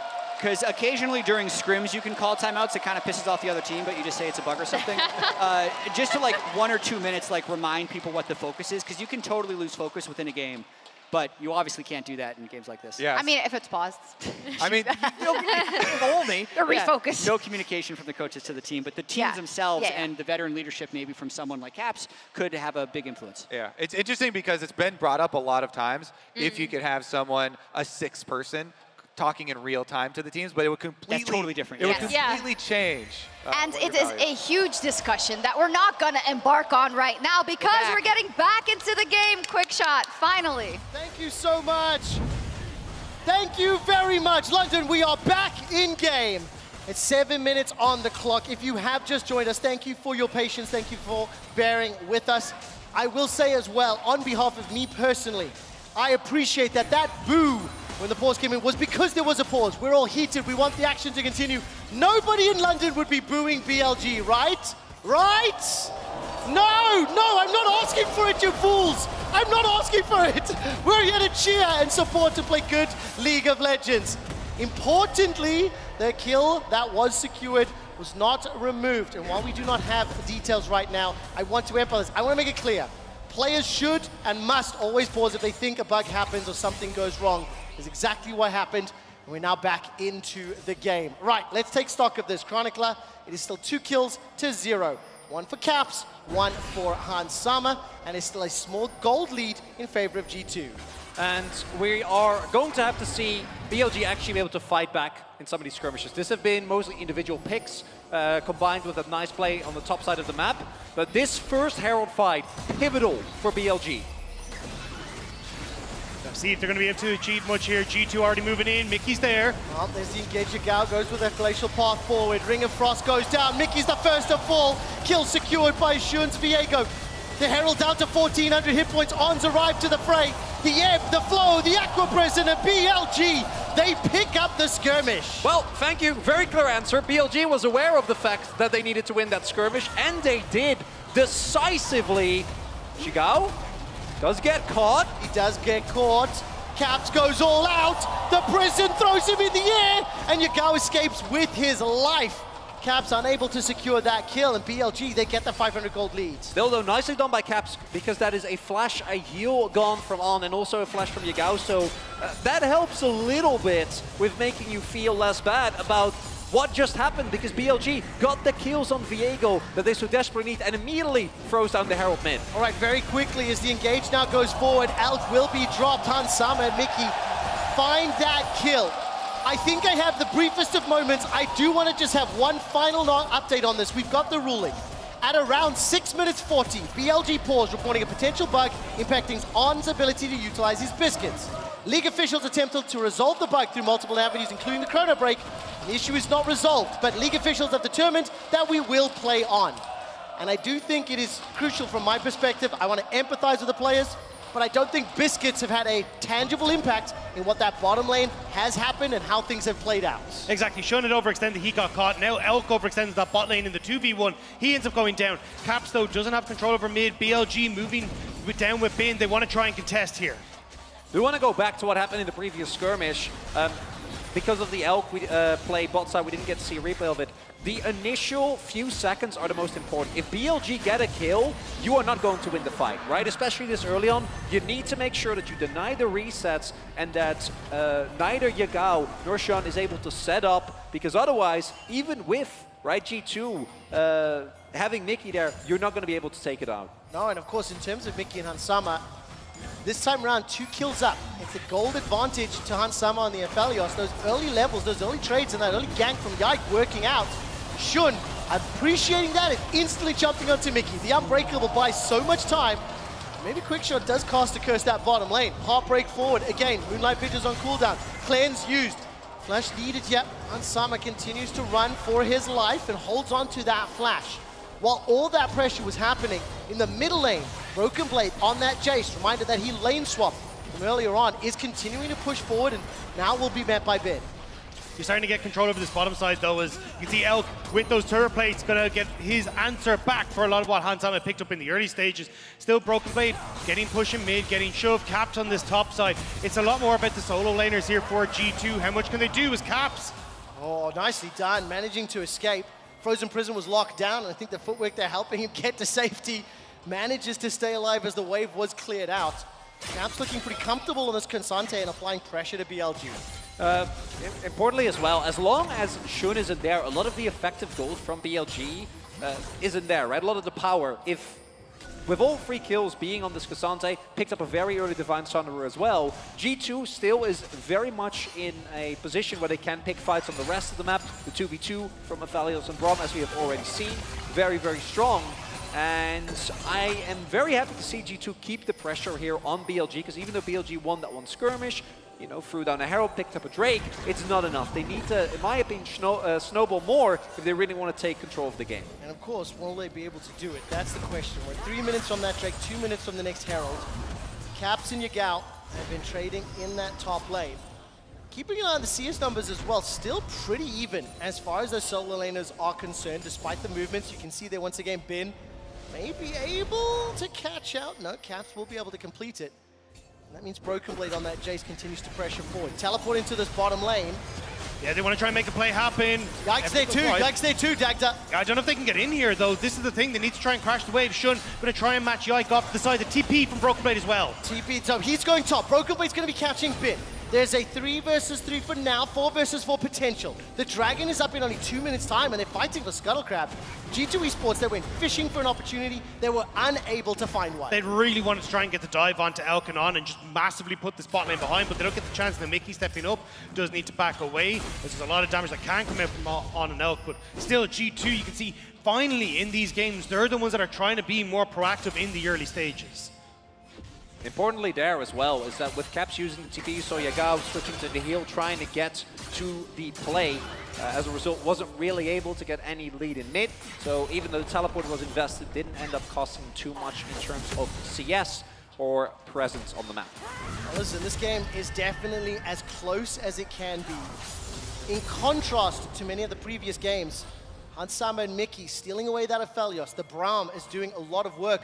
But you have to highlight the back timers. Mythic's already picked up here. Alk has got himself that Gale Force. Sitting on those free-ass boots. In comparison, the Berserker Screeves Gale Force just picked up a couple seconds ago. So as far as combat power is concerned, a lot of benefits in favor of BLG, and it looks like they might be moving around. There's a lot of lane reassignments this game. I mean, they're looking at Rift Herald, right? You just picked up the strongest point for Elkanon, and the BLG want to make sure they can slam that home. Moving towards Broken Blade in this top side.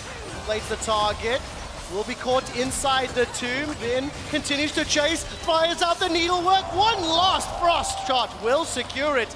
BLG run him down. Broken Blade took a long time to be killed, but that opens up the possibility of this bottom tower. This is a trade of power across the map. Yeah, with a Broken Blade actually wasting a decent amount of time and BLG needing a little bit more time to actually take him down, Caps is able to get down substantial damage to this turret as long as Yagao arrives in time to make sure that it stays alive. Still not too bad, but if Caps is able to get first turret blood before BLG can use the Herald to crack open the map, that's a really big win for them. He might be able to do so as well. Yagao just going to be here as the Terror falls, so you're not going to be able to get it, but I wouldn't be surprised if he shouldn't take this and immediately try and move into the mid lane to get that middle turret down, make things a little bit easier, open up a long lane for Elkanon to start chasing members down in this mid lane. With that tower being secured now, may have even more opportunities to push into BLG jungle. The Dragon is spawning.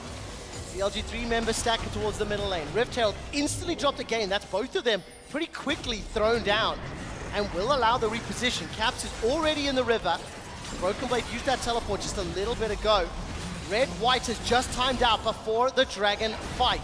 Yike stepping forward, level 9, goes all out, thrown, Heartbreaker away, Shun stays alive, but it's Elk that finds Hansama. G2 Esports are so split up that Elk is able to cull him down. Now Caps in and amongst the fray. The explosive cast comes up, but there's no damage, there's no follow-up, there's no G2 to finish the fight. You can't fight on these spikes. All BLG want to do at this point in the game is fight you. Try and get a kill, try and start a skirmish. And G2 is saying, yeah, sure, throw everything onto Shun. He's able to flash an ultimate out. And Elk showcasing the lethality of this Lucian army. Oh, so much damage. Unbreakable's buying time. Bin, however, is not done. Mercurial Hammer to the skies. Drops right down, but Broken Blade's the next target. We're playing on the Infernal Rift, and Hansama's been able to respawn, trying to find a target, but BLG, in the blink of an eye, find a 3,000 gold lead. And now BLG is up 2 Drakes, while having the chance for an Infernal Soul, which obviously, with the Gwen, with the Lucian, you're looking for. And again, everything here starts off with them trying, and if they actually kill Shun, then they might have been fine. But like, even if they do, with Elk getting Hansama there, like, you're not going to win the fight. You need that damage, and dying up with Flash and Clans shouldn't happen. Not in a million years. I mean, Gale Force is into a really good ultimate coming through from On as well. Like, you basically are caught between a rock and a hard place. You got the wave one direction, you got a Culling coming the other way. You were never going to win out on that. And G2, they take a fight where BLG are happy to have them that split up. And now, as you say, with Dragon in tow, plus this one as well, like, there's no way you're going to get that steal, but they still attempted, and now it's just another kill going over to Bin, who has that Riftmaker now completed. Yeah, but look at Elk's itemization deck. They're straight after that, rapid fire cannon already. But I think the Culling and the Gale Force, just the fact that like the members of G2 split up, Elk was able to single out Hansama. This is the period of the game where this Viego, Lissandra, Lucian are going to be way more impactful. G2 have to play a little careful. If they get to the 3-4 items, then all of a sudden the scaling can play to their benefit. It goes back to the conversation we keep having, which is actually utilizing the tools that you have, right? And that's partially on Hans, it's partially on the rest of his team. But with Cassante and a Braum, your value should never die like that, right? So Illusion is taken down. Oh, I mean, look at this. Hansama's the target. The Culling this time round is blocked by the Unbreakable. The tidal wave, however, sends Hans in the air. The needles are fired, waiting for the snip, snip, snip. Bin can't find him, but the Heartbreaker does. Instant reply, though, as Yike throws up the explosive casket to 1 for 2, and BLG maintain control. But G2 are taking these fights when BLG have the numbers advantage. Caps is pushing in the bot lane, so BLG feel comfortable to take it. And Yura Cassante, yes, he got demolished, but you're not really going to get much damage onto these side lane turrets. And Hansama is the one that's footing the bill for all this. The early laning phase is irrelevant, because once Elk and On have started to move around the map, 008, better than James Bond for that Nami, and 312, the moment that Gale Force was activated, Elk has found culling after culling and has made Hansama irrelevant in these fights. And it's not impossible for G2 to come back, particularly given how we've seen some of the games play out, but what it does mean, you are now reliant on BLG to mess up, because with the amount of aggressive power that they have, plus a 2 Drake lead, getting back is going to be so hard. And look at the timing on these ultimates from James On. Every single time he's catching Hansama with it. And Mickey is also putting up this barrier earlier to try and block the culling. So they're kind of using this as a 1-2 punch to constantly keep G2 in check. Beautiful play from BLG. I mean, you can feel the pressure, you can feel the tension from Hansama. He and the rest of G2, they are behind, but they are not yet eliminated, as we have seen so many times. Hey, 15 seconds till Baron. 15 seconds to Baron. They wouldn't rush it this quick, would they? More importantly for me, a minute and a half until Inferno. I actually wouldn't mind if they started, as long as they peel off. If they try to actually take the objective, that would not be what you want to do. I personally say if they... Baron's up, Chronicler. The chance is there. Okay, but if they peel off and fight them, like G2 are... That's not good, okay? They need to actually commit fully. Let's see if they do. BLG right now, happy and content to catch the waves. Teleport available for Bin, Broken Blade and Caps as well. Summoners, the Unsealed Spellbook rather. Here we go, currently sitting on Flash Cleanse. And we're a minute away from Dragon. It'll be Dragon number 3 here in favor of BLG. For G2 Esports, push the middle wave, try to apply some pressure on the tower, and they're peeling towards Baron to get some vision set up. Yigao on his back, just finished the Zhonya stopwatch, so will have that available for the up-and-coming fight. Flash is available across the board as well here for BLG. No flash for Hans, and he needs to stay alive if they want to actually be able to take down BLG and fight for this Dragon. Oh, actually, Mickey might get caught here. Elk starting to push forward. Does have to slow, but didn't want to go overly aggressive without that vision in the top side. But as long as you're able to get constant control like this for BLG through mid lane and just start to spread that vision out, it becomes harder and harder for G2 to really get into a spot where they can threaten anything. You see they're trying to push sides and maybe move in, but BLG, they have firm control over this Dragon area now. And I mean, where the hell are G2? Well, that's the question. G2 currently recalling Broken Blade and Yike towards the top quadrant. Looking not to contest this Dragon. This is the third of the game in favor of BLG. Also, itemization. You're talking 2 items for Yagawa, for Elk, and only still getting towards that second for Caps and Hansama. G2 are behind the curve, and that's before you factor in the champion power and their current levels. Yeah, I do think that BLG, with that back from on, thought that G2 maybe was still contested. G2 actually had backed off, so they had a window, but they didn't know. Gonna look towards that 5v5. Bin isn't here yet, but does have TP. All right, Caps takes a little bit of damage there from Alk, but that tie cause blessing. Bin's making his way from the middle lane. Winter's Bite won't find a target. The Fissure is still up. The Moonlight Vigil too. Unbreakable. That's a big cooldown. Red, white, Hans Summers the target in this fight. Tidal Wave will not send him up, but the re-engage is good. Aqua Chrism buys some time, and Hans Summers simply cannot stay around long enough. BLG have got one, have got two. They are looking for the third, and they're not done yet. The Dragon was ignored and G2 were obliterated. BLG are too good at getting onto Hansama. They blow the early cleanse, and from that point forward, Yago still manages to get in to help Elk finish him off. Now, with Baron in their sights, BLG want to make sure that they are advancing forward. And this time around, G2 not really in the position. Yike can go for maybe a miracle steal, but look, Yagao marking him, but making sure that he can't get close. No ultimate, no flash, no body slam, no Baron left to play around. BLG have just accelerated this game to a point that may not be possible for G2 to come back. They still have scaling, they still have possibilities, but man, they are going to be relying on BLG being a little overeager, a little out of position. And the thing is, it is still possible, but it's so difficult for them now. Particularly because this is a Lucian, right? It's not the Aphelios where one misstep is the difference between life and death. Lucian has so much mobility innate in his kit, and especially when combined with an army, actually taking down Elk, who is monstrously fed, is an almost impossible task. Bin is on the top side of the map, though, so G2 considering maybe we can make something happen. Yike maybe even look for the steal. Caps, though, taking a ton of damage in the mid lane. Dragon below half HP. I mean, third item completed already. That's the Infinity Edge.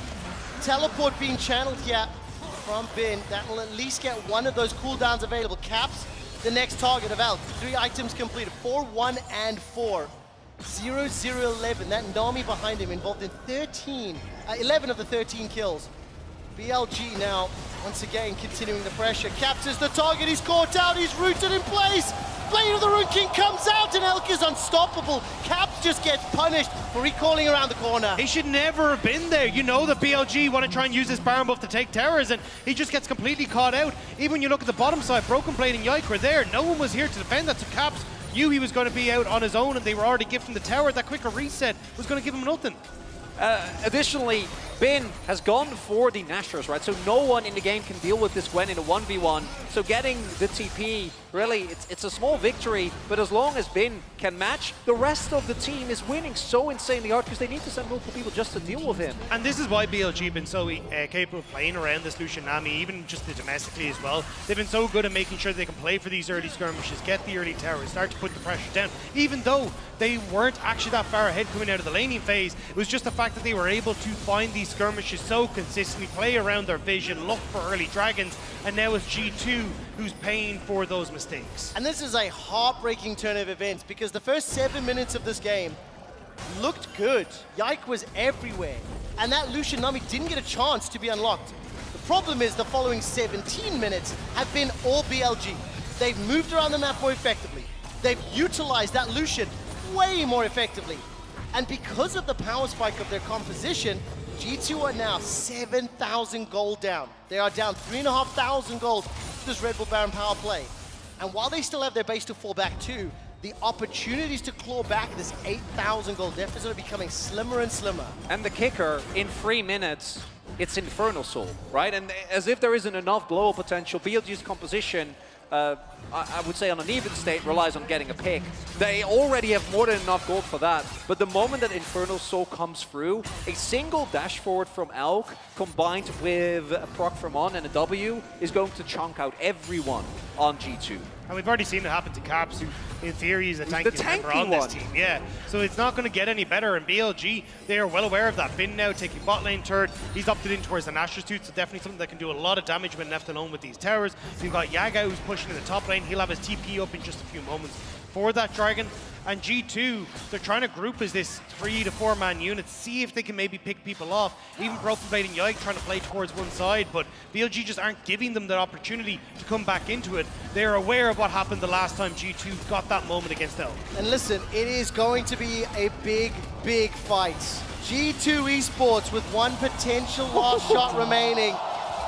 Elk is just dominating. 6-1 and 14, 3.5 items completed. Caps will be the next target. Gets caught in place by that Ring of Frost, by the Glacial Tomb as well. He goes all out, buys enough time for Yike to arrive. The tidal wave will hold him in place for Elk to arrive, and now's the next target. Keep in mind, 130 for Sol, 140 for Baron. While that's going on, Ben does not give a damn. He's opening up the inhibitors. The Nexus turret, the inhibitor turret has fallen already. And that's what I was saying with the Nashor's Tooth. Gwen does so much damage to these structures. The extra attack speed is absolutely nuts. And BLG, they're drawing G2 everywhere and taking everything. BLG want to make sure that they are advancing forward and going up against the winner of Gen G and Cloud9. It is a 10,000 gold lead. And Billy Gaming on the verge of eliminating G2 Esports, last of the LEC squads. Look at this from Elk. Oh, the ward as well. Great vision toggle from the observers. Great vision toggle from the observers. It feels safe, right? Because there's a control ward in the brush. And then there, it times out, but in time for Elk to take it down. Beautiful stuff from Elk, though. I mean, yes, didn't have, or had the vision initially, but did lose it halfway through. Still able to get the core of those shots off and get the kill there. Now BLG, 30 seconds until Dragon. They already have the reset. They're already controlling so much of this river area now. Dagda, how do they do it? Dagda, how did G2 try to find this win? Need to get Elk. Follow Elk, level 14, advantage over Hansama. 4 items completed. He's got that LDR into a BT, a Gale Force, and the BF Sword. This is an uphill battle if ever I've seen one. There's even a stopwatch next to those free-ass boots for Elk. He's a 2-level advantage chronicler. It's going to be so hard, but it's the only way that G2 can buy some time. Oh, but even if you kill Elk, Bin is level 16. Gwen, monster fed as well. They need a miracle here. Let's see what they can do. Bin steps forward. Snippety snip snip. Shun's gonna back away with that ultimate. They engage forward. Hansama's the target for now. Yike has been able to push Elk away, but Elk stays alive. That stopwatch is buying time. Caps looks for him and finds him, but at what cost? 3 members of G2 are down. It's all up to Broken Blade, and it's not gonna be enough. The ace for BLG. And the mission is accomplished, but at what cost? Yes, Elk goes down eventually, but the stopwatch to cleanse by so much time. And Bin says, hey, I'm here as well, and completely decimates the backline of G2. BLG handle the laning pressure from Yike, and the challenge from G2 Esports, and BLG will eliminate G2 from MSI. BLG advance to the next stage in their lower bracket run towards finals. BLG will take down the LEC's last hope, and in such dramatic fashion as well. On and Elk may not have got the lead that they were expecting in the laning phase, but by God, when they came into those mid-game skirmishes, that they make it known that they were still as strong, even with the Aphelios taken away from them. Also saw the level of comfort. Yigao and Shun, particularly in that final game, looking so much more in sync, actually working together very, very well. London, put your hands together for BLG, as they have been the better team all day long. They have had G2's number. G2 also had the opportunity to win those games, but unfortunately they just got bullied, beaten up, I think at an individual level, outshone by their opponents, and those skirmishes is going the way of BLG in many of those games. I think especially in that bot lane, right? I think Elk and On just had the number of Hansama and Mickey the entire way through, but London gave a shout out to G2 as they take the stage for the last time. A heartbreaking end to the tournament for G2 Esports. An even more difficult pill to swallow, because you could see that the potential was there for them to not only win the games, to win the series. They should have had the series score going into this one. You know, throwing that game, throwing the lead That's how it feels, especially to a European caster. Yeah, it really is so close yet so far, right? You can even argue that if you just don't get any moment, it doesn't feel as bad, because now you're being able to win a skirmish left or right, you're able to get a laning lead here or there, but when it comes to the map play, and particularly the team fights, it just feels like you get one mistake every single game, whereas a lot of the LPL, the LCK teams are just so much better at turtling down, waiting for the one opportunity, waiting for the one error, and then striking, and then straight up winning the game of that. And I will say thank you to London. That game 4 was dramatic. The pause, the heartbreak, the challenges around it. Ultimately, BLG came out and they used that Lucian Nami to fantastic effect. It's something that the LEC teams have not been able to demonstrate or to really execute well, and it was the downfall in the final game here for G2. And that's the thing, I think we're kind of seeing a lot, and a lot of the conversation has been how these AD carries are protected as you go into this. And in these fights, we're seeing that Elk is getting significantly more peel, he's dealing significantly more damage, as you can see on your screen from the post-game breakdown. But even just the fact that how they set up for these moments. Like Elk getting access to Hansam in that first skirmish in River, getting them down with the culling. Like, these are small errors that are just being exploited so quickly by these Eastern teams. And if I can really draw onto it, I know Dagda and Chronicler, you did a great job of highlighting how well BLG played around Elk, how they created space for him and also protected him. And we saw specifically that Lucian, well, I can see it so vividly in my head, all the G2 members diving for Shun, not for Elk. And then because of them diving, Hans Sommer stood there into a culling like, bruh, what am I meant to do? And it's one of those things where you see enough of those fights play out, it really was like visualized or demonstrated incredibly well in that last shot.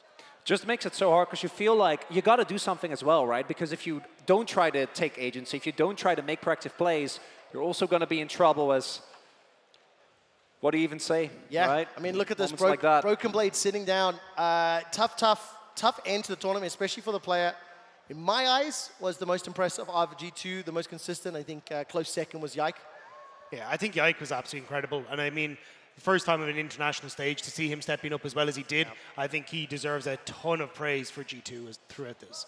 And I will say this, obviously we're reacting to the shots that we are getting here live in venue. Kudos to everyone for coming by and watching. I do want to turn our attention to BLG though, because they are the victorious squads today. I think a lot of people anticipated BLG winning based on the level that we have seen from the LEC squads, and they now will advance. It argues the unenviable task of playing, what, Cloud9 or GG? That is going to be an uphill battle all the way to a potential finals run. Yeah, and I think it'll be interesting to see how they do actually manage to get there, because I think BLG have been the weakest out of like the top 4 teams that we're looking at, like LPL and LCK. We'll have to see if Cloud9 can cause the upset tomorrow, but it feels like as you start to move forward, we need to see BLG take a step up. G2 really did challenge them today, but there was mistakes from Elk, there was mistakes that came through at different moments that will be punished and cost you games against some of these top teams. Chronicler, I wish I could get you to chime in, but I can't because I hear that Gigabin is ready to chat in our Verizon post-game interview.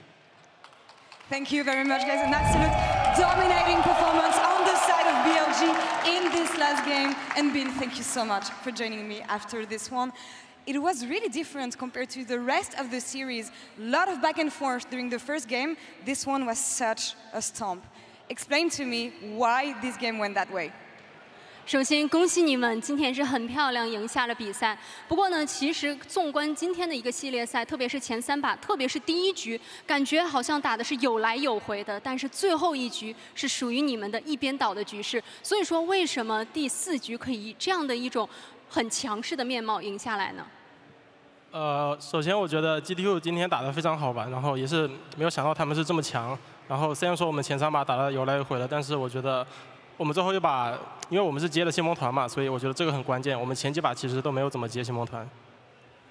First of all, I must say G2 performed so good for today's best of 5. And to be honest, their performance even beyond my expectation. They're such a good team. And I think why we are able to have a very smooth last game is because we really take that Rift Herald team fight for the last game. But the reason why the first 3 games maybe can be back and forth a bit shaky is because we just made less Rift Herald team fights. So I think that's a key point. All right, well, thank you so much for these insights on this. And I love the fact that you're maybe maybe one of the most experienced players within this BLG lineup. You won MSI last year. Have you been helping the younger players getting ready and managing the nerves coming into this best-of-5 series? 那其实，在整个 BLG 当中，我们冰选手也是非常有经验的，而且你也是参与了去年的 MSI 嘛，所以说想问一下，可能特别是在这一场 BO5 开始之前，有没有和其他更为年轻的队友们稍微分享一些经验，然后帮他们缓解一下情绪呢？因为我们上一场比赛其实是被3比0的嘛，所以希望不要，就是上一场不会影响到我们这一场，所以我就跟他们说，我们这场只要好好发出我们的实力，就算我们之后真的打不过，那也不留遗憾就好了。所以我们今天就是这样过来打的。 To be honest, before today's game, we lost with a 0-3. So we don't want that to affect our performance today. So I just told my teammates we would like to focus on our own performance. We try not to leave any regrets on this stage, no matter what the result is. Staying focused and focusing on your own performance. I'm wondering, what is the expectation for you, Ben? You're coming back as the MSI champion from last year. How has been your experience so far at MSI? Do you feel stronger than last year? And what about the competition and the rest of the teams? 那也想问一下，冰选手对于这一次 MSI 的一些感受，包括说你的期待，因为去年其实你也是捧下了冠军奖杯，那这一次再一次来，会觉得有什么不一样，或者说自己有变得更强的地方吗？那同时，对于这一次整个 MSI， 包括其他的队伍整体，你有什么样一些的感受吗？我觉得今年的 MSI 整体实力肯定是更强的，因为不仅是赛区都有2个战队，而且还有双败赛制，所以如果今年想夺冠的话是更艰难的。但是也给了我们机会嘛。我们虽然说上一场我们输了，但是我们只要再赢下来，再赢接下来2个BO5，我们就可以进决赛，然后我们也会想办法复仇京东的。 Definitely, I must say for this year's MSI is much tougher because there are more strong teams joining into the MSI. Some regions we got 2 teams and we got the double elimination, the new format. But we just don't worry about that. We just would like to try our best. If we can just focus on own performance to win another 2 best-of-5, we can still get into the final. Definitely less worries about after today's series. Last question for you, Bing. I know that you said on social media that you wanted to try to say something in English. You did during the play-in stage, but there's way more people today at Copper Box Arena. Anything you want to say in English for your fans today? 其实呢，之前好像在社交媒体上，我们的斌就有说，哎，想秀一秀自己的英文。其实，在之前入围赛的采访当中，你也是秀了一下自己的英语实力。但是今天在现场来了更多支持你的粉丝朋友们，所以说有没有什么想用英语来说的呢？ I now here have so many EU fans, LPL fans, and I think G2 is very tough. They are very tough, and we win G2. But I think this is that we more strong. So now we are very strong. We can win Genji, CDG, and T1. So thank you. Thank you so much for making the effort. Thank you so much for the interview. Wendy, a pleasure having you on stage next to me. As always, and Shox, back to you in cool down. Thank you so much. Yeah, Ben has been practicing his English. For people that don't know, I believe he watches a lot of WWE, if I recall, and then other TV shows to learn. So yeah. He didn't say he was going to beat Cloud9 though. He said it's. He did not say that. Yeah, I think it's a little bit. I think there's a reason for that. So we're in. I love it. He's not just like a top player. He's a PR god as well. That was excellent, I gotta say. And big shout out to Ben and to BLG. They move on here at MSI, still in that lower bracket, but taking lessons from every game they play. And let's recap game 4, because I feel like it was obviously very up and down the whole way, but something that stayed consistent was that bot lane for BLG. Yeah, and even though this wasn't, hyper carry, Jinx, hyper carry, Aphelios, this is why they are so strong on the Lucian Nami, right? Like here you see Alex Lucian. Boy. Yeah, into the tidal wave. He wanted to go swimming. What can I say? Swim back to Berlin. It's not even late. No. It's okay. Please, chat. Keep talking.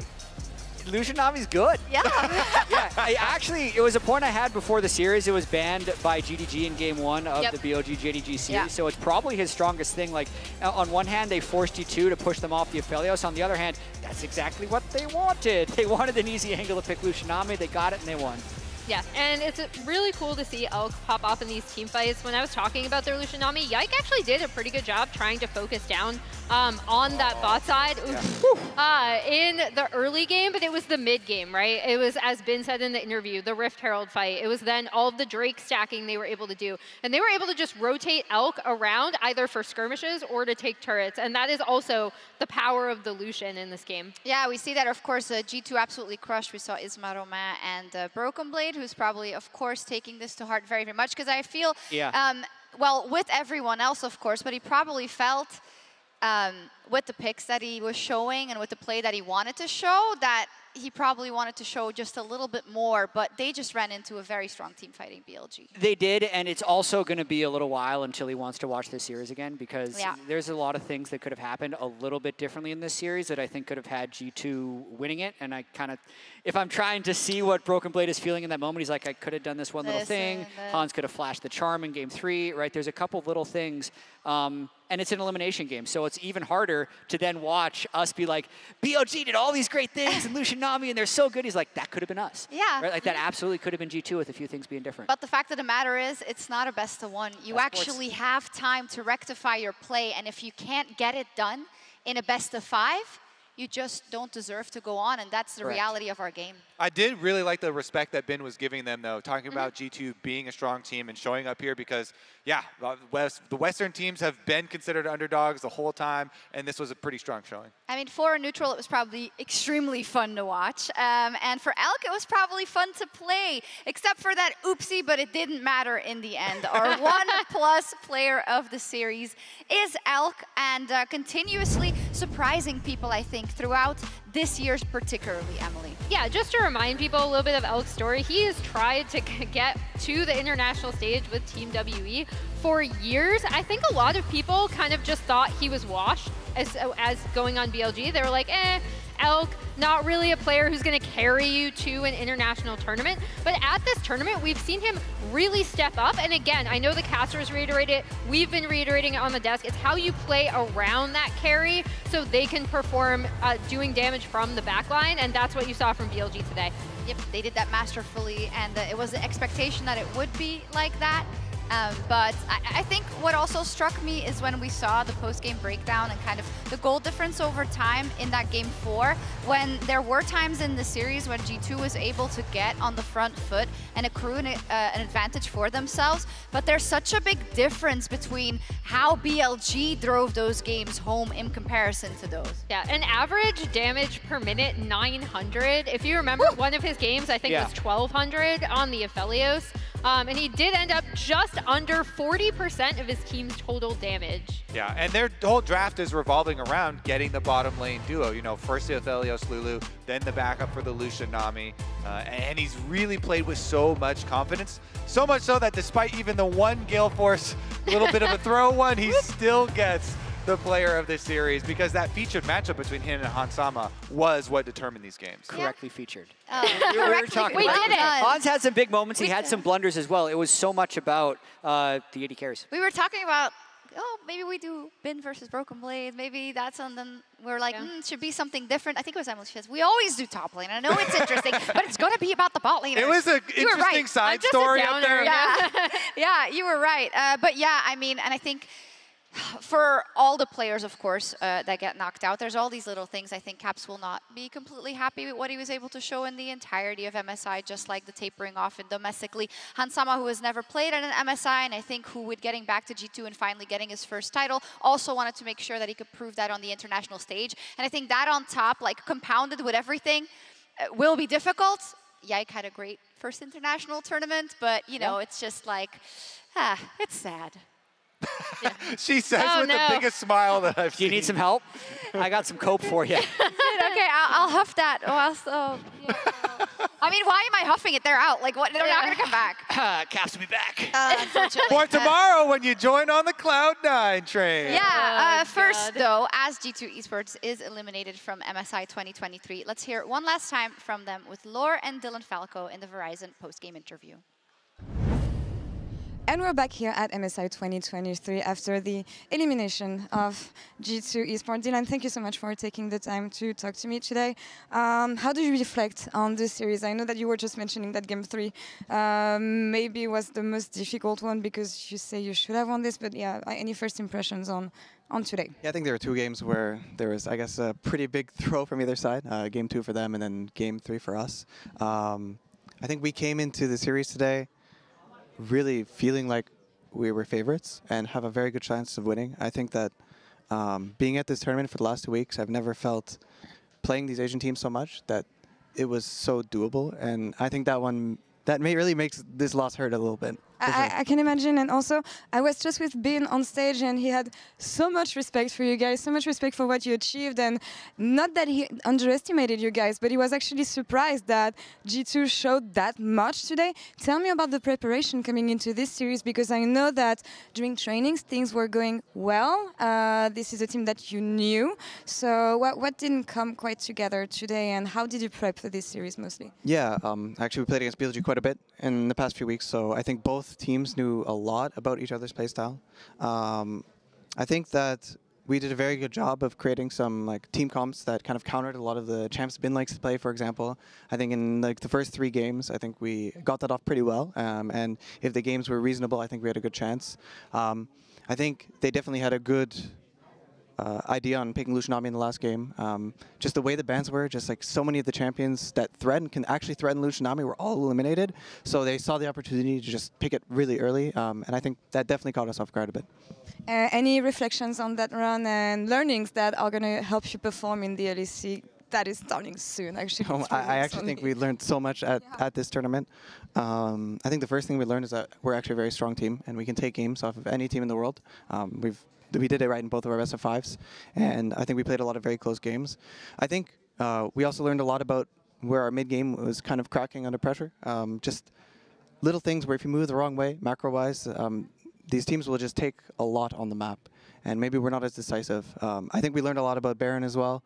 We threw some games at Baron in the first set. We won some Baron situations in this set as well, and actually seeing how these teams play these situations, you can actually take and learn a lot. So. Yeah. Well, I want to say thank you for a great run on the audience perspective. It didn't quite come close the way you expected today, but yeah, thank you on behalf of EU fans and Western fans, Dylan, and looking forward to seeing you guys again in summer. Thank you. And Shox, back to you. Thank you so much. And the hope, of course, is that with the fact that they played many more international best-ofs and they have a lot of experience, that they can take them back. And you might say it's cope, but this roster in this iteration has only played together for a few months. And Yike is a rookie. And you know what? That's good. I'm proud of them. Defy the expectations. I'm proud of them. But they're still out, and it's BLG that moves along. So let's pull up the bracket to see, because they do get a day respite. Tomorrow is C9 versus Gen G, also in that lower bracket. So let's start with that, Jat. I think that it is unlikely that C9 wins, but that doesn't mean they won't. So just looking at it, Gen G, they had such a close matchup against T1, who now many people are considering to be the favorite in this series. They have a huge amount of skill. Cloud9 still, to me, hasn't looked necessarily that calm on stage. I hope that the stability that they found in their series against Golden Guardians can be carried through to their Gen G series. But even talking to Blabber, he knows and he acknowledges that these teams are just better mechanically and macro-wise than any team they play at home. So they really have to be at their very best and then also probably get a little lucky. I think their best shot is simply trying to copy the T1 blueprint. Yes, that's hard. Of course, you're setting a very high bar there, but that is a very good blueprint with how much effort T1 put into getting their bottom lane ahead. Going as far as to have 5 people down there, going for these red side invades, going for these tower dives, doing everything they can to try and lift up Berserker to have a similar effect. That's kind of your hope. Of course, it's going to be incredibly difficult, especially the Chovy versus MNS matchup in the mid lane. That is going to be rough. Hey, crazier things have happened. Not recently. That's what I like to hear. Not recently. That's what I like to hear. It's really good. Emily, final notes. BLG still in the lower bracket. Will go up against the winner, of course, of Gen G and Cloud9. I've asked you this when we were in the pause as well, but I feel like every time they go up against an opponent, people are like, oh, this is going to be closer than people think, or this is like winnable. But it seems like they are taking everything from every single series they play and should not be underestimated. Yeah, I mean, I think the thing for BLG is I would still like to tighten up some of the mistakes, because obviously they fight, right? And not every fight they choose is going to be advantageous for them. And sometimes they get away with it, and then at other times they're punished. We saw that in the JD series. We saw that in today's series. So if there's one thing that they should look at, and I'm sure they are, like going forward, it's, okay, when are we actually taking these team fights, right? And like, how are we setting up for them? Not just posturing around mid and then, you know, Gale forcing it into die. You know, like they had some small moments where they did not have to take some of these fights. They could have backed off, set up more advantageously for themselves. And not just in the series, it's something we've seen from this team over time. So going forward, that's going to be a big thing for them. I did at least like their drafting better today than I did in the C9 series. I'll say that. And they have experience of rising up through the lower brackets. So we'll see how they do with their information. And then losing to JD. Yeah, you don't have to go that far. But hey, it's a bummer for us EU fans. But hopefully you'll be able to cheer for all the other teams, because they're going to show us some great League of Legends. And, you know, we're all here. It's fun. Come join us. And now we're going to say goodnight for today. Thank you so much for joining us. We will be back tomorrow, same place, same time, with Cloud9 versus GemG in another elimination match. Bye-bye. Cheerio. Bit of a mistake, but we're back to live. Or indeed, already Cyclone being used. Caps is just solo killed by Shun. To make place for the rest of the squad. Nature's Grasp will force the flash. Rocket grab onto On. You used this flash a second ago. Remember what I said about Mickey and the kills? He does it for G2! G2 desperately tries to get a kill, get someone. The barrel into the pit. Elk is the focus, but he flashes over the wall. He's on the other side of the rift. The G2 Esports are split. They are routed in the blink of an eye. BLG dominate G2. Inside the pit, G2 have secured a McCann. They finish the fight. Oh my God. Vigil has done so much damage. But that's the thing. It's like, even if you get the... Oh, hang on. Oh, beautifully done. 4 members of G2 chasing. The weak are scattered, and Yagao's wild growth manages to keep him alive. Letalon falls just short. Zap tags onto Elk, and he flashes forward through it. Bin finds another. He used his flash earlier, and G2 find the kill. They find the shutdown. They find life in London. It's time to get excited as Hunt Summer and G2 come alive. The Clitolons, the health picks, the jump from Yagao. Big Death Rocket goes wide. Moonlight Vigil just about does it. We'll go. Nice. Wait. Hey, Affiliates no team. We win. I can flash. No. Hunt Summer down. G2 are running for their lives. Elk stays alive. Broken Blade is killed. Mickey is killed. The M, the flow, the Aqua President. As the engage now goes forward, Elk will be dropped. Hunt Summer and Mickey find that kill. Plus, 3 members of G2 are down. It's all up to Broken Blade, and it's not going to be enough. BLG will eliminate G2 from MSI. BLG advance to the next stage in their lower bracket run towards finals.